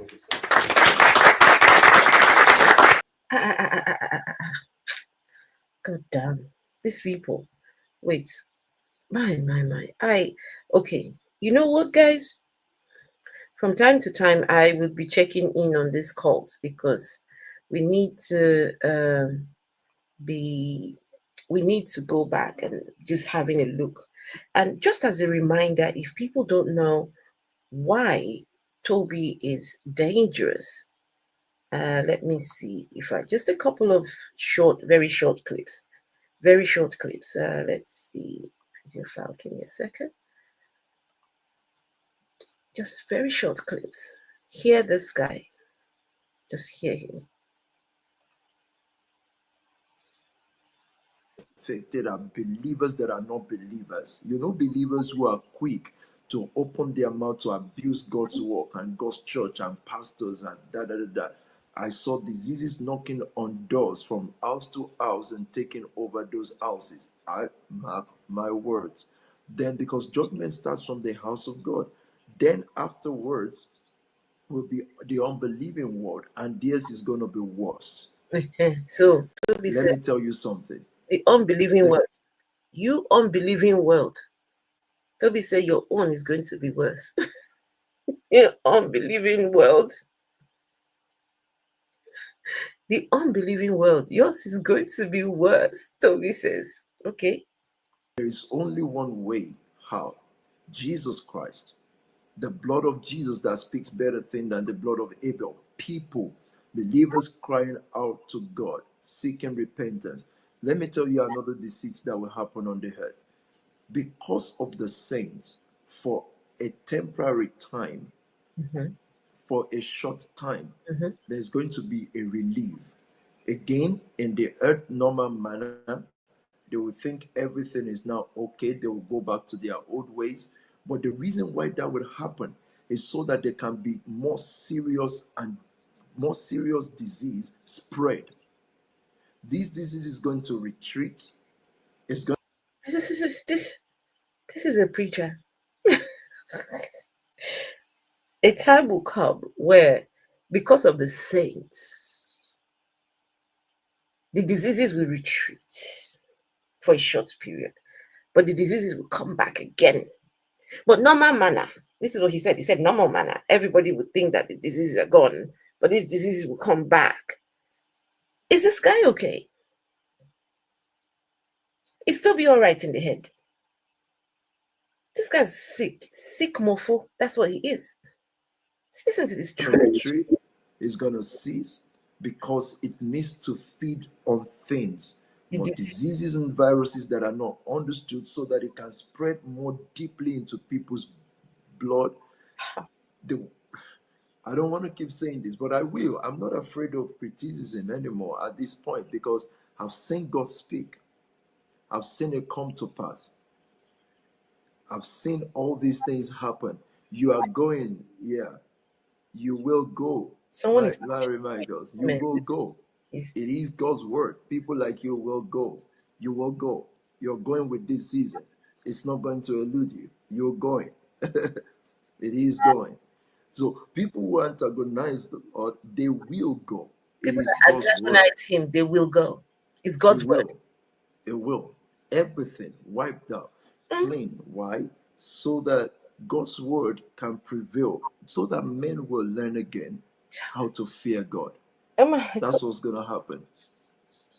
That's what's going to happen. So now, okay, let me see. Let me see. What one or two more videos? Wait, hold on. One or two more. You need to. This guy is devious. Let's see. All right, let's see this one. Oh, someone's mentioned offending with Fendi. Do I have offending with Fendi here? Do I have offending with Fendi? Okay, let's see this one. Well, you are all in this country. They are all institutions, hundreds of year old institutions. If they have got a spine, they should talk now. That's what we're taunting them for. So this is when the deportation. No, this wasn't deportation. I think this was when the BBC, just after the deportation thing, the BBC, he went to the BBC. He told his church that day, he has an appointment with the BBC, and he's going to go talk the truth. He's going to speak the truth in that place. He's feeling really funky with himself. He got there, he did his thing, right? They told him, okay, the interview is going to drop on Sunday. The BBC did him dirty. The guy went to the BBC, did a 1-hour interview. The BBC dropped the interview. They dropped a 5-minute 5 minutes. 5 minutes out of 1 hour. I bet for the other 55 minutes, I bet Tobi talked trash. I bet they could not pick anything to say. So they decide, you know what, let's just release 5 minutes. They only released 5 minutes of a 1 hour video. The guy was angry. So what you're about to hear was after they dropped it. Oh, it was funny, this guy. And all the little people on the internet wanting to talk. Do you know how your parent got here? don't hurt on yourself, man. So let's leave that, man. But we're talking money and real life stories here. If I live in Paris, I'll live like a king. Don't. We're not children here. We're not children. We're not kids. We're not beggars. But what matters is the dignity, the honor of the seed you all sowed, the fight you all fought, all the takeovers you all put hands together to do. We sometimes borrowed money for these things. We fought for it. Defend the honor of that thing. Don't stop talking. If you really believe you sweat for the money you gave, that's the honor we are defending. Not immigration. What is immigration? Tell anybody talking. As you see PT, so BBC said, I want you to hear, I'm going to take it back slightly. He's telling his followers to defend the honor of the monies that they gave to him. Let's see. Why hasn't he been deported yet? I don't know. Listen to him. He's going to tell them that they should defend. They've given him the money, but he's telling them to defend the honor of that money that they gave to him. You see, Tobi. Overs you all put hands together to do. We sometimes borrowed money for these things. We fought for it. Borrowed money. Tobi, you were borrowing money. We're not kids. We're not beggars. Listen. But what matters is the dignity, the honor of the seed you all sowed, the fight you all fought, all the takeovers you all put hands together to do. We sometimes borrowed money for these things. We fought for it. Defend the honor of that thing. Don't stop talking. If you really believe you sweat for the money you gave, that's the honor we're. If you really believe that you sweat for the money that you gave, no, this right here is sick. These people have given the monies, and now they're told to defend. It's like these people cannot win. Tobi he's just what do you call those people? Those people that do the gang lords, the main ones at the top. Huh? The main guy. This guy is telling you, look, I've collected your money, but now you have to defend the honor of that money. Catalupin said he's good at manipulation and gaslighting. Do you want to come up, Catalupin? Man, this guy, I can't even do it. Man. Okay. Wait, let me just finish playing this one, right? Okay. Defended. Not immigration. What is immigration? Tell anybody talking. As you see PT, so BBC said I arrived in Lamborghini, top Mercedes. Does that guy look like someone that cannot live somewhere else? Yeah. Why must we be always low lives? Can live anywhere else. So those who are talking, talk back to them. Tell them PT is not a low life. You are a low life. He's telling his people to talk back at the people that PT is not a low. You are a low life. Low life near you. Tobi Adegboyega, you are a low life. He tells these people to tell folks that he's not a low life. You are a low life. Person going to work doing 4 jobs. That's our parent. It is the honor of us coming out of low social economic background. That's what they are fighting, not immigration. They're just looking for any excuse. What we're fighting is they just want to make us feel like what we're doing to the world is not this and that. Anybody that they born well, that did panorama, should come out again and talk and see what law letter they get. What law letter? Since we all want to. We didn't sue in the first. They say, why did you not sue? Because I know them. They are young black people. They live in their parents' house. By the time they get letters, they'll start crying. Tobi Adegboyega, shut your mouth. He said the reason why he did not sue these people is because they are young black people. They still live in their father's house. Tobi, this thing has hurt you and your reputation. It has hurt your church. It has hurt everybody around you. If you have grounds to take anyone to court, you go ahead and do it. So that for once you can say, okay, look, I was not guilty here. I was the innocent party. But no, this guy is saying the reason why he's not suing anyone who's talking about him because they're black people and they live in their father's basement. No, Tobi, the reason why you're not taking anyone to court and you cannot take anyone to court is because you are guilty as fuck. You are guilty, guilty, guilty. You've got guilt written all over you. And shame on you, idiots. Like our kids. But since liars want to be liars, we'll cuckoo scatter everything. So if you see me on a live program, I'm going to come on with that the freeze in a minute because it's been in the battle. I want you to bombard the place. And I want you to understand that most people that will be watching, they are low-life, hungry Nigerians. And you must let them feel so. You must type and reply them and make it pure war tonight. Pastor Lupin, are you hearing? He said the people that will be talking, they are low-life, hungry Nigerians. What's wrong with this Bobo? What is wrong with him?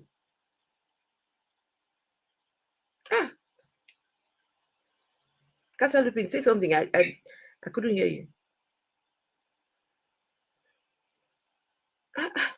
I said, I guess I'm a low-life, hungry Nigerian. No, you're a low-life, hungry Nigerian, no. Yeah, I'm a low-life, hungry Nigerian. You are, that's what... It's a classical manipulation and gaslighting. You know, he's very, very good at the us versus them narrative, and you know, it's a classical cult movement, you know, whereby he makes you feel like he's the savior. You know, you have to look up to him. Your life depends on him. You know, going into the world, bring all your savings and give it to him. You know, without him, you're hopeless. You know, look at what he just said, that he's even threatening his members that if you leave my church, I'm going to expose you. I'm going to let the whole world know who you are. Your sin files are with my hand. Yeah, it's a cult. I don't know why people don't see it. It's a cult. Definitely. And I'm still curious to know why the UK government are yet to do anything to him. Can I explain why that is? Because this one's personal to me, because I even lost my best friend to this cause. Oh no! All right. This one is personal, so I can give you how they work. A lot of people don't understand this. Tobi, Pastor Tobi, he is like, he's running like a kingpin. He's like the kingpin, right? And let me tell you why. And he's not only a kingpin, but he's smart with it. You understand? So how he started off, right? He's the main guy, but nothing is attached to him. This guy Tobi does nothing in his name. Nothing. So nothing will ever be traced back to him. What Tobi does is he goes and recruits all of these young people, all these young boys, and ordain them to be pastors. Not only boys, but young women. And I will say this, so all these young boys, they run around for him. They go and what they do is they will rent like big houses, and they will rent cars, and what they will do, they will use all of these flashy things to go out there, and obviously they will go into like the deprived black areas with all these flashy cars, They will go and label the school kids, the university kids, because that is who their target audience is. The school kids, the university, what they will go and buy them chicken and chips. Or to uni, they will offer them, come to my church. You will have a car like this. You will live in luxury. That's the trick. And when these people start coming to these church now, what they do, they will separate them into like these little trap houses, what they call trap houses. And some of them, they will go and live there, right? And I've lost 2 friends. I can speak, come up here and confidently speak because I've lost 2 friends to this guy. Wow. So when they go to these trap houses now, the first thing what he will do is brainwash you and tell you to cut off your family, your friends, yada yada yada. So this is even when my friend went to live in one of the trap houses, right? This guy, she used to encourage us to come to this church, and he was like, hell no, nothing about this church seems right. And what then she will cut off, then my friend, she cut me off, she cut her parents off, she cut everybody off, because this man full get into their head and tell them like anybody who is not rising for the church is the devil. And whether it could be your parents, your brother, your sister, anybody who goes against them, to cut them off. And what they'll do is, so because she was a female, so her ringleader was the top. Who was in charge of her in that house was a woman called Maria Mola. Oh, not Maria Mola. Oh God. Maria Mola, yes. Oh, so no. what they will do is she would brainwash them. You know, they would go, if you go on their Instagram, they will post up things like they're living in this big mansion, living this lavish lifestyle. But what people did not know, when they come on and show these big mansions to portray like that's where they live, in that mansion there was even like 30 girls living in there. Yes. Wow. And that 30 girls, they will all have to go and work, and Maria Mola would come back and take all of their wages. So that's how they could fund these houses that they're living in. But to you, they will get like 1 or 2 people to post on Instagram to, oh, this is where I live, but they wouldn't tell you that there's 30 of them living there. And that's the trick. Are you following? Yeah. I mean, listen, I've been following this cult for a long while. And then Maria Mola now will have to take all of this money from the young girls and go and give it to this pastor. So this is actually sad. It's actually sad. Maria Mola was just one of them. There was other women as well running different. So all these women that's working for this pastor was running their own trap houses, as what they call it. So Maria Mola was just one of many. And then not to mention the guy side of it as well. So, and even in these houses, they would have underage children who have been raped, you know, all children who have been abused, you know, living in these houses. But Pastor Tobi, he has been reported to the police, and what he will get the young people to do is take out loans. A lot of loans was taken against people's will. These young people being brainwashed. This man has left a lot of young people in debt. A lot of young people in debt. Yes. You know, and police knows about these things, but I'm telling you, the only reason why nothing is happening to this guy is because he does nothing in his name. He gets the minions to do it for him. You understand? So even if police are doing anything, nothing will ever go back to Tobi. His minions will take the fall for him. That's how brainwashed they are. So don't think that the police don't don't know about Tobi. They do. He's been under the radar for a very long time. We know about these things, and I feel like if the people in Tobi's church were white young kids, they would have taken the story would have been different. They would have, but because Tobi knows what he's doing, he goes to the most deprived area and recruit all of these black kids. And first, it starts off so nice. He will give them a bit of money. He will brainwash them to this is the life of prosperity. You know, kid you not, right? They raised. I can remember there was a period of time where they raised this lump sum of money, where he told them he's going to build these big houses where they're all going to live and have their churches. There was, because I remember, if you go to a page, it was called The Exposer. Yeah, I know The Exposer. Yeah. Trust me. Listen, I'm telling you, I am very, very invested in this cause. I even have a petition out. I have a petition. If you go on the top of my page here, you see a petition for him to be deported.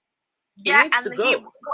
But did you know that the police locked him down, though? The church was locked down, but what they did, and you know what, I'm so thankful with him is he has lost a lot of followers. So it's not big as he was before, because this guy was huge. And he can never be. This guy was huge before, but over the summer of the year when everything came out and he was exposed, I'm not gonna lie, he had lost a lot of people.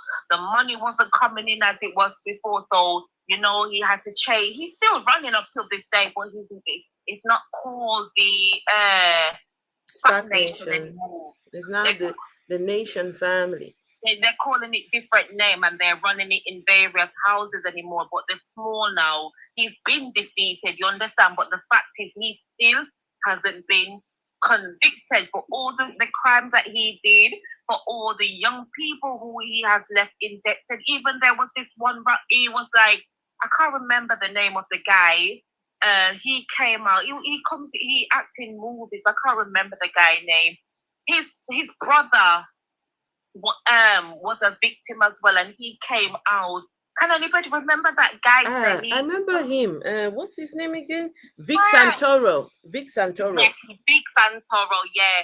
Remember, his brother was also a victim, and I can remember, and I even called my friend, but she was so brainwashed. Do you know that my friend, this was my best friend that we went to school, she got married in that church. She didn't have friends didn't know. She didn't invite her mom, her dad, nobody. Wow, that's giving cults. I have a question. I have a question for Casa Lupin and Area 51, right? So there is a debate about should he be deported or should he be left here, right? They reckon that if he goes to Nigeria, that, you know, he's got friends over there, life will still be very easy, he can still make money, you know, he's got you know, rich friends like Davido, Daddy Freeze, and what they call all those guys, there's that guy, all the, you know, the guys that hang out with him, Obi Kubana. And now it is my opinion that if this guy lands Nigeria, his eye will see shaggy. All those people that he thinks they are his friends, they will completely run from him, right? The reason why they are friends with him is because they need someone here in the UK when they come, you know, that they can smile with. I don't know, maybe do some little money laundering here and there, you know. Listen, as soon as because someone was saying, he can still take advantage of the young kids in Nigeria. The young kids over here, they can go and get loans from banks, right? Their parents can get, you know, is it in Nigeria that he will go and take advantage of university students? Where they go to see money? So for me, I feel two things can be done at the same time. Okay. You know, first of all, because he committed crimes in the UK and is within the jurisdiction of the United Kingdom, I feel he should first of all serve his due jail term. Really? You can't just deport him back to Nigeria just like that. He has to pay. There is no crime now has been brought on him. But So he can't. Morally, we know that he's committed crime. Yes, but there's no evidence. That's why. That's the problem. That's the problem. And you know, in this kind of cases, it's really, really hard to prove something against him because he has been very, very smart. I give it to him. Very smart He has been very smart. Na lie. He's not smart, Joe. The reason why he doesn't have his name on anything, he did not have papers. Now it makes sense. If this guy had papers, I'm telling you, he would have committed. I thought they say he married a white woman. Oh boy, look, listen, guys, I will recommend that you go on my YouTube channel. Right? There is one of the videos. Wait, hold on. One of the videos that I have done, right? It's got lots of views on it because you will see Tobi and the two women, right? Tobi might just have two wives, just so you know. The lady that he declares as his wife, the lady that he declares as his wife, Lucy, is not the same person that he puts down as his wife in the documents at the Home Office. We've gone over it, we've done it. It just go look on my channel on YouTube, Tobi and his two wives. Just go, you will see it. We went into details.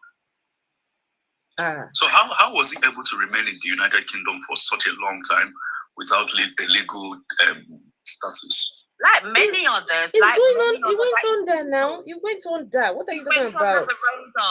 He went on that in the sense that, you know, his name is not showing up anywhere. He's not committing any crimes, right? He's just carrying on, doing his thing, waiting till a time will come when he can, you know, now show his head, you know. Hey, he can, people do it all the time. Wow. And he was able to go under the radar for 20 years. Yes. Yeah?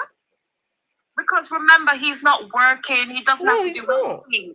He's got his minions that will bring him money. He's living like a boss. Because we go. I even heard with my ears that, you know, the girls that run around for him telling the church people when it was his birthday how much money they need to raise. She doesn't care if they have to go and beg, steal, or rob to get the seed. Pastor Nikki. Tobi. That was Pastor Nikki. I heard he sleeps with those girls allegedly. Yes, he sleeps with the guys as well. The guys? Allegedly. I never heard that one before. I know about I heard about the ladies that he sleeps with them allegedly. And the guys too, allegedly. You know, you have to put allegedly at the end. Yeah, allegedly. That's what I said, allegedly. Yeah. I never put allegedly. Because why will a pastor have 14 people living in his home? For what reason? Because, you know, like most of these cult leaders, right, they are really, they're like hypersexual. Really hypersexual. Yeah. Every cult leader is always hypersexual. So you go over to the traits. Same to Church of latter days, what they recorded, the Mammons, Joseph Smith. He had so many wives in his own time. They are hypersexual, they're manipulative. So, I mean, Tobi, man, for me, I just feel like, say, if this was here, they would have looked for a way to, like, you know, put a debt on his name. They would have, like... This Tobi doesn't even believe in God, because I can't remember, I was watching something with him, and then he was like, Jesus Christ. He was condemning Jesus Christ. Yeah, he says, who is Jesus? Yeah, why Jesus Christ don't forgive? No, he was like, who be God? Even if he dies, he will go to hell. I heard him said that when he said, who Jesus said. Who Jesus? No, who be Jesus? Wait, 1 second. Let me address one person in the comments there, saying yes, he will be that. Yes, that's. It says that one. Somebody that says that they are praying for us. Don't bother, my guy. We're not believers in your God, okay? More like they cry there and say they pray for the same as if Jesus love me. But Jesus don't love me, man. I don't love man now. Your Jesus now, Mumu. Na big mumu. So tell Jesus we are not at home. Thanks. Big fool. Jesus, we begin. So last 2 days ago, I called my mom. Because my mom now one of these Christians who believes if God show up now, they go heaven. No sense. So I tell her, and I say. And there was this video as well, Afro, that was released where he was teaching all the young boys how to speak in tongues. Ooh. And he was recruiting the white boys, and there was he was teaching them how to say Who was teaching them? Yeah. Who? This thing you say. Who was teaching? You mean Tobi? Yeah, so he haven't seen that video. Some young white boys, and somebody they had a mole inside, and they released a video where they was in this house, and he was teaching them how to speak in tongues, and you could hear them all, and he was teaching them how you do it. Yeah. This thing you said right now took me back to my campus days. When I was still a Christian, I still used to believe in this rubbish. So you remember when Christ Embassy was still coming up? Oh my goodness! They targeted the young people. That was the bedrock of Christ Embassy, because it's always easy to target the young ones. Mm-hmm. So we had a campus fellowship. A friend of mine invited me for Christ Embassy campus fellowship in my university back there. This was a long time ago, almost 20 years now, very long.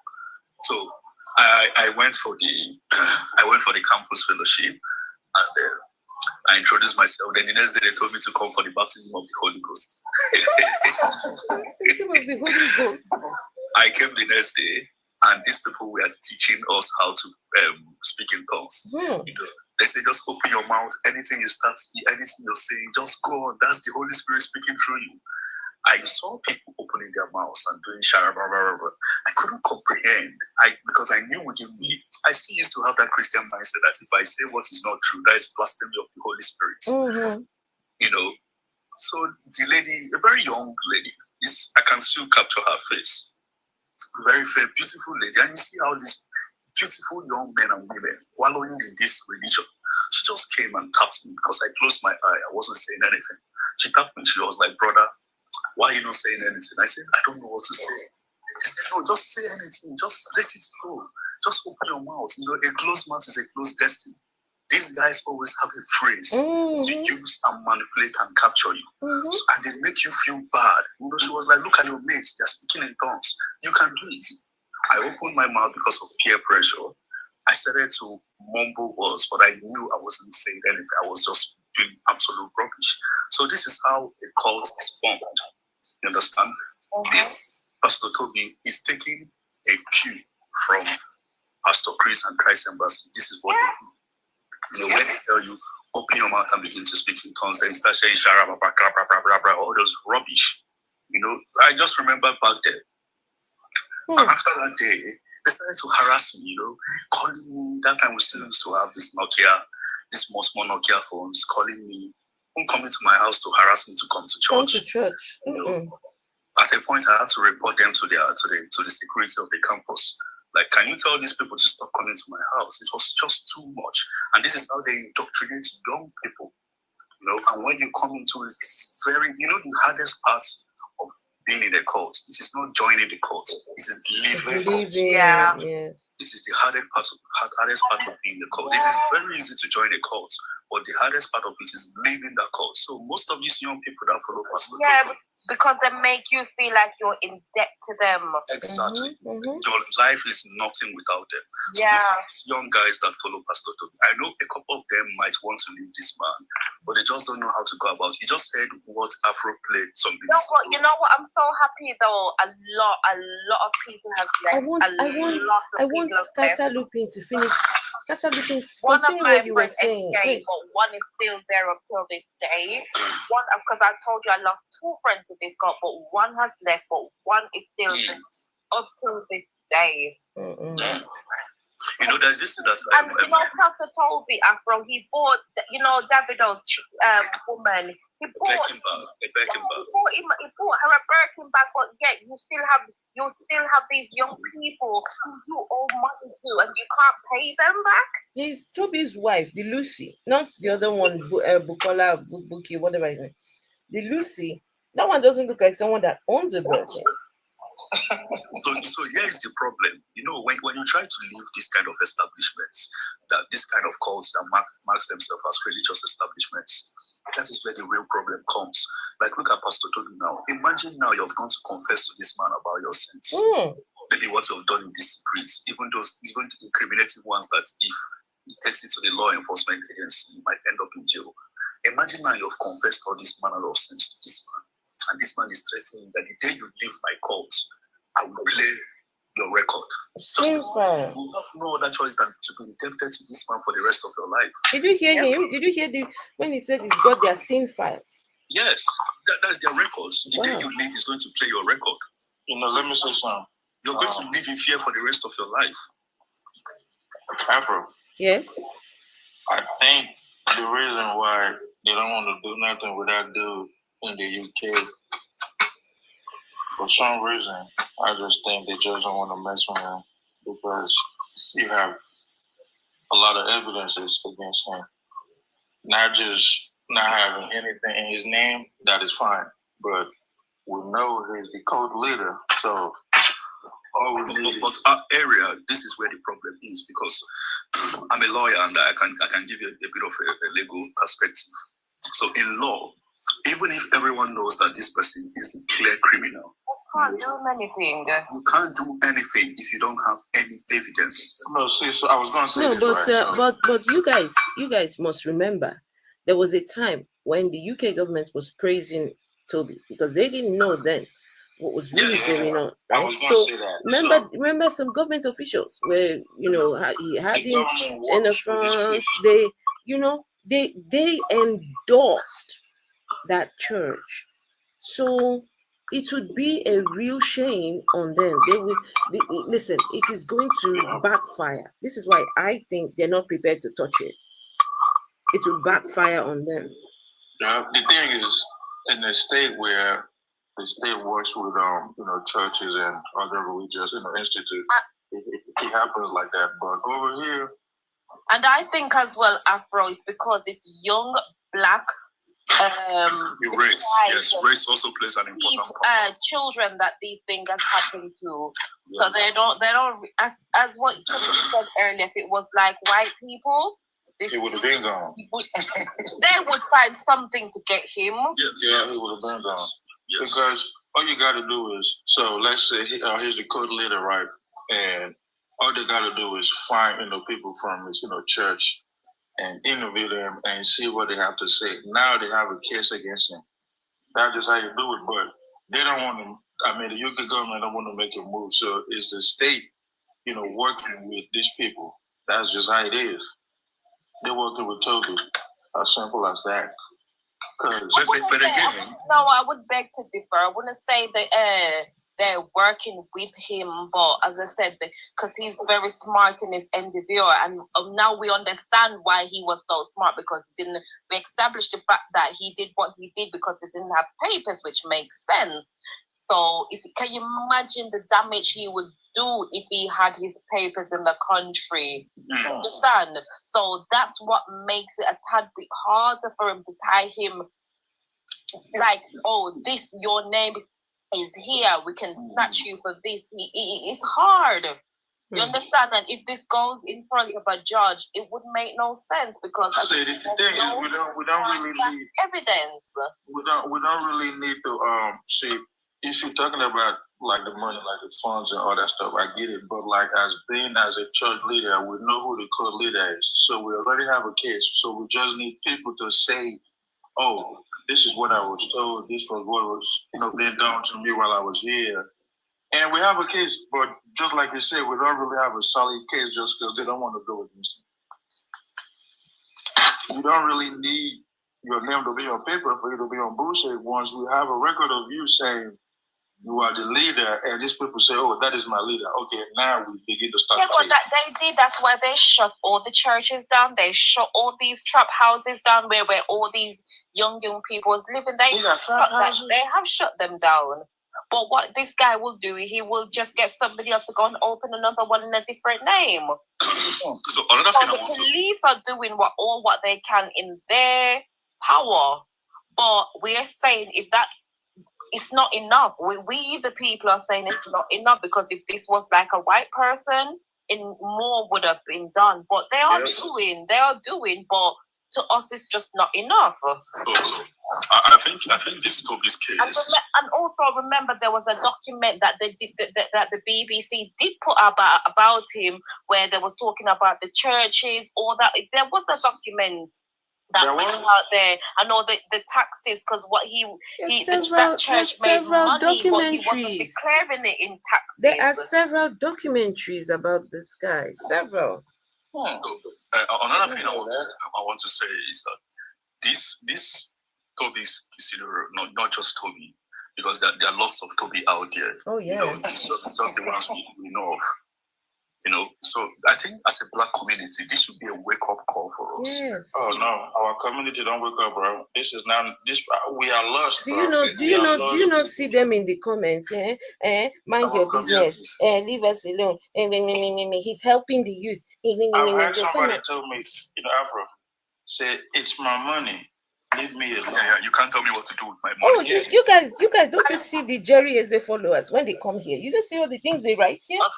Afro, I was talking to a colleague of mine some months ago about this tightening of a thing. It became a very serious issue between the both of us. Really? And I was asking her, because the only evidence, or rather the only chapter in the Bible that they can use to substantiate why they give 10% of their earnings every month to a man of God is Malachi 3. Malachi 3 now. 3? Yeah, Malachi 3 or Malachi 13. 3. Yeah, Malachi 3. That is the only passage of the Bible they can use to substantiate why they should give 10% of their earnings to a religious leader every month. Then I was telling that logically it doesn't make sense. After you pay your taxes to the government, 20%, 25%, depending on your tax threshold, wherever you live. I know in the United Kingdom we start with 20%, then you are sent as more money. So after paying that 20% or 25% of your salary in the name of tax to the government, you still take about 10% of your earnings and pay it again to the church in the name of tax. Doesn't make any sense to you. You see at the end of the year you're being ripped off. Exactly. So I kept trying to make sense to her, to let her understand that these men are ripping you off. Let's say that you want to give money. Why can't you give your money to the motherless babies home? You go to an orphanage, you give money, you help the needy. You don't need to empower and enrich these pastors. You know what she said? God needed money. You know what she said? What did she say? It is my money. You can't tell me what to do with my money. If you feel that I'm making so much money and I'm giving it to a pastor, how about you can make your own money? She just said that. I didn't say anything else. So it's a problem in our community. You just can't save us. A lot of us are so brainwashed and neck deep into. Not even, I wouldn't even call it brainwash. I think, with Black people, the Black community, they have this savior complexity mentality. They're always feeling like, they're always feeling like, oh, we need a pastor to come and save us. And I was even having this conversation with somebody, like, even when I was a Christian as well, right? And I'm thinking, if we are to be real with ourselves, none of us went to church for the right reason. You understand? None of us went to church to want to know more about God. We only went to God because we had a need. We wanted God to do something for us, you understand? Yes. And this is the problem with Black people. They go to church, and because pastor knows this about us as well, they will tell us what we want to hear. And when they tell us, what we want to hear, we become so accustomed to them. Like someone like me, when I was growing up, I grew up in a Christian home. From a very young age, I was indoctrinated into this religion. And as I continue to grow as a young man, I came to understand that I'm going to the church for the wrong things. My prayer points were basically basic amenities that I could work on myself, establish myself, reinvent myself as a human being, and take charge of my own life. You know? And this one, I don't even have to say allegedly. And why I was so against this church as well. I remember when they was talking about the pastors being ordained. If this Tobi guy, the guy who brings the most money into that church would be ordained. And I remember I was watching one of the pastor. Do you know what he said? He said, in the beginning, Genesis 1 verse 1, a serpent came and spoke to the woman. That's what he said. And I'm thinking, what the fudge? You're a pastor been ordained by Pastor Tobi, and you don't even know what happened in Genesis 1. And I remember challenging my friend, and I said, this is what you're sitting down and listening to. And this girl would not take what I was saying. She was like, we all make mistakes. The guy just made a mistake. And I'm thinking, can you imagine? And it was a packed out place. They had so many people there when this guy was preaching, telling them what happened in Genesis 1 verse 1. And I'm thinking, this is what you're all being fed. And you're telling me, oh, everybody makes mistake.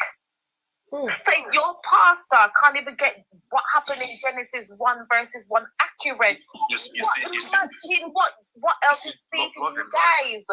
You see, love in life, this is the problem about religion, whereby they see their religious leader as someone that can your immune. He made me feel like I was the one that was preaching falsely to them, because she made me feel like I was wrong to tell her that no, that was not what happened in Genesis 1 verses 1. You would think I was the one that told them that, because she defended him to the T. And they make excuses for him. Catalyst, you're in the UK, right? Yes. Area 51, you're in the US, right? Yes. Loving Life, UK, US? What? I'm in the UK. Oh, you're in the UK. Oh no, okay. That's round the corner from me. Oh, interesting. And Rain, what part is? Hi, my darling. You're in the US? Yes, ma'am. Okay, fantastic. I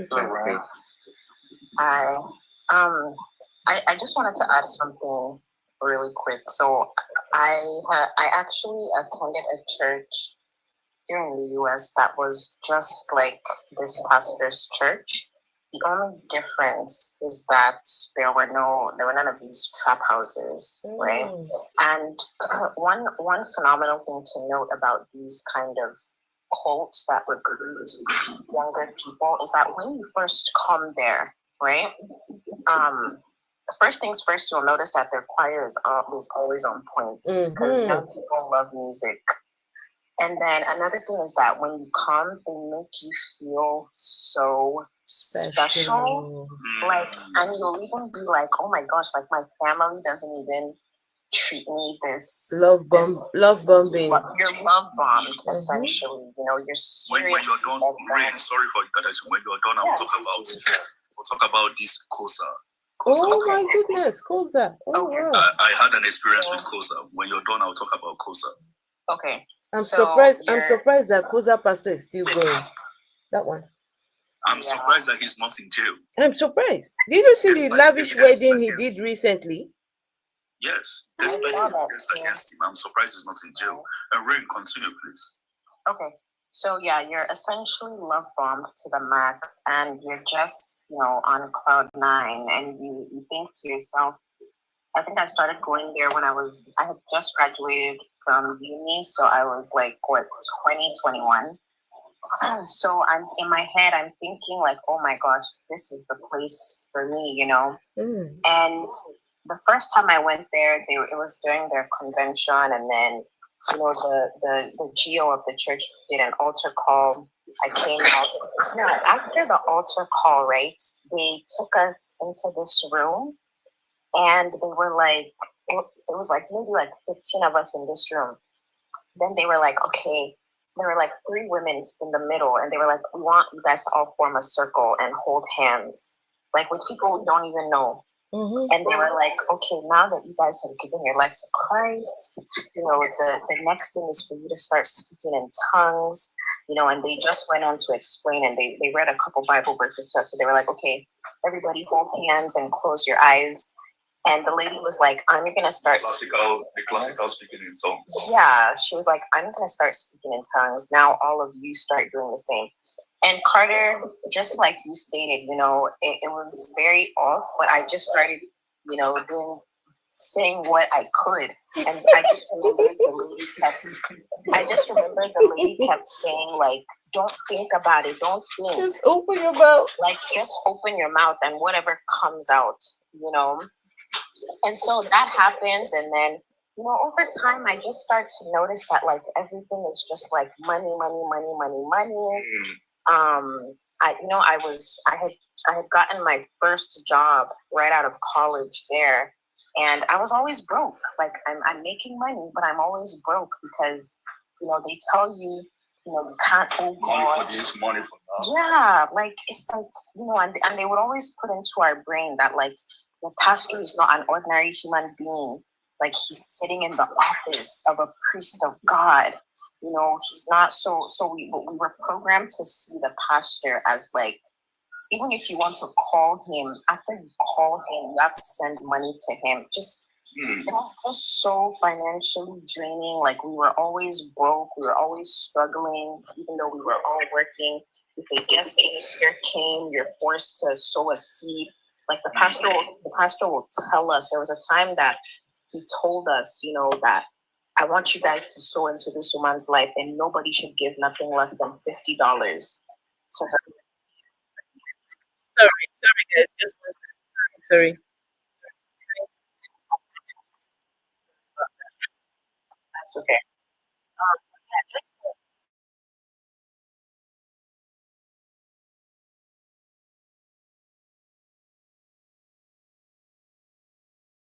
When I eventually wanted to leave, it was like a tug of war, and I don't know why it's always so difficult to leave these kind of places. I was told that, you know, like, when I remember wanting to leave and telling the leaders there, like, I'm thinking about leaving because this is just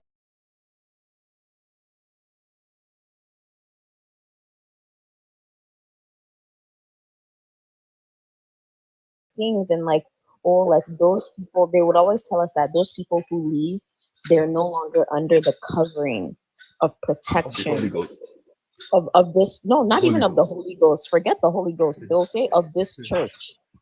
They'll say you're no longer under the covering of this special church, because in our minds, anybody who's not attending this specific church, they're not serious, right?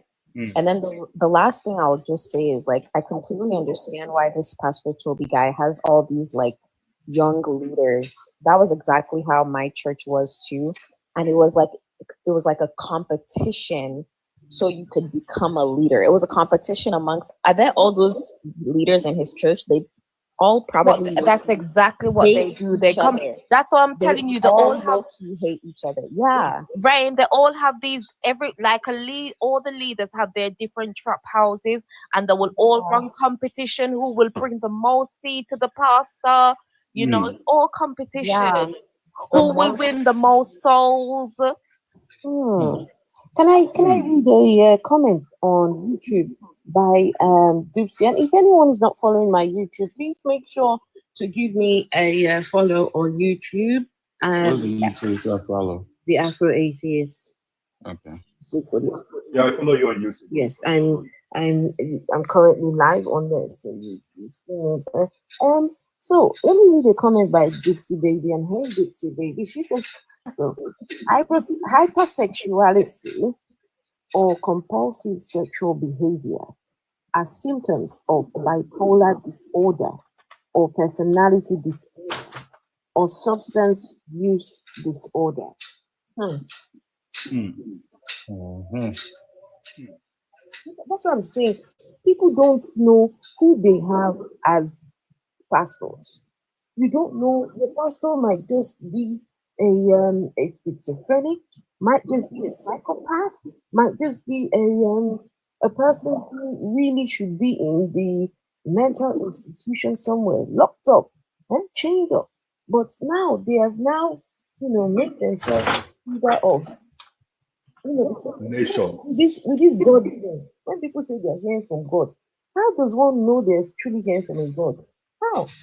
What is the method to determine that there is a God? Afro, can I ask, right? Like, don't these pastors, don't they have to do CRB checks and all of these checks before they could be even out here preaching and teaching to all these young people, especially underage? Because a lot of these churches, they're running Sunday schools with these people who haven't even been CRB checked. You are onto something there. You are onto something. In the UK, this is something that we need to start, putting in the forefront. All pastors must be made to do a police check, CRB. All pastors. All. I think think they don't so have too. I think they don't have enough laws protecting and regulating these churches, these religious centers around the world. That's why people like Tobi or whatever they call him can be able to get away with whatever they're doing. Yeah. Yes. I was asking, can you help me check on? On your free time, you could check on this dude. His name is Apostle G.D. Numberry, right? What's it? What's the say his name? Apostle G.D. Numberry. He's dead, but Wait, Google sorry, I didn't catch it. Apostle, let me write it down. G.D. Numberry. So check the comment section. G.D. Okay, let's see. G.D. Numberry. G.D. Numberry. Oh, never heard of that person before. Pastor G.D. Numbere. Yep. So this dude, just Google this man and tell me about his story. This man has so many churches and people don't even know about him. He has so many churches. I mean, in the UK somewhere, they probably two out there in the UK, but in Nigeria, down south, everywhere from Bayelsa State, River State, Delta State, everywhere, all the way up. Nigerian? Yes. Wow. From Port Harcourt. Yep. This man. I've never heard of this person. Oh, Google him now. This man don't go 3 heavens, so God take him go to 3rd heaven. Google him now. I don't Google him. Apostle G.D. Numberry, whose full name was Jeffrey Dabibi Numberry, was a prominent Nigerian religious figure, the founder of Greater Evangelism World Crusade, and known for his evangelism and ministry in Africa, the US, and the Far East. Really? Yeah. So this guy running church like Deeper Life, the same way like Deeper Life, but on a higher level, we have to say, this cult, man, this is a big cult, unbeknownst to half of Nigerians, but this is a big cult. Wow. Greater evangelism, yes. Church is big business, big business. Wow. Yes, even Pastor, what's it? S.G. Elton came to his Yes. This man was the chairman of Nigerian Christians Association at one point, and nobody knows about him. Apostle Numberry. Wow. Look, listen to this. On the 3rd of March, 1970, while he was on his knees praying, he had an hour-long vision in which the Lord Jesus appeared to him and took him up to 3 heavens.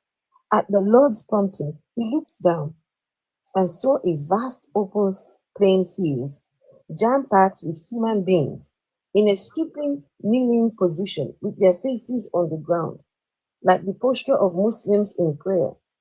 As they went up the plain, the crowds increased with each tier. At the second tier, as he saw the crowd, he became afraid and began to run away as fast as he could. The Lord allowed him to run out his strength. Then he picked him up, brought him to his side, and took him up to the 3rd tier. Then the Lord spoke to Apostle Numberry to look again at the crowd and said to him, "These are all my creatures that are perishing. It is not my pleasure that as many as these of my creatures should perish. Apostle Nubere asked the Lord, what would you want me to do? Go, raise their faces, that they may look up to me, that they may live, replied the Lord. To another question as to where he might start from, the Lord replied, anywhere. This is bullshit. Absolute bullshit. Wow. Yeah, this is one of those big preachers with so much money and nobody knows about him. How come nobody knew about this guy? See, in my town alone, in Ahoda alone, this man has about 4 churches in Ahoda alone. In one town, he has 4 churches. He died in 2014. Yep. And this dude, man, he made so much money selling this Jesus. Oh man, he be bringing white people just to make our people believe about God. So I know about this young man. Just like what's his name? This one that died recently. What's his name? Joshua. You know, one of the easiest ways to deceive our people, it still boils down to Western imperialism. Somebody said there's a hold on, let me talk to this guy. Okay. Say in the Potaka, but no better. So if you go for a greater road now where you get the headquarters, big headquarters. This still boils down to the Western imperialism and the colonial mindset of our people. It's the easiest way to deceive a black person is by bringing a white man to preach in their church. It ties down in their head, for this white man to come all the way from the Western world to come down to Africa to come and preach to us, that means that our daddy is a very big man of God.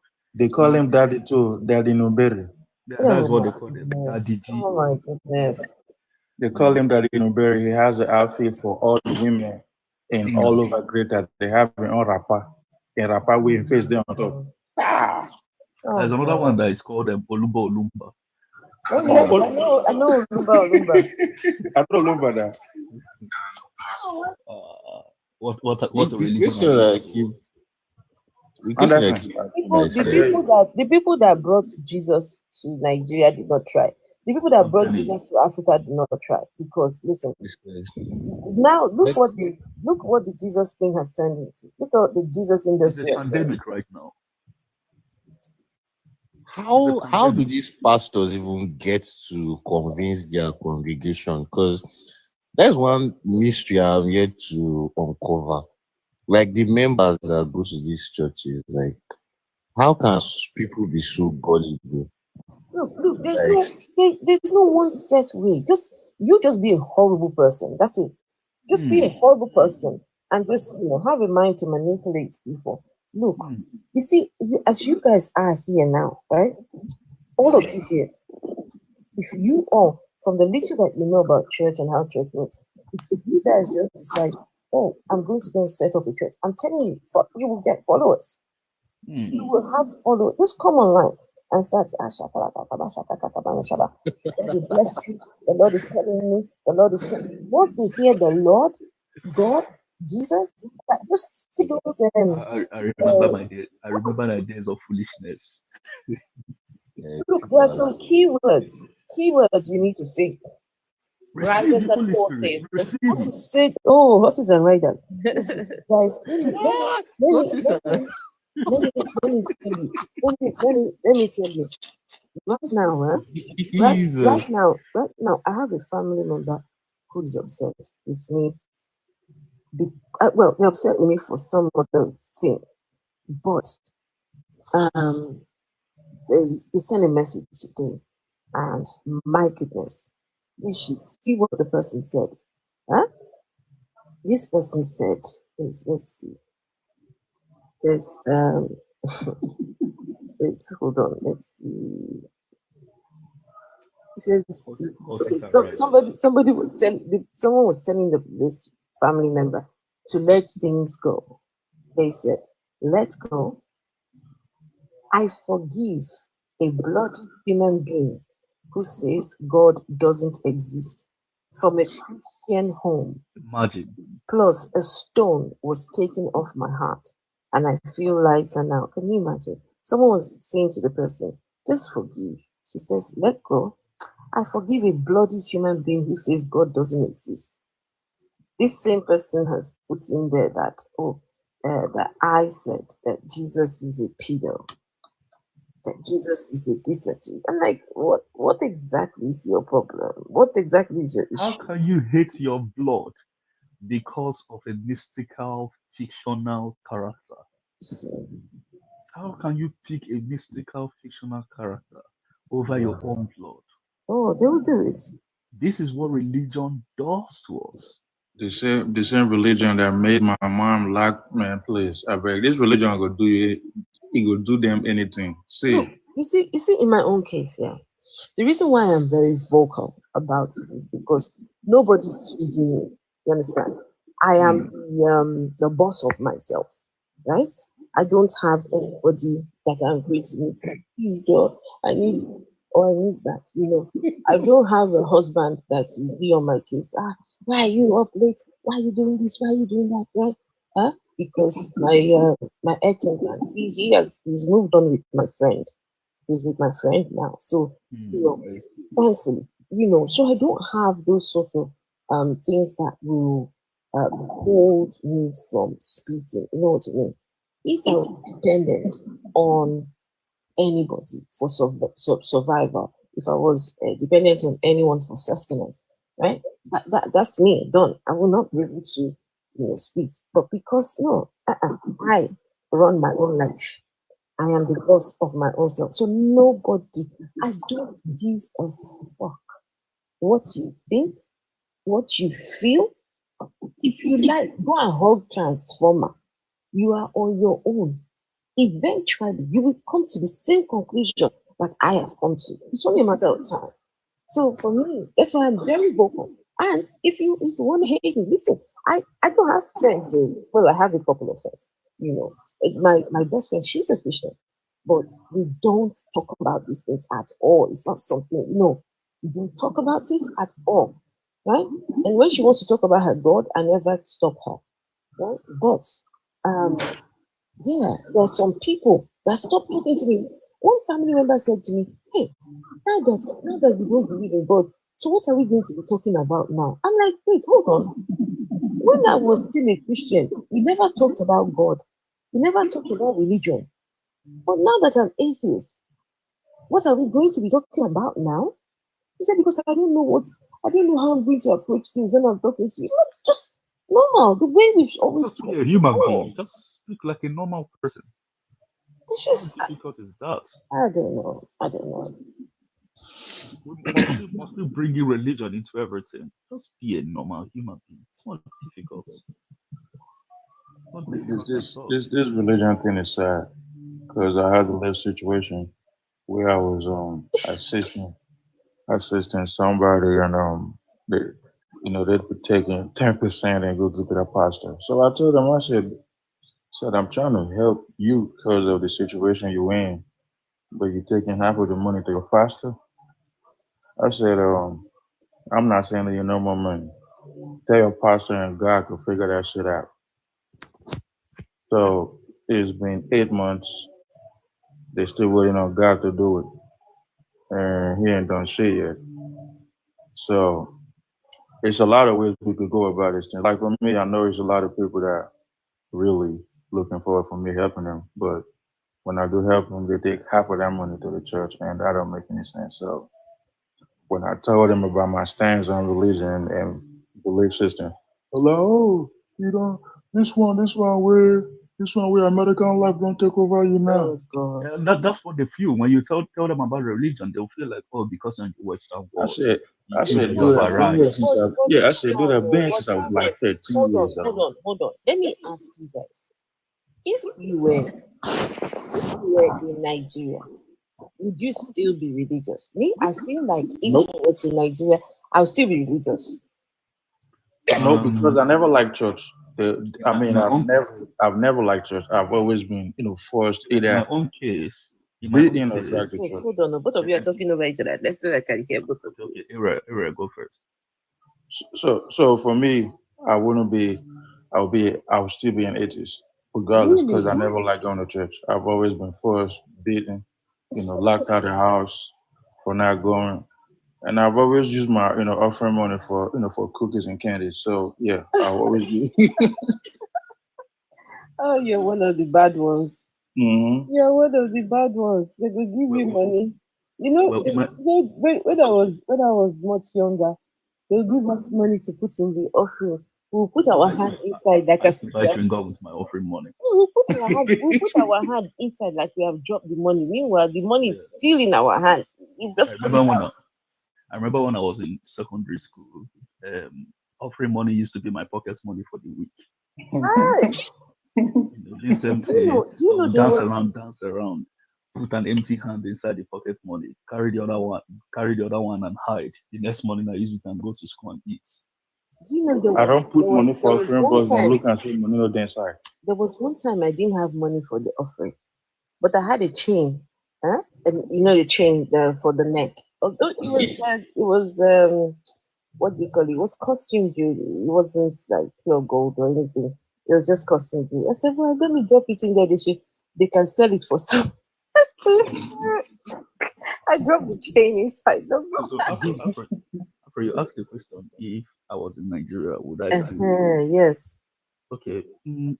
Okay. Here is the thing. The Nigerian society makes you to depend on something for survival.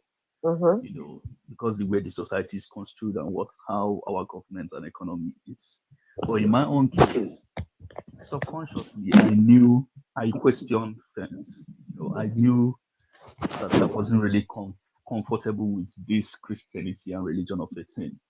So, but I would say that I was deconstructing, but I never really became agnostic. So I went through three stages. I went from deconstructing to becoming agnostic, then becoming an atheist. So when I was in Nigeria, in my last days of residing in Nigeria, subconsciously I started to question things. I wasn't so comfortable with the church of a thing, and I was always asking myself, if this God of a man, because I left Nigeria at the peak of um, terrorism and insecurity in Nigeria. So I was always asking myself, because I used to see where churches were bombed in the north central, in the north, girls were kidnapped, a lot of things were just happening. And I was asking myself, if this God truly exists, why is he folding his hands and allowing all this catastrophe to go on in Nigeria? There's this theory So that was how I won't say I really left church. I became a casual Christian. Let's use that word, a casual Christian. I became a Christian just for the sake of being a Christian. But I wasn't That's really, what you call a cultural Christian. I wasn't really devoting myself to praying. Most times I don't even pray in the morning. I go to church just to fulfill righteousness. I was living like an unbeliever, like they call us. At the same time, I was just going to church for the sake of going to church. Then when I left Nigeria for the UK, that was when my eyes fully opened, and I saw how things were going on in this country. That was how I started from deconstructing. I went into agnostic. Then at a point, I told myself, man, fuck this thing. This thing is not real. Come to terms with reality. And one of the last things I was able to conquer was my fear of hellfire. Oh So my I feel God, you're just the same as me. that was the last stage of My mine. last stage was hellfire. Oh God. Yeah, because for an atheist, like they tend to call us, once you conquer the fear of hellfire, trust me, you will never be afraid of anything again in life. So when I was Where did you get your fear of hellfire from? Hellfire. Where did you get that fear one from? of the things that helped me was speaking to traditional, because I don't believe in traditional worship, but I mean, where did you get the fear from to begin with? How did you develop the fear of hell? As little as I was 5 years or 4 years, I Oh, started having that fear of hellfire. Oh goodness. They were always telling me in Sunday schools as a child, if you steal, you go to hellfire. If you lie, you go to hellfire. So from a very tender age, Religion away from your kids. Keep religion away from your children. That hellfire fear was already embedded in me. So my last stage of conquering Christianity because I can proudly say that I conquered Christianity. So the last stage of me conquering Christianity was defeating my fear of hellfire. Trust me, that is very difficult, especially if you grew up in a Christian home, where throughout your life you've been taught this thing of hellfire, where you burn for the rest of your life, agony and anguish, So it took me a while to finally defeat the fear that there was some mystical hellfire that I would go to and I would burn for the rest of my life. So once I was able to overcome that fear, my life has been so easy. And you notice that your dreams change. The moment you leave Christianity, you start to dream different. You start to be a better person. You start to have a more free mind. Your conscience is free. You're not living your life in fear anymore. That's Yes, something you're not afraid of death. exactly. You're not even afraid of death because you know that after life, there's nothing. You die, your own has come to an end. You move on.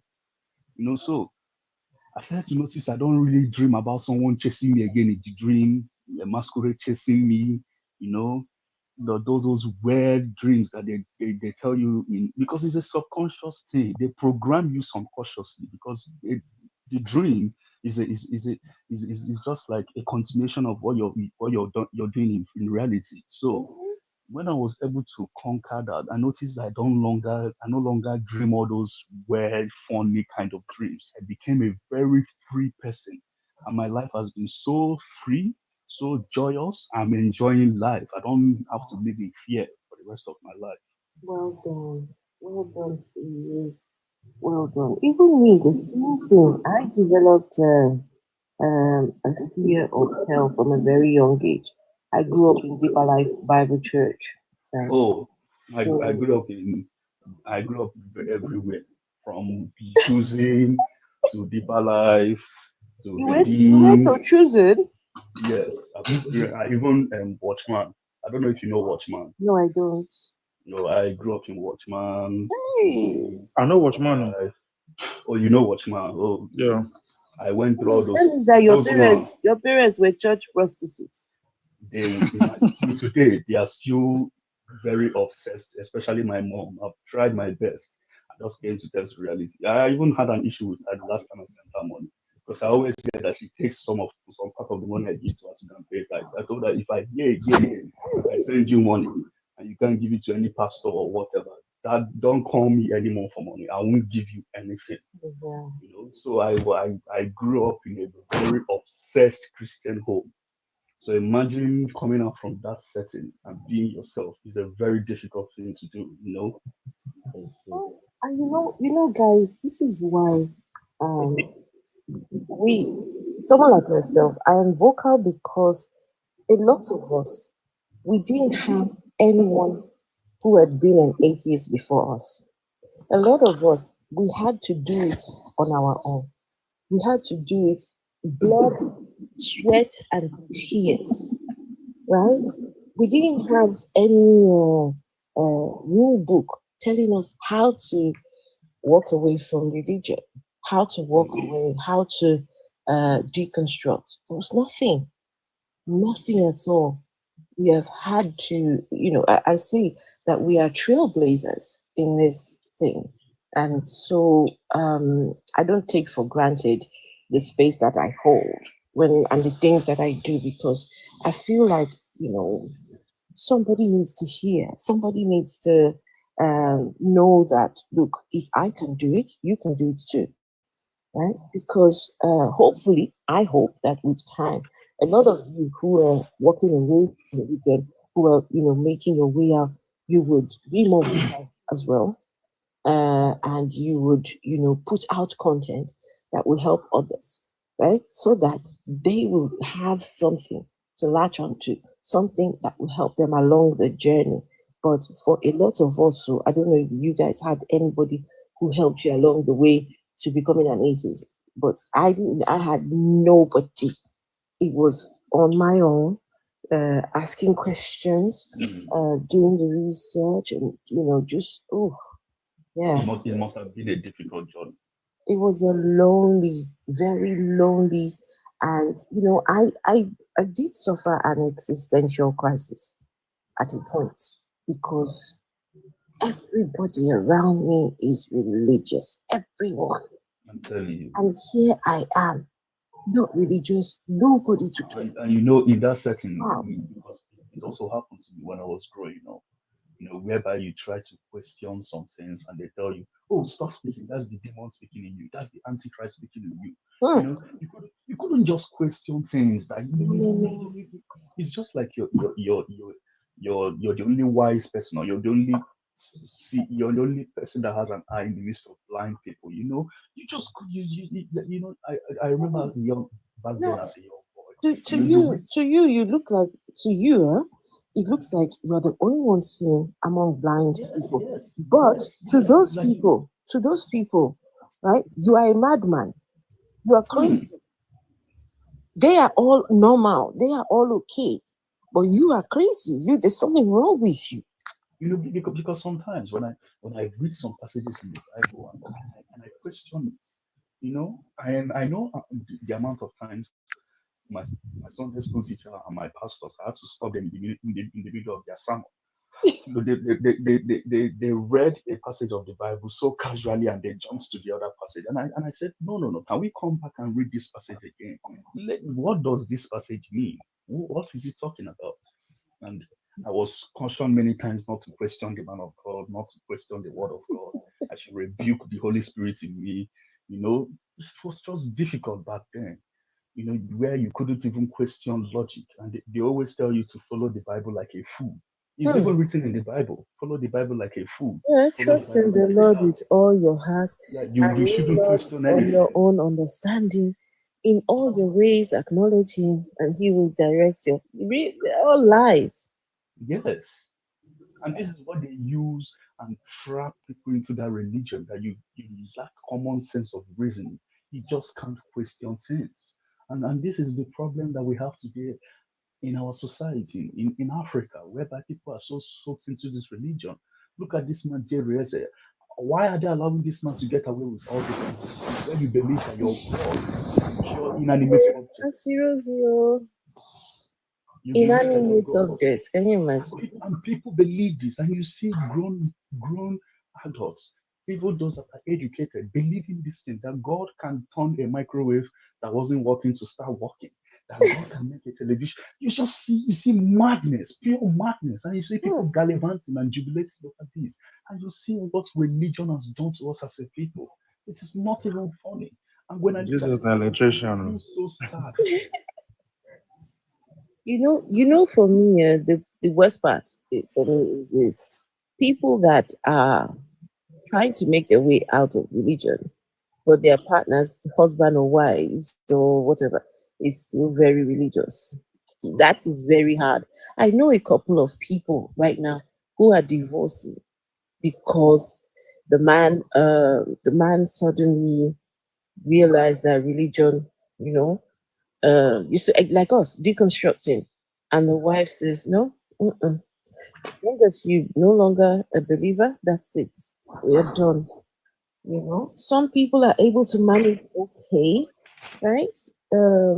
But some people, it's very hard.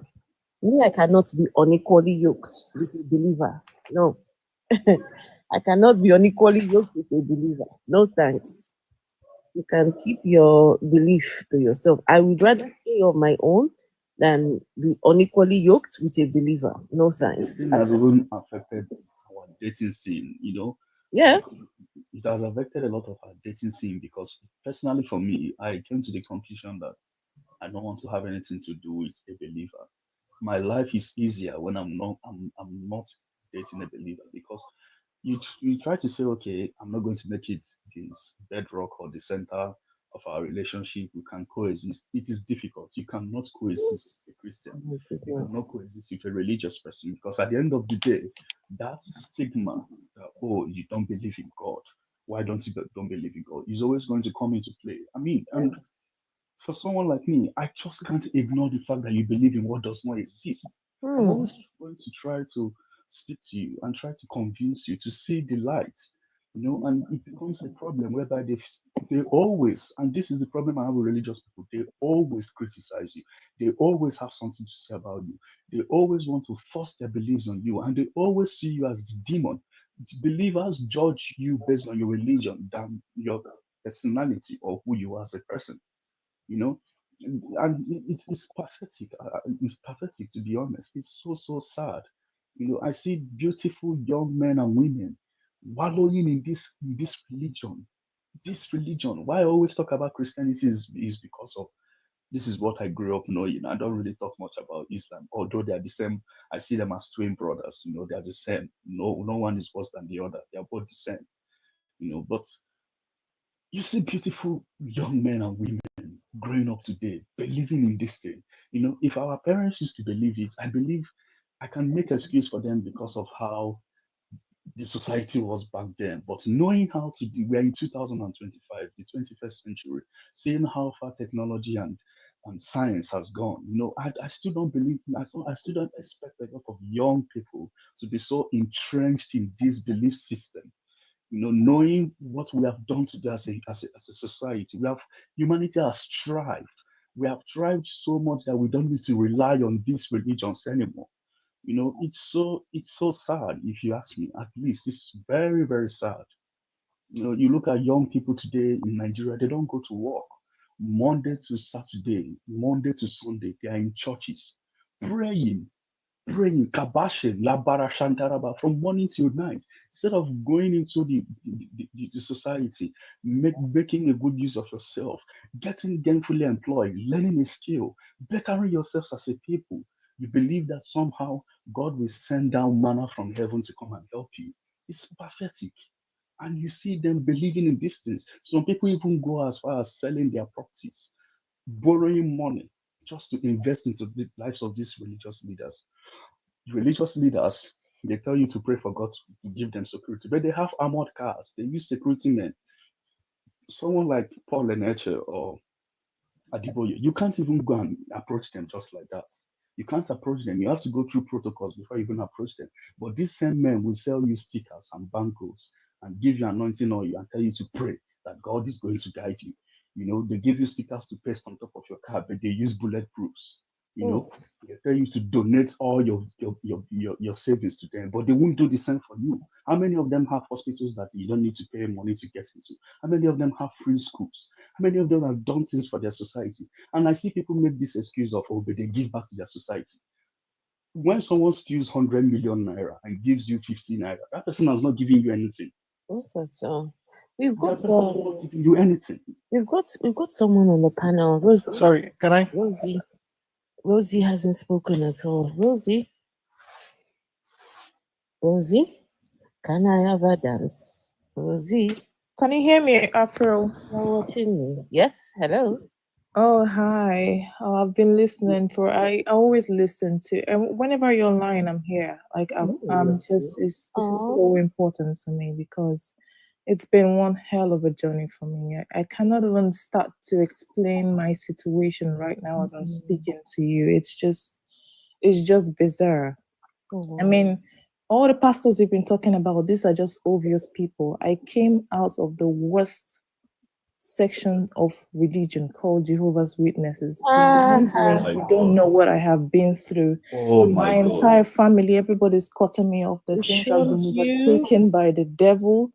I've been possessed. I'm so sorry. Everything I have gone through to help them, even financially. I started working when I was very young. I'm currently living in the UK now. But when I came here, although I've been having doubts from Nigeria, and I used to have all these questions because in fact, to be honest, all these people you're seeing right now, if you're not a Jehovah's Witness, according to them, all these other forms of Christianity, you guys are just all playing. They are the real Christians. Like it's a we versus them thing. That's why it's so strong. That's why the chokehold there is so strong, because the manipulation is so done covertly. They don't claim that they're doing miracles. They tell you their own. You wait. When you die, then God will wake you up. Don't worry. Just die. Serve us. Do whatever you have to do. We don't have pastors, but they have they have a group of 8 leaders called the governing body of Jehovah's Witnesses, based in upstate New York. They do not allow you to join. You are not allowed to even go to YouTube channels where they're talking, where ex Jehovah's Witnesses are talking, because you're not supposed to read articles that are not published by Jehovah's Witnesses. This thing is so deep. So you don't even know. You're just walking on right under the clouds. You don't even know what is going on outside of the religion. I didn't even know these people had I don't even know where to start from. I didn't even know these people had cases with Australian government and even government in the Netherlands for child abuse. Because if you're raped, like maybe if you're raped, as a member of Jehovah's Witnesses, you don't go to the police. You go and report to the church. Like they're just so. In fact, I don't even know where to start from. And these people, one of these governing body members, have over the 15% shares in a whiskey company. I mean, I had to come here to start doing all this research to even realize what is going on. And these people telling you, oh, you're living in the last of the last days. Oh yes, this world is almost going to come to an end right now. And they are building construction sizes of billions of dollars without spending a single dime. They tell you, oh no, we're not forcing you. There's no tithe, there's no offering. Just give whatever you want to give. But then, oh yeah, we had this 30 acres of land donated to us. Who is a carpenter here? This one will raise up a hand, exploited for free labor. Who is an architect? This one will raise hand. And I'm telling you, this thing is crazy. These people are so rich. They own so much real estate, you don't even want to know how. You know why they go under the radar? Because they're quiet and they're dressed in suits. These people are the mafia, I assure you. They come in cover. They tell you your brothers and sisters inside the church are more important than your immediate family members. Anybody that tries to leave, not speaking to them anymore and cutting them off is God's way of correcting them so that you're being psychologically tortured to come back in. You're not even allowed to speak to your own family member on the phone the moment they leave. This thing is crazy. These pastors you're seeing here, these pastors are nothing compared to this. Is a group of mafia people that they cut you off entirely. You're not allowed to take blood when you're dying, and they send a group of elders, like 2 or 3 people from the church, to come and sit down by your bedside and supervise you, make sure you're not taking that blood, and you take your last breath there. And they said, yes, you died a great Christian. Congratulations, we'll meet you in paradise on earth. I know I have personal people that I know in my own life that have died. And I remember as a child thinking, oh yeah, I mean, you can cry, don't cry too much. You're going to meet this person in paradise, yeah, one day. So how we got into this thing, I wasn't born as a Jehovah's Witness, but my mom had marital issues with my dad when we were small, when we were younger. And her own parents had died. She was the first daughter in her family, and it was a very emotional time for her, and she was isolated and everything. That's how you know how Christianity gets you. It never gets anybody that life is Go for the most vulnerable. No, you have to be in a vulnerable state, and then they come in, oh my God. And it's sort of a euphoric feeling that you're like, oh my God, I've never been loved like this. I've never been accepted. I mean, you don't ever see a Jehovah's Witness and say, oh, you look threatening. No, because you're not even allowed to wear beards. They just allowed people to start wearing their beards like 6-7 months ago, just less than. You can imagine how many people have been judged, millions of people have been judged in the past for just keeping their beards, and because they want you to be the most formal you can be and non-threatening. They practice every week. This thing I'm telling you. In fact, you can't even go and knock on somebody's door and just let the spirit flow and just say whatever you're like. No, you're programmed on what to say and how to answer questions. Answer the question according to what is written in the text that they have told you. These people, they groom you from the. I became a great public speaker from being a Jehovah's Witness. I didn't have to. And you know how public speaking is very hard for African children because, you know, you're not encouraged to speak, and then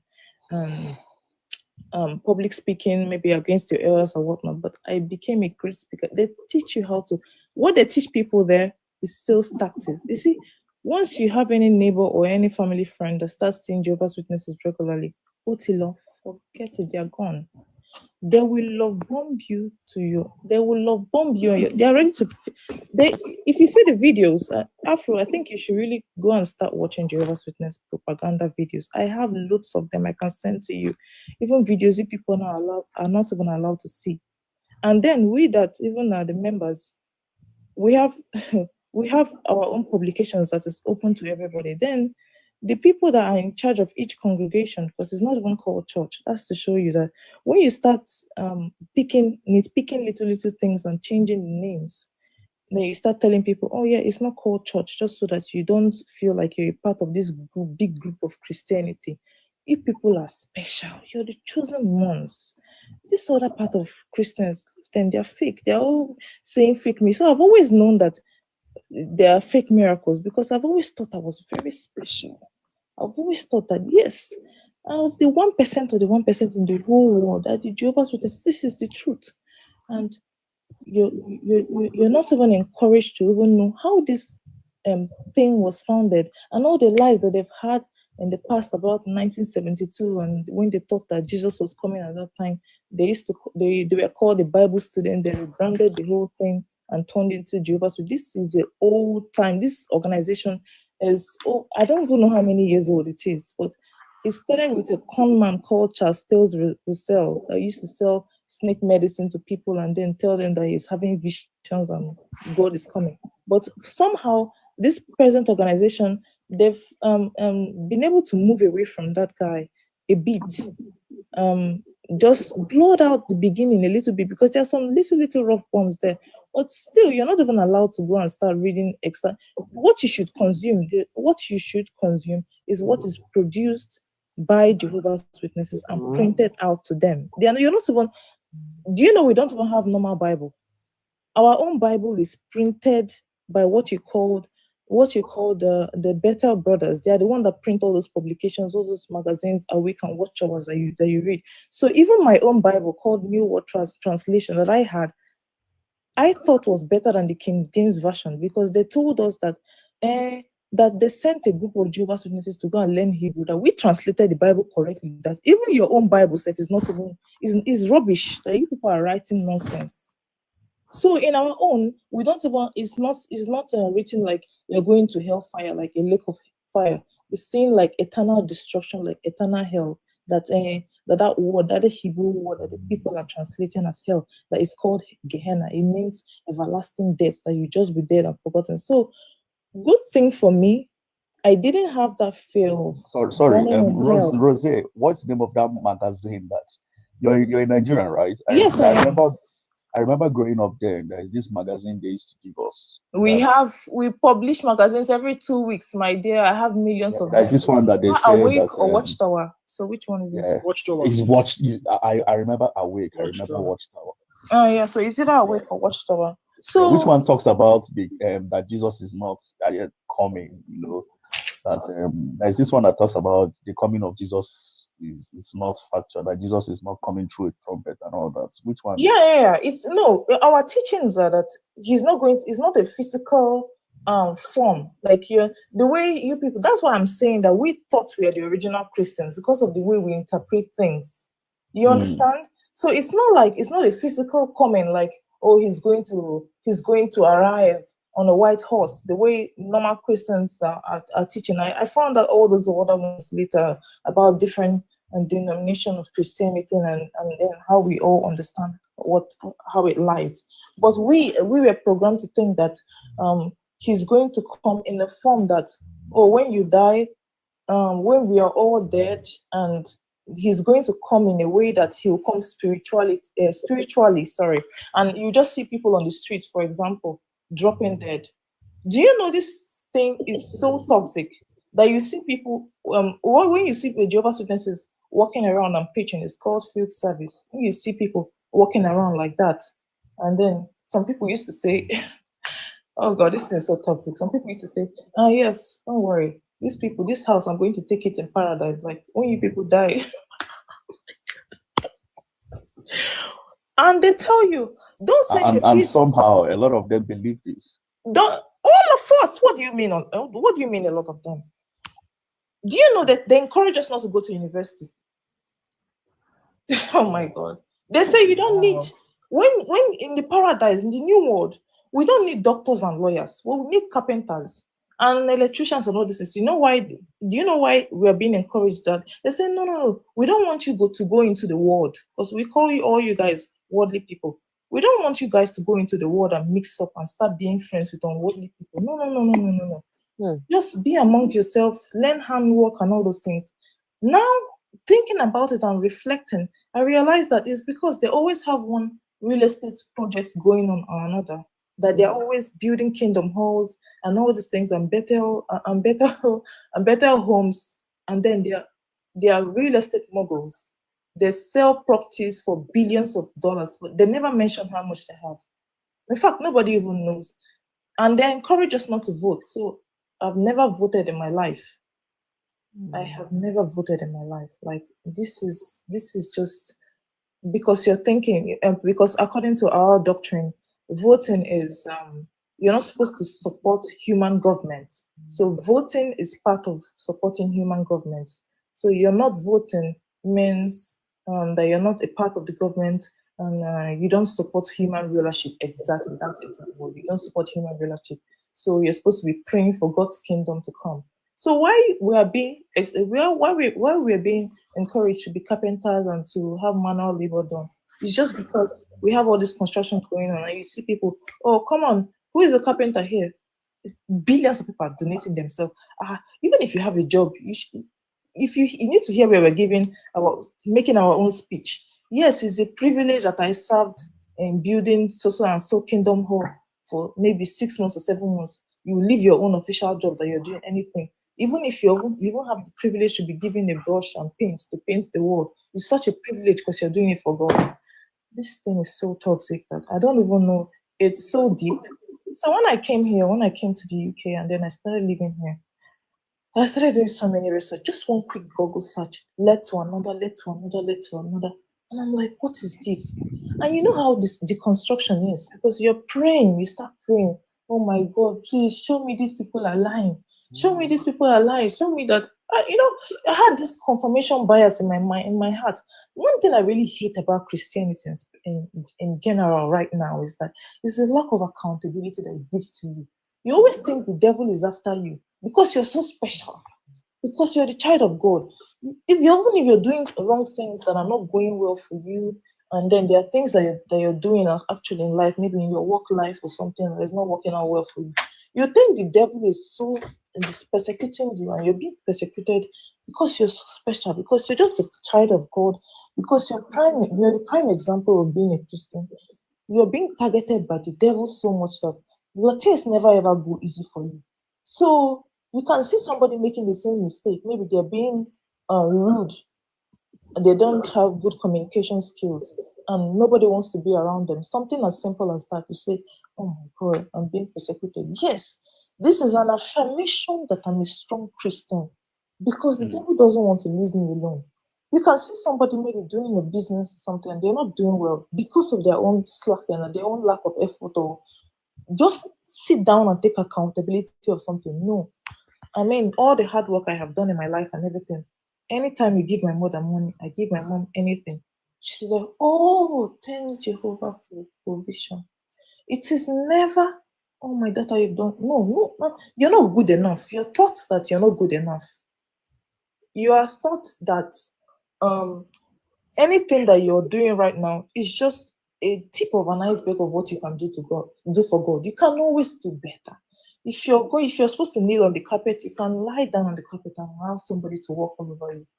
And these people are still gaining billions of. I mean, it's so rich coming from a place where they're telling you all these things belong to the devil.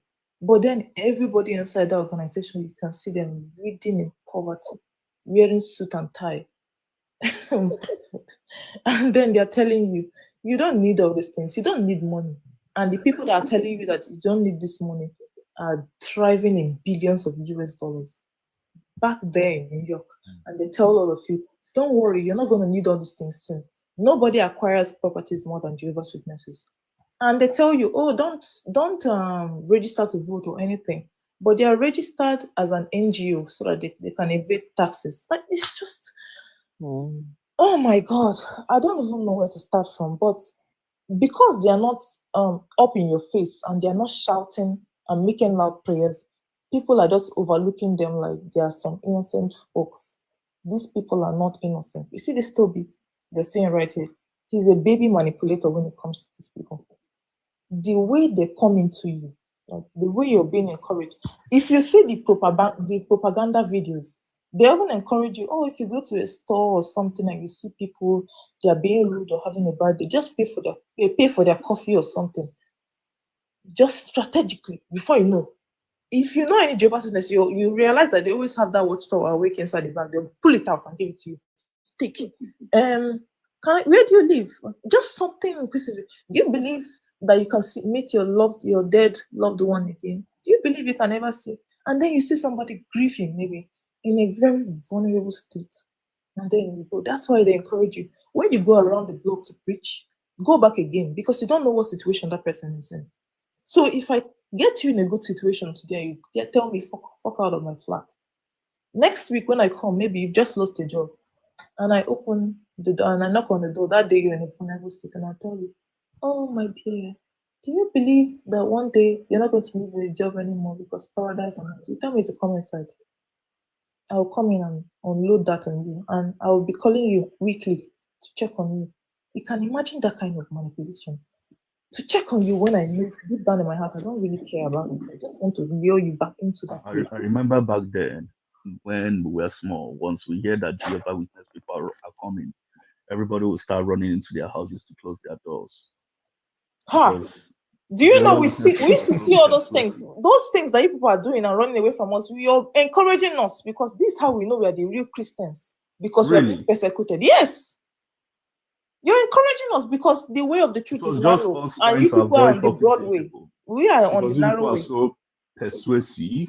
We are on the narrow way. We are on the narrow way. You people are on the broad. I say, oh my God. We have stories where you go to somebody's house, they'll pour water on you. Where you go to somebody's house, they'll literally, you're disturbing, you're a nuisance. They pour water on you and then you stomp your foot 3 times, on the carpet and then step back. Do you know that you're encouraged to go back there again? That's what Jesus told the disciples. Exactly. Do you know that you're encouraged to go back there again and knock on that same person's door and put yourself in harm's way? And maybe be nicer this time and smile more. And our own idea is that maybe that person will just have a soft heart that I've been treating this girl poorly. Okay, today you just comment. I mean, you can go to anybody's house because you know how it is. You can go and meet a psychotic person. They can tell you, okay, come inside, and then you come in and they bring a machete. I remember back then. And these people they don't care about you. I remember back then they always shout when you guys are coming, like at the front of the street. Yeah. They are coming. Jehovah's Witness, they are coming. They are coming. You will see the well of fortune. Don't worry, I know because I used to see you guys flee. I see you people flee. Like sometimes you would go to God because we call you people Bible students. That's what we call you guys. The people that are listening to us are Bible students. Then the ones that don't want to listen are called worldly people, in quotes. Worldly people. Yeah, that's how we describe the rest of you Christians. We don't believe you people know anything. We don't believe you people know. It took me to get out of that place for me to start opening the King James version. I thought King James version was, this is fake. This is fake. You don't know the level of superiority these Jehovah's Witnesses have. That's why you see sometimes when you start arguing with them. Have you ever said, if you want to meet a Jehovah's Witness and see the kind of level of superiority that he has over you, just pretend and say, let us pray. Close your eyes and then open your eyes. You see that their eyes are open. They don't believe your own prayer is rubbish. This is inferior compared to, I'm eating in the throne of Jesus. What do you mean? All of you people are not. You people are nothing. I am the one. Because they tell you, yes, all other religions are false. And they're using the name of God to do fake miracles and everything. You know why they are so tight, airtight in what they're doing? is because they in a way they tell you the tricks about religion. They tell you the tricks in the sense that they start saying things like, okay, are you not seeing all the they reveal fake pastors to you. That's why you see we don't, if you ask a Jehovah's Witness who's your pastor, they say we don't have pastor. It's true. We don't have any pastor. How they head the organization is each place, each part of each congregation, we are grouped in congregations. So each church you see is called the congregation. And then the head of the congregation is usually 6 or 7 people that they call the elders. Those elders now, they have books that we, the normal members, don't even have access to. It's called the Elders Handbook. This is how they judge everything. So there are things that happen in the congregation that they now report to the headquarters, which is in New York. And the head of the headquarters is called the governing body. Those are those 8 men that I'm talking about that are there in upstate New York. They're the ones that control everything. So the whole is so deep rooted that because they're quiet, they're just flying swiftly under the radar. Nobody puts an eye. Once you're talking about Christians and Christianity now, and you're talking about fake Christianity, somebody's head, like your mind, never ever goes to Jehovah's Witness. Why? Because they're so pleasant. They're not loud. They're not in your face. So you don't even know what is going on. These people are in trouble. I'm telling you. They tell you that you are allowed not to speak to your own child anymore. Do you know that for my mom to be associating with me right now, I'm rubbing my sin on her? Do you know how deep this thing is? I am rubbing my sin on her. Why is it that you should get into something? Even the baptism, have you seen where go to like Google, go to like YouTube and type Jehovah's Witnesses being baptized? You see the kind of questions that they ask you. Have you accepted Jesus Christ as your Lord and personal Savior? That's not the question.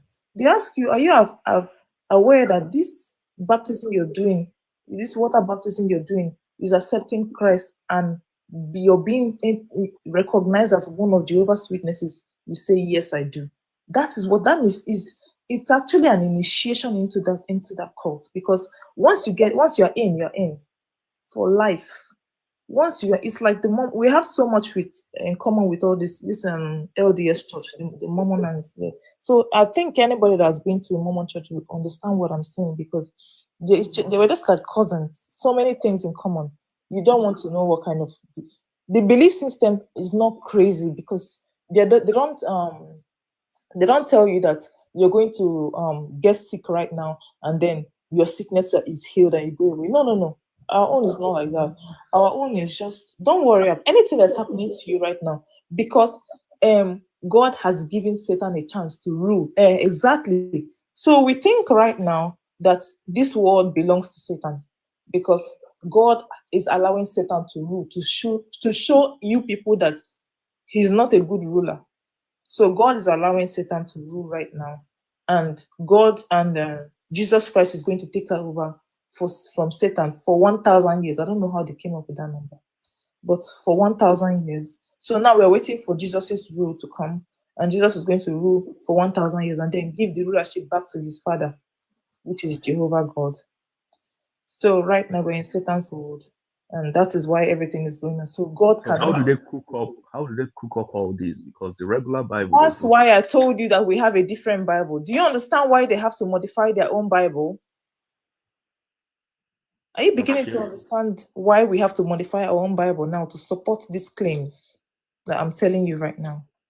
So this is how we see it. So that's why you cannot be healed right now. If you have a broken leg, your leg cannot heal back or anything, because you have to rely on the medical doctors, which is a good thing. At least you know that you have to go to the hospital and you're not going to stay inside the church and start kabashing for your leg to grow back when you lose a limb or something. So you say, this is Satan's world right now you're living in, and this is why God is not intervening, because he's trying to show the devil that he's not a good ruler. What kind of fucked up shit is that? Oh my God. Then so all of you, we are going to wait. So even if you die in the process, we don't fear death, because we know, we are sure we are going to wake up, because Jehovah is going to wake you up no matter what happens to you right now. Our own form of Holy Communion is not the way you guys do it. So you guys do yours. I think the Catholic session, they do it every Sunday morning or something. We do it. We believe that Jesus is exactly. So we don't have Christmas and we don't celebrate birthdays. I've never had a birthday in my life. Yeah, I know of that one. Yeah, because the head of Herod, the king, was caught in his birthday party or something. So we say, but that means is a significance that birthday is bad. So I've never had a birthday party in my life. Never did, because while I was very young, that's when my mom joined these people, and that was it for me. My elder siblings, two of them, they all had birthdays. I think I was like 3 or 4 when she joined them. Then we believe another thing we believe is that December 25th is not Jesus's birthday. So Jesus was born in Psalm 14th, which is around September, October, because the 3 wise men would have not been able to make all that trip in the snow or whatnot. These people that are even telling us this, they're so dumb, because this is the Middle East we are talking about. It never snows in the Middle East, but okay, fine, no problem if you're going to say that. So you see why when you get all this denomination and all these differences, this is why we start thinking that we are much more special than you guys, because we have all these small beliefs that we are convinced that you guys are just doing rubbish. So I've always known since I was a child that December 25th is celebrating the sun god. That thing, that's the pagan religion, actually, that December 25th. But I think so many people know now, but we just allow it. They just allow it just because it's the end of the year and it's a time where family just come together and do all this thing. So if you even want to look for a Jehovah's Witness trouble, go and give them rice on December 25th. They'll throw it away. I assure you. If they don't give it back to you, they'll check their trash if they put something outside. If you're in Nigeria, your rice and chicken is inside that trash. They're not going to eat it. No birthdays, no. So the only thing that we have is that back to the communion, is that memorial. We call it the memorial. So it's done once yearly, and it used to be about late April or highest early May. Then we do it. Then we are counting the people, because we believe that 144,000 people are going to rule beside Jesus Christ in his 1,000-year reign. So of course the 144,000 are going to be Jehovah's Witnesses. The 8 men in upstate New York are we call them what's that name? Everything is blurring out now because I've just left those stupid people. I think it's a traumatic response for me to be blurring out that part of my memory, just so I can just get some peace and live with myself at this point. So I can't remember the particular name, but we have been counting people.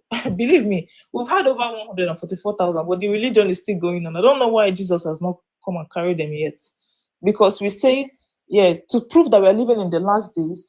Before, when I was a child, and then they opened the website of Jehovah's Witnesses, it's called jw.org. You can go there and just go to the website and go and read all the propaganda bullshit.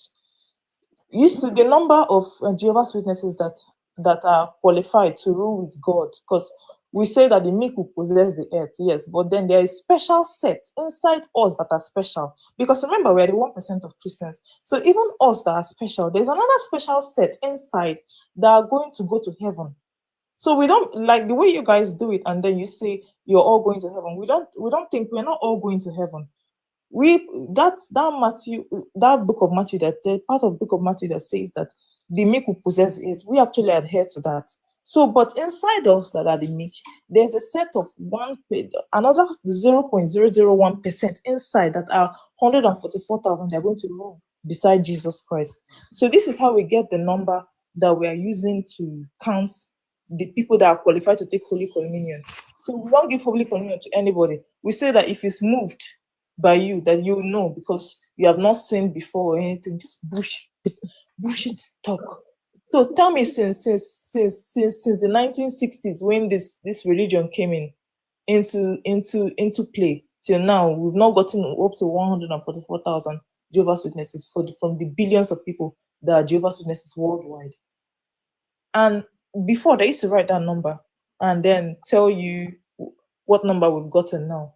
But since like 2006, they removed it so that we can stop counting and stop thinking. But we just know that we're in the last of the last days.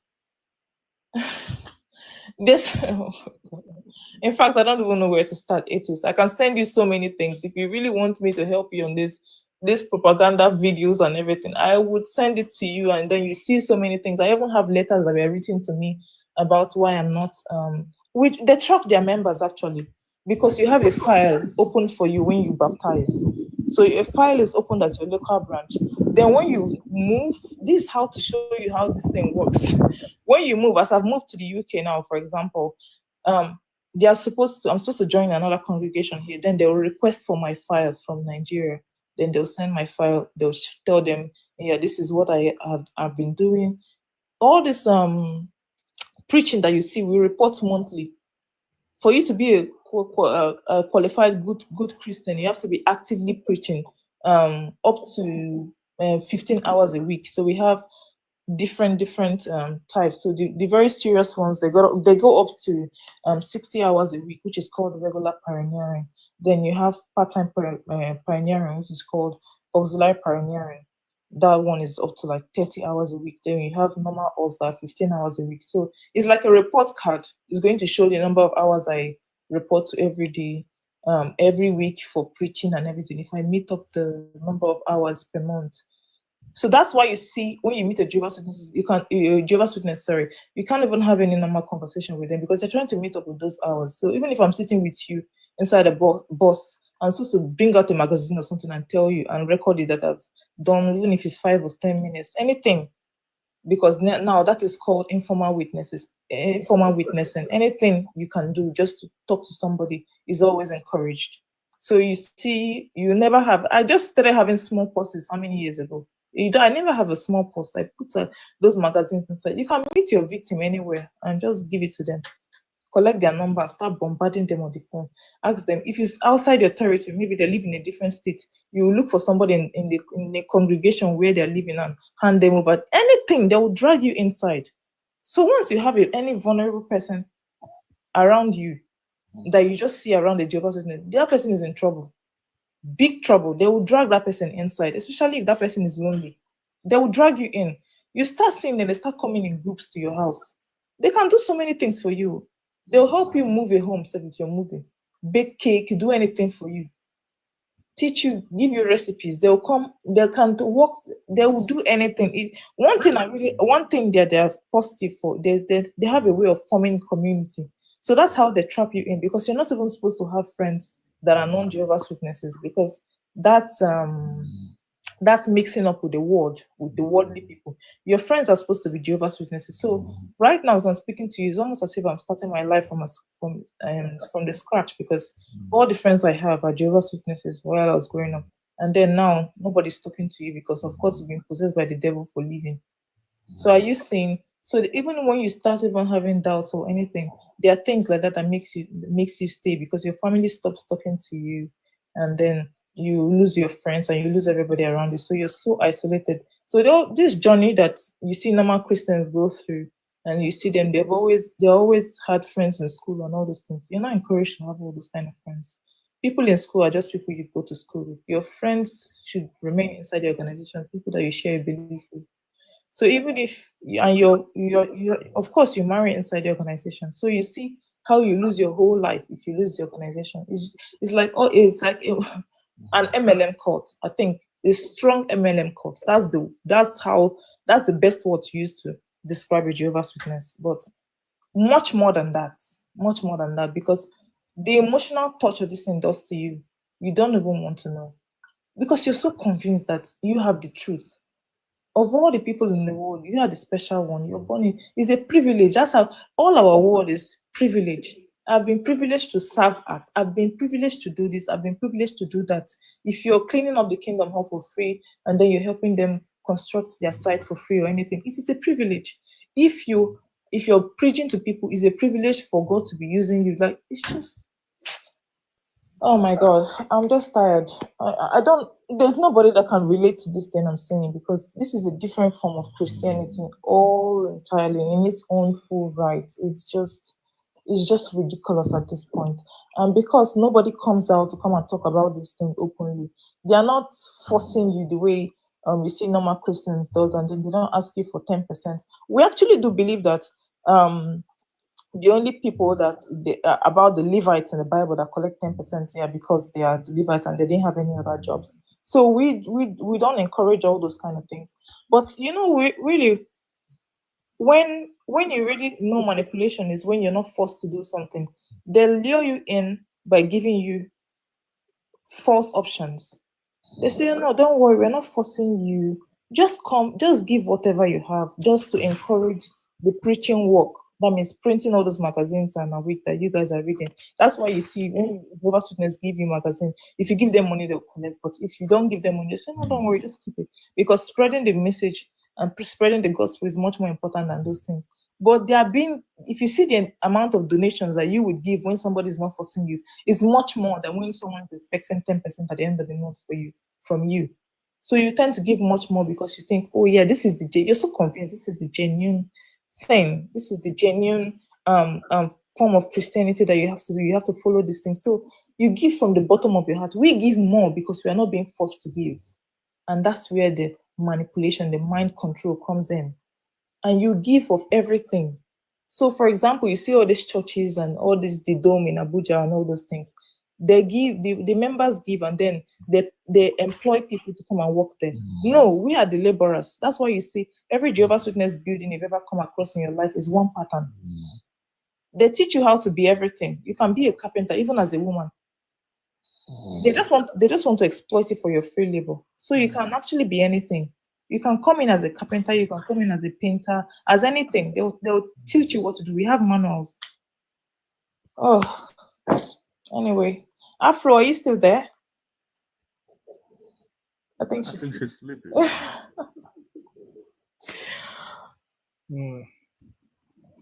It's just sad, to pass through such experience. Absolutely. Really sad. And thanks for sharing this because I had no clue. It's just about crazy. this.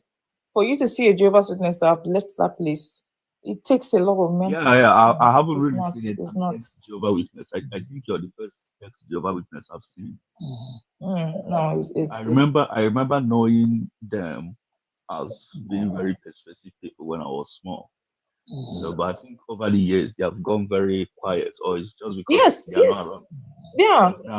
They're not around my vicinity anymore because I hardly see them. Yeah, you're actually encouraged to be quiet. You're not encouraged to be loud and speaking because of course we are not like you guys. So we are being encouraged that you can't be loud like those other Christians. That's why nobody thinks about us because they just see us like, oh yeah, we are harmless. That's how you guys manage to go under the radar. Exactly, because we are harmless, of course. We are harmless. And well, that's just the way it is. It's such a long journey. It's ridiculous. It's such a long journey. There are so many things. Yeah. My question is, like, globally, what's the main objective of religion? Like, what's the purpose of religion? What's its main aim for humanity? Because what I see is destruction. Yeah, I mean religion in general. Not just of course it's control. Absolutely, it is control. It's nothing else. It's designed to put you into a box, to be afraid of thinking outside the box. You can't think outside of the box in a way that you can't think for yourself. You have to think as a group, collectively as a group. This is how it is designed to think. So you have to think while putting other people into consideration based on the Bible. So anything that it's not approved by the Bible, you're not supposed to. I don't know. I think for Africans, I think there were two boxes where we are trapped inside two boxes or something, or multiple boxes. Because ours is a special case. I mean, as Africans, ours is really special case. Absolutely special, because of they really trapped us. Right from time. I think what really helps these Europeans is that they have an individualistic culture. So their culture encourages them to think for themselves, to stand alone, and all those kind of things, and just everybody for yourself, everybody fend for yourself, and then do what is right for you as a human being. So you see, somebody that has that kind of programming and that kind of thinking, that way of thinking, you can only hold them for so long. You can't really catch them like that. But we're a collectivist group, and we have a hierarchical structure, even in our own background and in our own culture. We have this hierarchical structure in our culture where we look up to elders and we look up to everything. So that's why it's indoctrinated in us that there's a higher being somewhere looking over you. That as the way you're looking up to your father and your father is looking up to God, just something like that. Yeah. I think that's why it has much more of a chokehold Because on us. one question, But it's quite, let me just say this before I lose my train of thought. So, because it's quite strange that you see all these pastors and then you see so many people going into the churches and praying, but they're never praying for anything that is actually God's made. They're praying for man-made things. You see a man in Nigeria standing in the altar and he's praying to God, and his prayer request is something that a Christian did not even produce. Maybe he's praying for something, for a car that a Chinese man produced that is not even a Christian, that is a Buddhist. And all your problems are all man-made, are things that when you get in a better situation, you can actually solve for yourself, that man has provided and produced for you for your own comfort. And this is your own prayer to God to give you man-made things. It's just crazy. It's just crazy. And I mean, it's the cognitive dissonance of Christianity for me. Because any small thing, you're speaking to them. Why are you even praying? I thought everything is God's will and God's plan. You want to change God's plan? Are you saying you can go to a Christian burial and then you're staying there and people are talking about don't worry, she's in a better place or he's in a better place, but you will not see anybody laughing and rejoicing because they are convinced that you're with the Lord. They're still crying. I mean, it's just the cognitive dissonance, black and white thinking. Everything is God's plan. At the same time, it's not God's plan because you're praying against it. Which one is it? So you're just seeing the lapses here and there and making excuses for God. Yeah, because he's not there to show workings, to show that, yeah, fine, I'm here and these are my powers and this is what I can do. So you're always seeing, they're always making excuses for God. If something goes well in their life, oh, thank God. Or then when something doesn't go well, it's God's plan, or God does not intervene in the things of man. That's why he gave you brain to solve problem. Where you say, which is it? Which is it? Because it's even shocking how humanity came to the point where our only home, which is planet Earth, we believe heaven is better than our only home. So we prioritize a home we've not seen or we don't know in existence over the only home we have. You know, the mental construction of that is shocking. Because today humanity just prefers this home that no one. Someone was here saying there is gold in heaven. I was asking, what have you done with the gold on earth? Exactly. What are you going to do with it? And why do you need why to can't you give me the gold right now that I'm on earth? Why do I need to get to heaven to enjoy the gold? I think that's why Christianity is in line. I mean, religion in general is in line with slavery. It's so intertwined, because if you look at some of the things that is being encouraged by Christianity, it makes you a good slave, to be honest, because the mind of a slave is daydreaming about being free one day from captivity and being an independent being and being able to live life and just enjoy basic things in life. And then you see the mind of a Christian is also the same thing. I mean, what is the real idea of being a Christian? It's doomsday. I'm so special. It's God has chosen me. Don't worry. One day God will come and pick me over you, and all of you will die. That's the whole idea of being a Christian. One of you will die. All of you are not special. One day God will come and pick me and show all of you. Is that not? Tell me that's not your ego speaking. I mean, look at it in the rawest form, and tell me that's not your ego telling you that you're so special and every other person is not special, and they are the daughter of Jesus Christ or the son of Jesus Christ, and one day you come and then get picked up, and every other person is in doom. Tell me this is not the ego. Tell me this is not the ego. Very good point. Very valid point. Especially if we also like, if you look at other animals, right? We share so much in common. The only difference Absolutely. is we as human beings, we have more like our intelligence. But every other thing, these animals reproduce the same way we reproduce. They mate. There's They when they I when eat I when I food. They started consume food. when I started deconstructing, there's a man that I read something from. I can't really remember his name, and he wrote a book, and then I started doing some research, and he said the only thing about a man that is a man is his mind. Every other thing you can find in a pig or a horse. Yes, That yes. just struck me so much that I'm like, Exactly.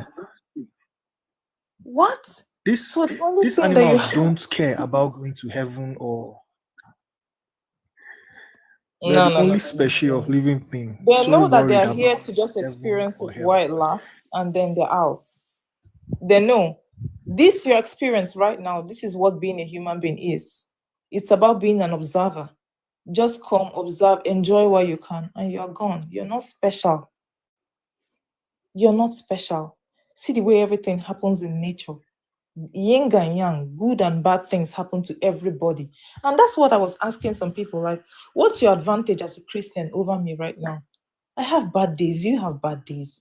I have good days, you have good days. It's not because God is on your side. Do you understand? If you do anything that you're supposed to do and then you play by the rules, you will get the same result. You would get the same result. Why don't you say? I mean, it's quite strange because you see, even the American bill that's written in God we trust behind. You can go to, we all know that if you go to an American court and you've done something crazy and you start speaking about, as much as America is a country that believes in God, and of course they have in God we trust on their dollar bill. You know that Christianity is a big part of the a big part of the government there. But we all know as people that even if you go to an American court, for example, and then you're pleading a defense case and you say Jesus Christ or God spoke to you to kill somebody, you know that that's actually defense under insanity. You know, because then the next defense level your lawyer start playing is that your head is not correct, something is wrong with you because somebody is speaking to you. But we believe that people are speaking to these pastors, and we don't relate it to something is really wrong. Maybe you're schizophrenic or something. We don't say it like that. But if you go to a law court and go and say you heard from someone, there's a voice speaking inside of you that is telling you directing you to do things, you'll be labeled as schizophrenic. But when it comes to financial institution and all that, you are not well, you're not fit because you're mentally unstable. But when it comes to religion, yes, it's acceptable. Can you see? Is that not cognitive dissonance? Is that not cognitive dissonance? So it's not being accepted. Exactly. It's not being accepted by laws because they know, the lawmakers know this is bullshit. If you ever come up and say you're being spoken to, I mean, that's just the level of defense you're just playing is insanity. They say, all right, fine, no problem. Take her to a mental facility or something. Go and check the head. But somebody, a full-blown man, will come out and tell you, God told me to tell you. And you shout, amen. You know what I always say when people say, God told me to speak to you? I always tell them, so God searched around and never found me worthy enough to come and speak to me himself. Rather, he sent a random stranger to come and speak to me. If that God could not honor me enough and respect me enough to speak to me directly, I have nothing to say to the God. That God of yours, go back and tell him that I said he should come and speak to me himself. Then I can have a conversation with him. Because it makes no sense for a stranger to come and tell me, God sent me to you. What do you mean by God sent me to you? Am I not human enough? What is special in you that God had to send you to come and speak to me? That's what I always tell them. Your God, whoever he is, I don't give a fuck who he is. Sorry for my French. Tell him to come and speak to me directly. Then I can have a conversation with him.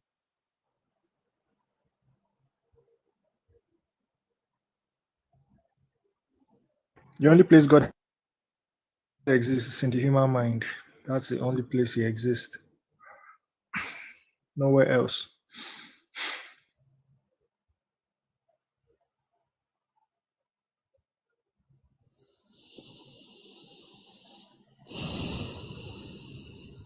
like I always say, God is he's a figment, it's an imagination or a creation of men.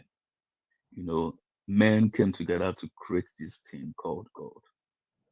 It's a creation of men. It's not it's not physically possible for a being to be up there to watch over everyone. So every God you have known right from since you were born down to now, every God that's ever existed, they were created by men. You understand? And the crazy thing about this is that every religion believes that their God is superior than the other God.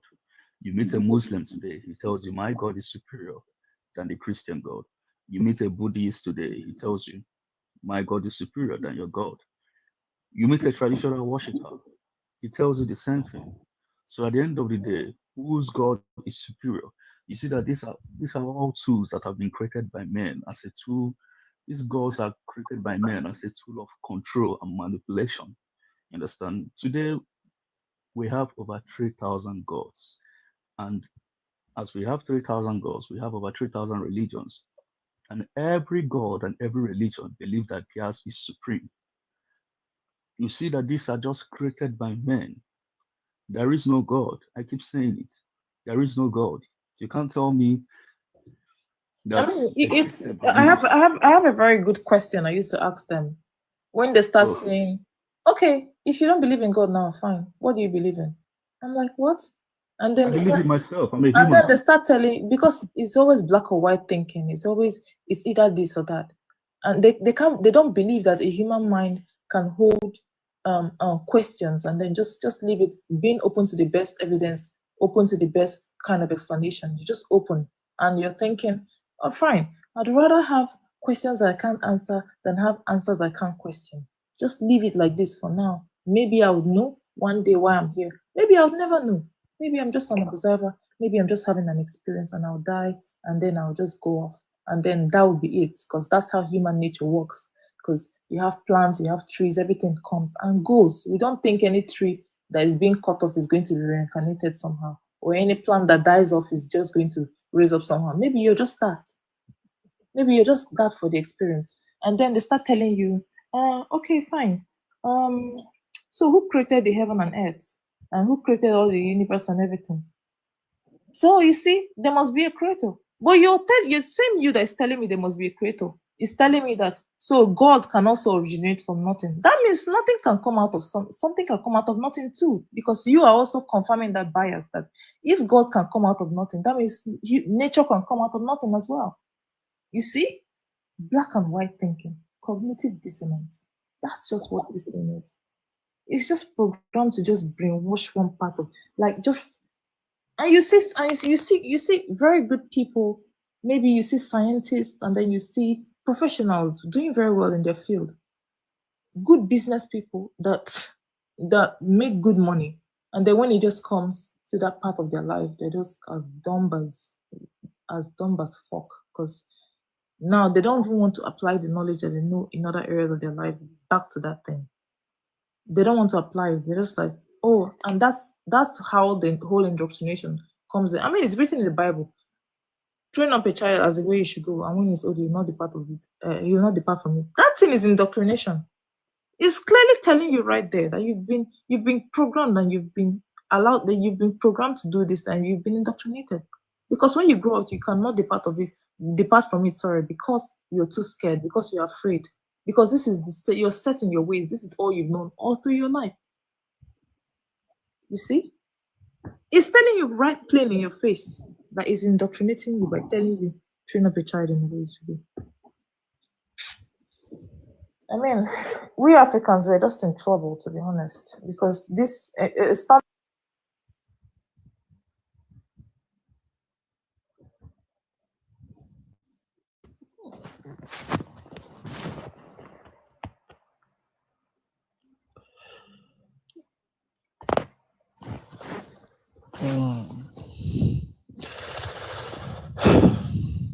Hello.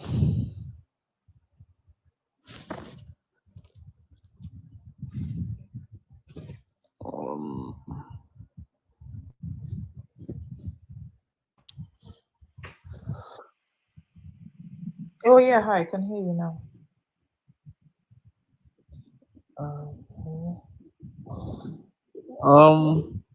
I don't have I think we were muted by mistake. Yeah, I think so. I think we're muted by mistake. Yeah.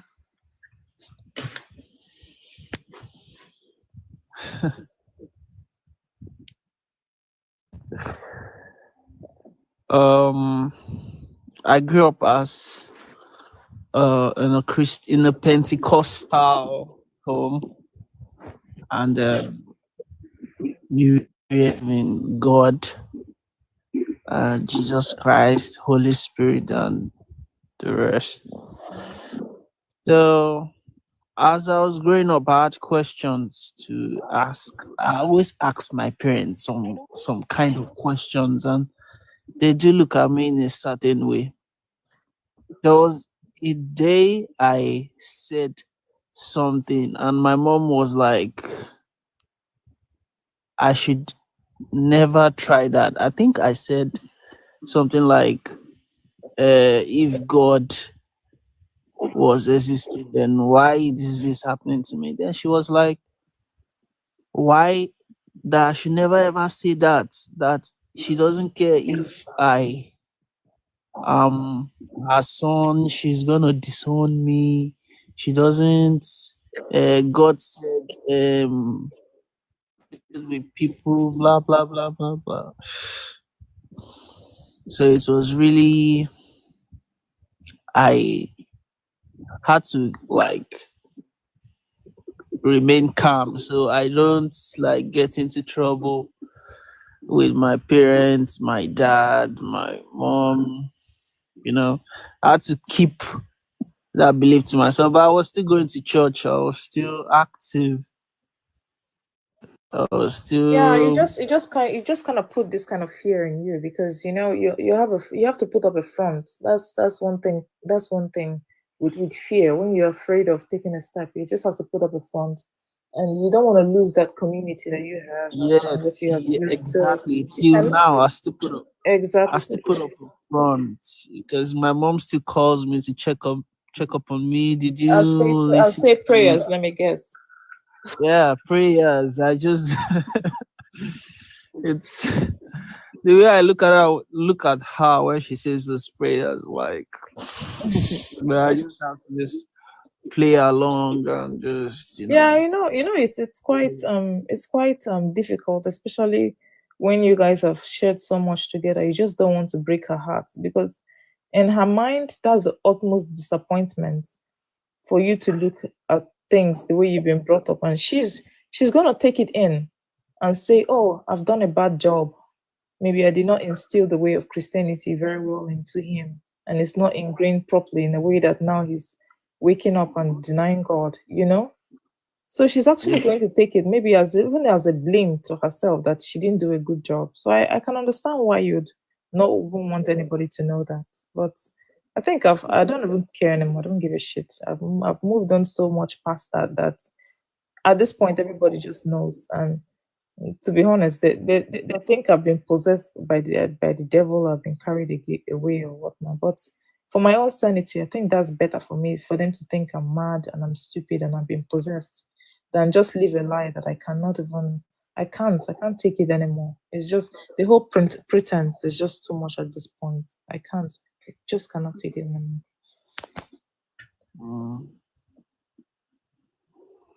I get it. Honestly, I do.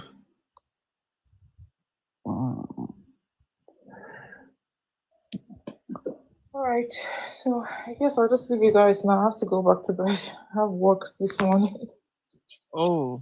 Yeah. So I'm in the UK. It's 2:38 here in the morning. Oh, 3:38, and you have work by 8 a.m. Yeah, I'm gonna leave the house at 8:30. Yeah. Oh. Well, anyway, it's really nice sharing my story and speaking to you guys. It's just crazy what's going on, what we all have to go through. Just stay strong. I mean, what can you do at this point? It's a big part of us. The whole religious thing is a big part of our culture. It's just so ingrained, I mean, even in our generation, I don't even think we're going to be free of this. I mean, we might even die, and maybe our children continue, but maybe in a lesser way, because then they start seeing less. Yeah.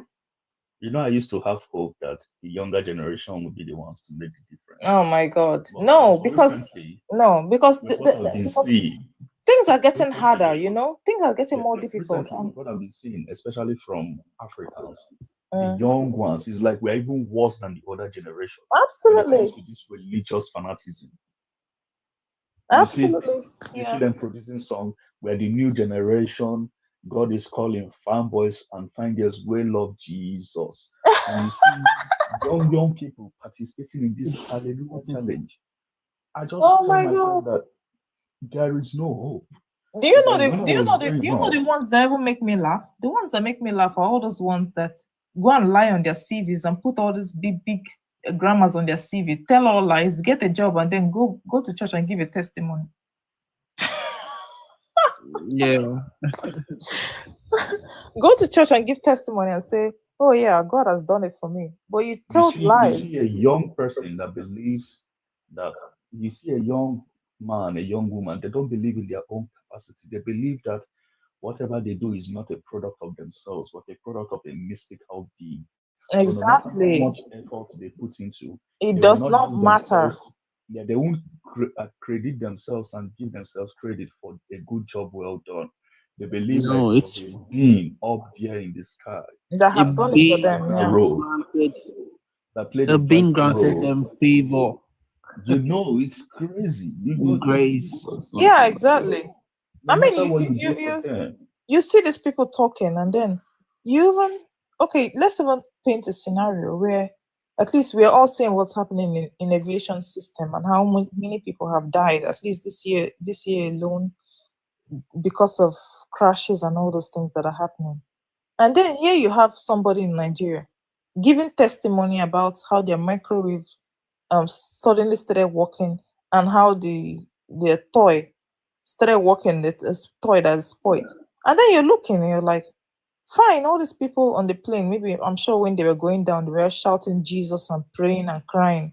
And God is like, no, I'm busy. I have to fix this toy for this person. It's just, I mean, where do you draw the line, really?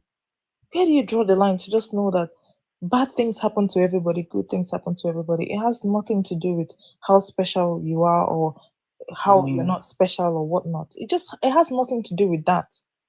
If something is gonna happen, it's gonna happen. We actually have little control over these things. And the moment we just realize that and let go, you see there's something freeing inside of it for you. There's they instill this fear mongering. Because Yeah. the bedrock of religion is fear mongering. Without fear mongering, a religion cannot grow. So they instill this fear mongering into the minds of people that if you dare leave this particular religion for example, and something unfortunate happens to you, then it's as a result of you rebelling against a religion. So in the case of Christianity now, let's Mm. say as an ex-Christian, you decide to leave the religion of Christianity Yeah. because bad things happen to people, unfortunate things happen Exactly. to people. That is life. Life is meant to be that way. You don't always Yeah, get true. it the way you want it. So let's say now that something bad happens or you lose your job, for example, you see Christians telling you, oh, it's because you backslid, because you Exactly. cheated, It's because you Exactly. because you denounced left Yeah. the God. faith. So God is this punishing is you for this is that. God punishing Yeah. you. For that. It's pure wickedness and gaslighting. But Forgetting that it's okay for you to fail as a human but being. but when It's not failing that makes you a person. It's how yes, many but times you get up when you it's fail that you makes you need a better person. you need to see it when the same thing is happening to them. They frame it as God is preparing something bigger for me. God is testing me. He's testing my faith. Exactly. God is preparing something bigger for me when it happens to them. But then when it happens to you, you're being punished. I remember when I had issues when I was doing my masters. I kind Mm. of had a little issues with my academic tutor and my dissertation and all that. So at that point, I was at the lowest of my low. Mhm. I asking myself, why did I let this happen to myself? You know, Christians that were very close to me started to play the narrative of, oh, it's because you were not strong enough in your faith. Exactly. It's because you were not strong enough, you didn't pray enough, and the devil got to you. And I asked myself, whatever happened is a result of my own actions. I'm in control of Exactly. myself. Yes, I have made a mistake. This has happened. How do I move forward and become a better person? That is what I asked myself. Okay, how do I salvage this situation? And I found a way to move forward. But the Christians around me started to play the narrative of, maybe you should come back to God. Maybe you should Exactly. come back to Christ. Maybe you should rededicate your life again back to Jesus. Playing all these silly narratives, forgetting that even you as a Christian, your Bible tells you there shall be hard times and good times.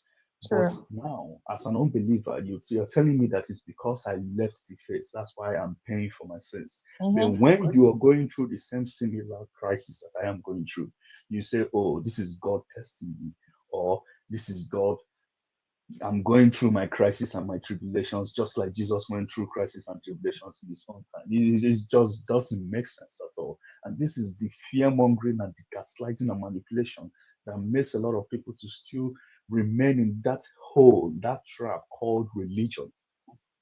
It's okay for us to make mistakes as human beings. And when True. someone tells me, okay, now you're not in the religion anymore, what are you living your life for? How can you live your life without believing in something? I believe in myself. Why? True. What do you mean that? How can I live my life without believing in something? I don't need to believe in some mystical being to live my life. If you, as a human being, you feel the need that you need to believe in some fairy tale for you to be a good person, that means you're not a good person to begin You're with. not a good person. Yeah. If you have to be threatened by hellfire for you to act right. Imagine if you and a lot of them that are stuck in that religion is because of the fear mongering. Of If you course it believe is. that for you to live an upright and a just life, that you have to play by a certain rule, by believing in a book or in some mystical Yeah, theory, then exactly. you And should you be see, locked up and you see, in prison. they do all these good deeds that they do for people because they're what they're just doing is a transaction. You're making a transaction because you're doing all the good deeds and then you're looking up to be rewarded by God. So you're not doing it from the bottom of your heart. That's a transaction. But when you don't believe that there's a God anywhere that's going to bless you because you've done something for somebody, that's when you're doing it for humanity. That's when you're doing it because you want to do it, not because you're going to get any blessings or reward back, but just because. And that's the purest form of loving somebody and making sacrifices and giving back to your community. When you are giving just because, not because you're going to get anything back. But they will never understand it this way. Never. Yeah. Well, what can we do? I'm just gonna get off now. Yeah? So, well, I'll say good night to you guys and good morning. Yeah, it was nice speaking Yeah, to you. I think I absolutely. was on it. Yeah, absolutely. Yeah. All right. All right.